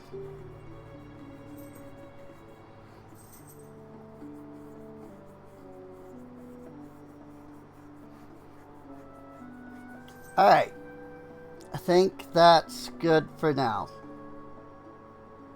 When we get another expansion, we'll decide what to do at that point.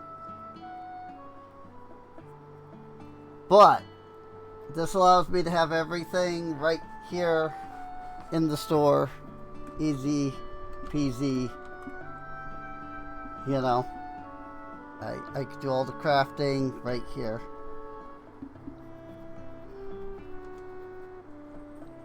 Okay. Alright.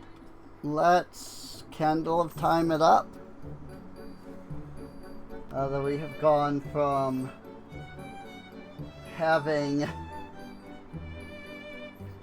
16K to having 2K.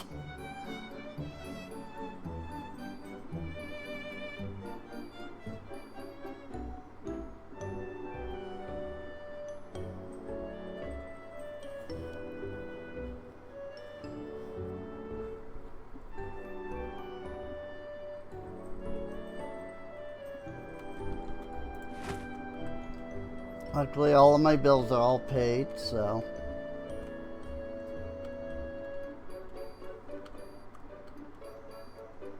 And pretty much everything looks stocked. Don't know what I have in the way of like secondary products, like crated product.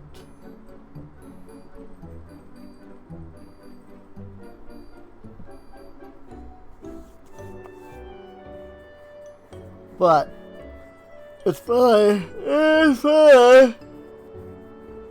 Good grief. It's fine. That's what I was trying to say.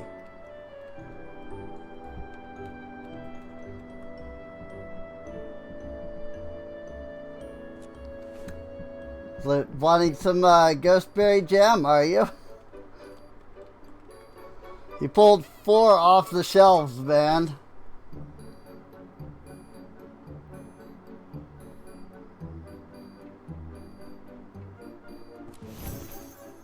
Begging, level up.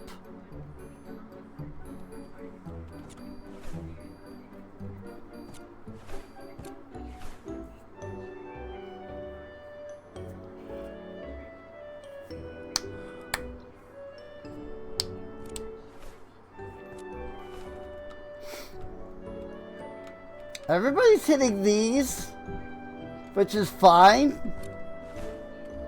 But it is a little bit like, okay, well, I mean, I guess I'm just not gonna be a cashier. Like, fine, I won't be a cashier then.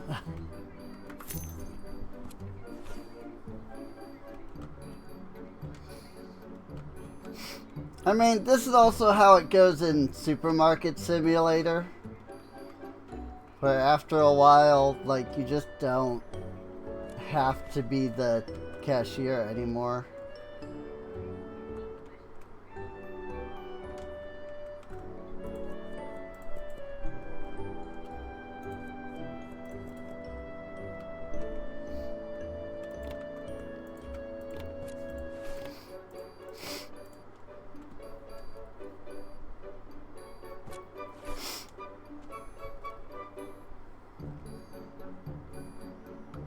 You know what?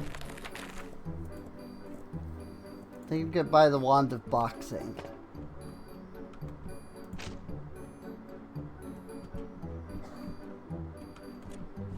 Been wanting to buy it to begin with.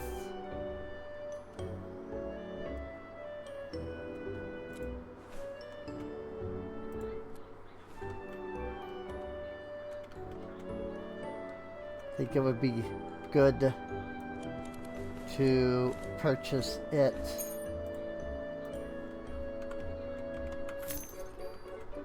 And actually, I think I will put it over here on my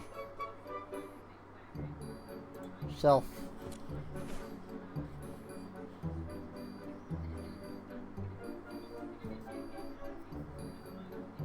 Now what that should allow me to do is, if I come out here, I'm looking around, and I'm seeing like, oh, I need more axes. So I purchase a crate of it, I grab the wand, and boom.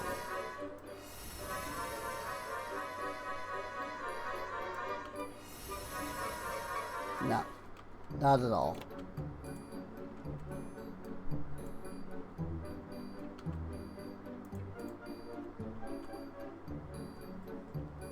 Oh, I needed to right click. Not left. I was left clicking. I was doing the box, not the store. So yes, it should do that.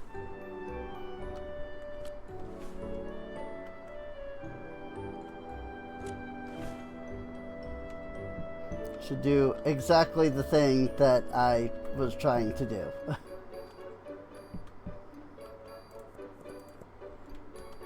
Then like I can purchase that, and then I can just be like, boom.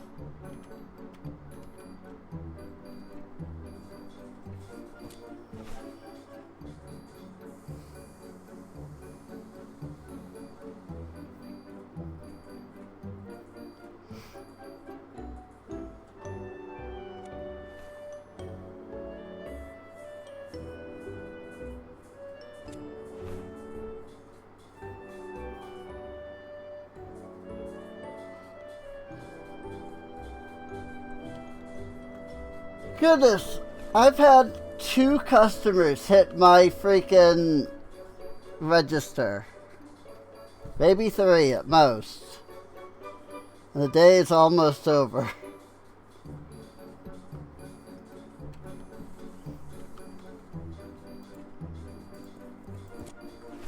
I mean, I'm not saying it's a bad thing.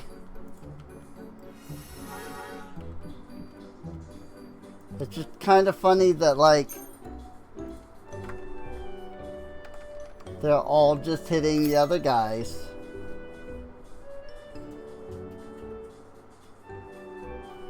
You know?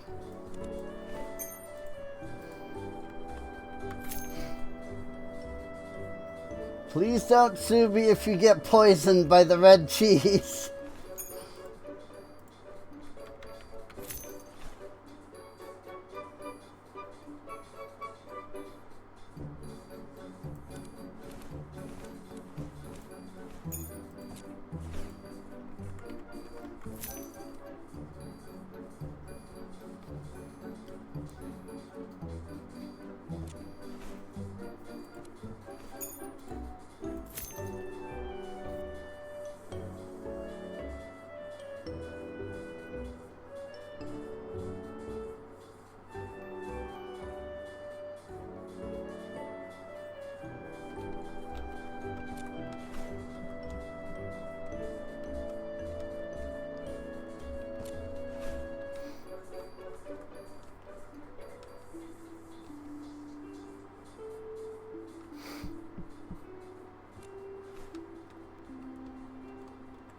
Whoop. All of a sudden I have like 12 customers. Like all these people. Oh, okay. 3 customers. It looked like there were more in line than there were. Like I thought I saw more than there actually were. Nope, it was just 3 people all gathered up. 40. There's Green Girl again. Oh, except that she has different skin color this time, so it's not exactly the same Green Girl.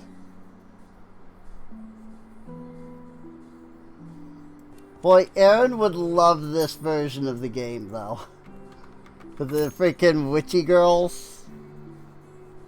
Like,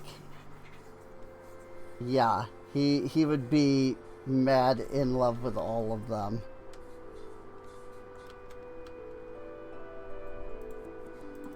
I know my Game Grumps.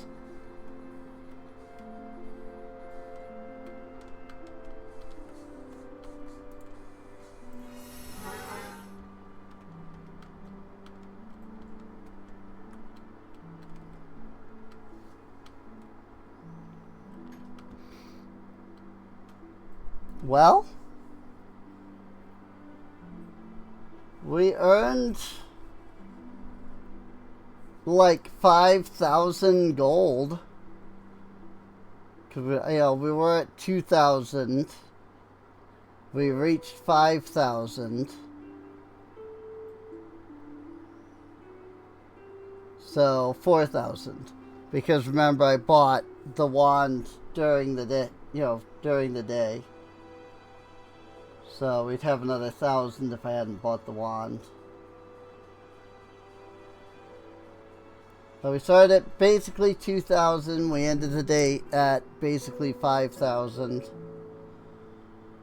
And if I count the wand out, that would be another 1,000. So we have 6. So, we made a good, 4 or 5? Something around there. Also, considering all of the other stuff that I ended up having to buy along the way during the day. Like the potions and the weapons and stuff that were out. But yeah, I think we did pretty good. I love my ghost cat. This ghost cat is awesome.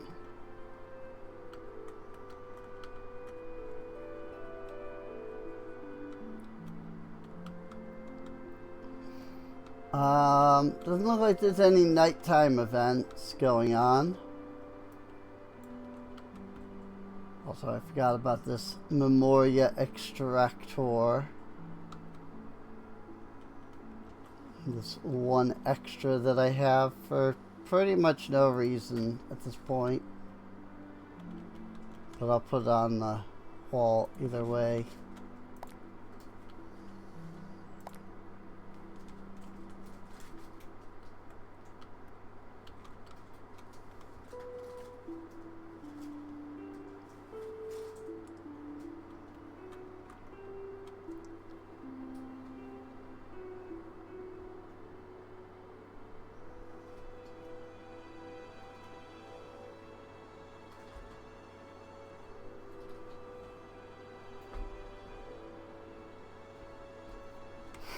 Alright.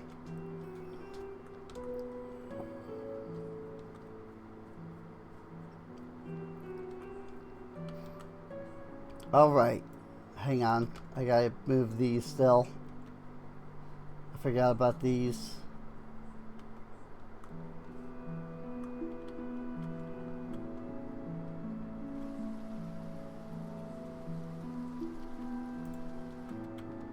I was put them right behind the shelf.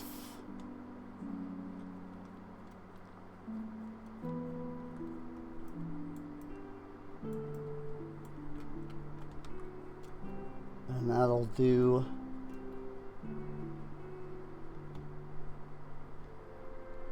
Alright, well, I think this is...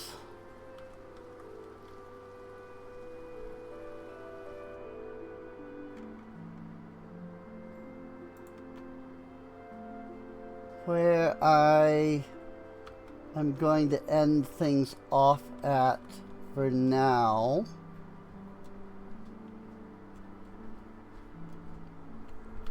Freaking, my Orling over here is just stupid ridiculous in size. Look at this guy. I'm actually gonna move him. If I can. There we go.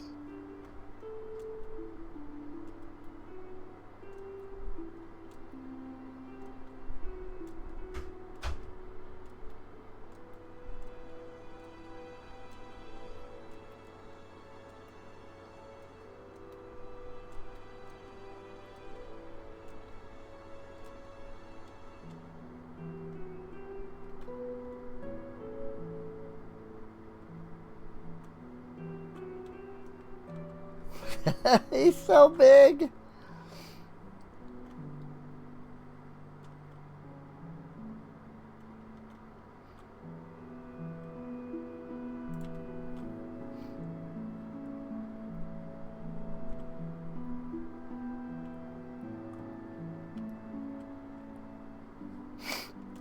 That's ridiculous.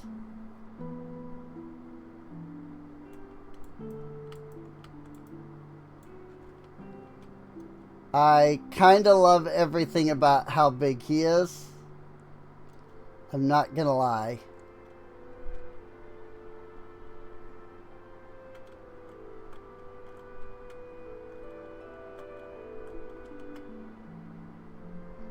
Gonna now rotate him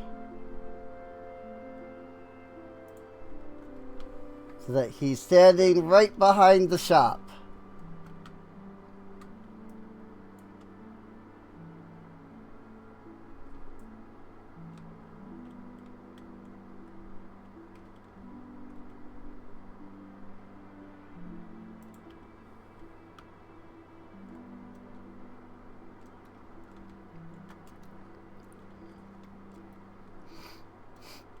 The question is, how visible is he?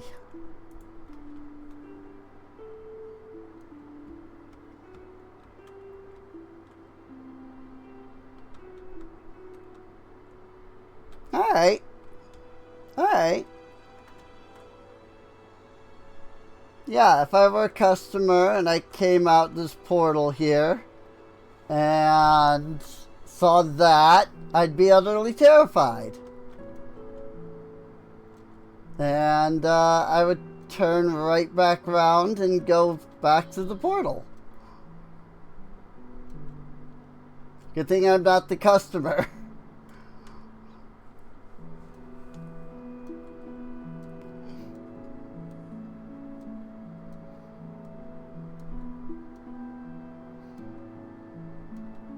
And, you know, he can still get bigger.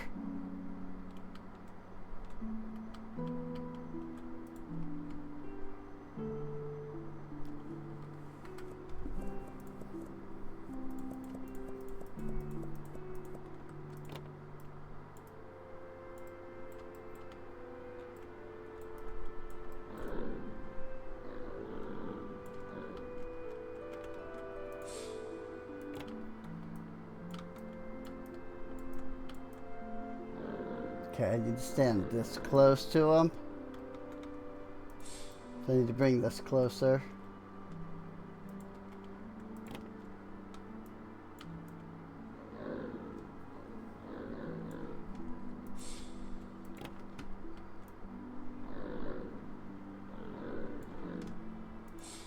I mean, the idea being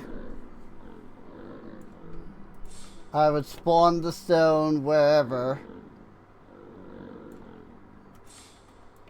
I'd give the stone to the Orling, and then I would proceed to then drop the empty crate into the pit. So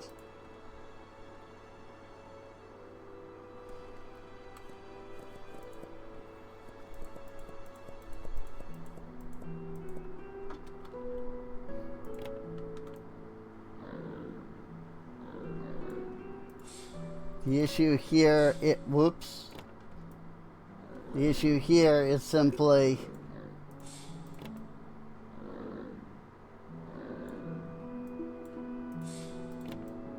that it's uneven ground.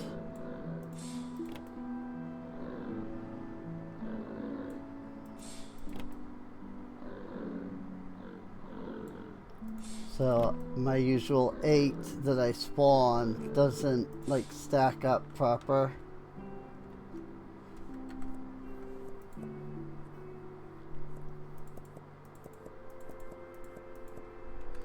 There we go. If I stand here, it's fine.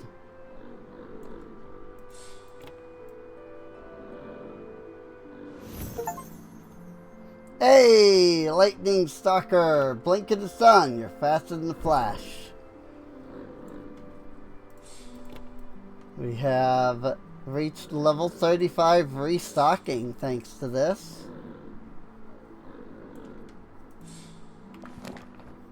Yep, and I was going to say, and I assume that is the current max, which it is. So this is fast as I can put things. That this is the maximum speed that I can put, you know, stock stuff. That's fine.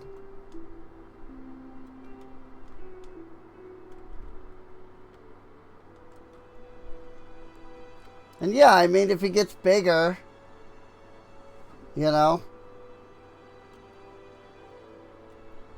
eventually he'll be big enough to completely, you know, peek out over the top.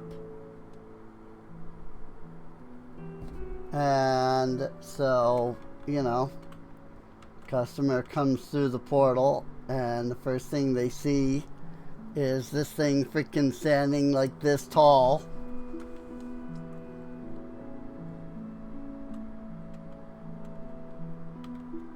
It's good. I like it.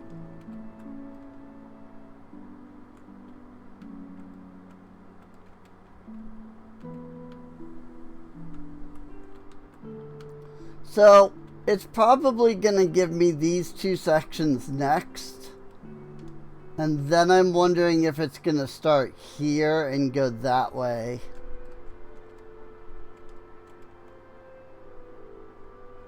And there's 3 sections there.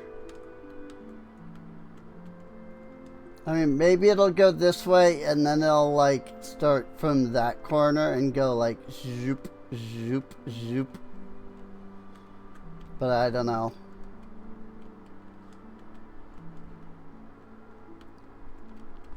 Honestly, I was surprised that it gave me this corner. I kind of figured it would give me that one. So.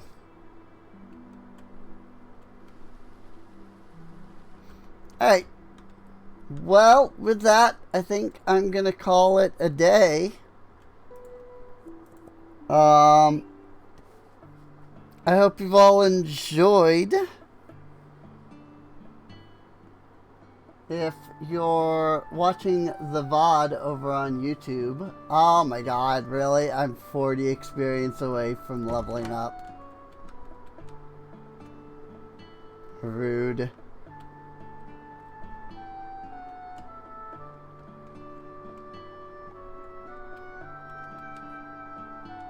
Oh, we got ourselves the big blue turtle as the visitor. But I think we had Rubius last time as well. And then the update happened and we ended up with Ruby instead. So we'll see what we end up with next stream. There'll probably be another update next time. But yeah, if you enjoyed, you can feel free to subscribe. Check the playlist for any of the streams that you've missed. You could check twitch.tv/SereneInc. Give it a follow. Come hang out with us. Chat and all that. And I'll see you all next time. Bye-bye.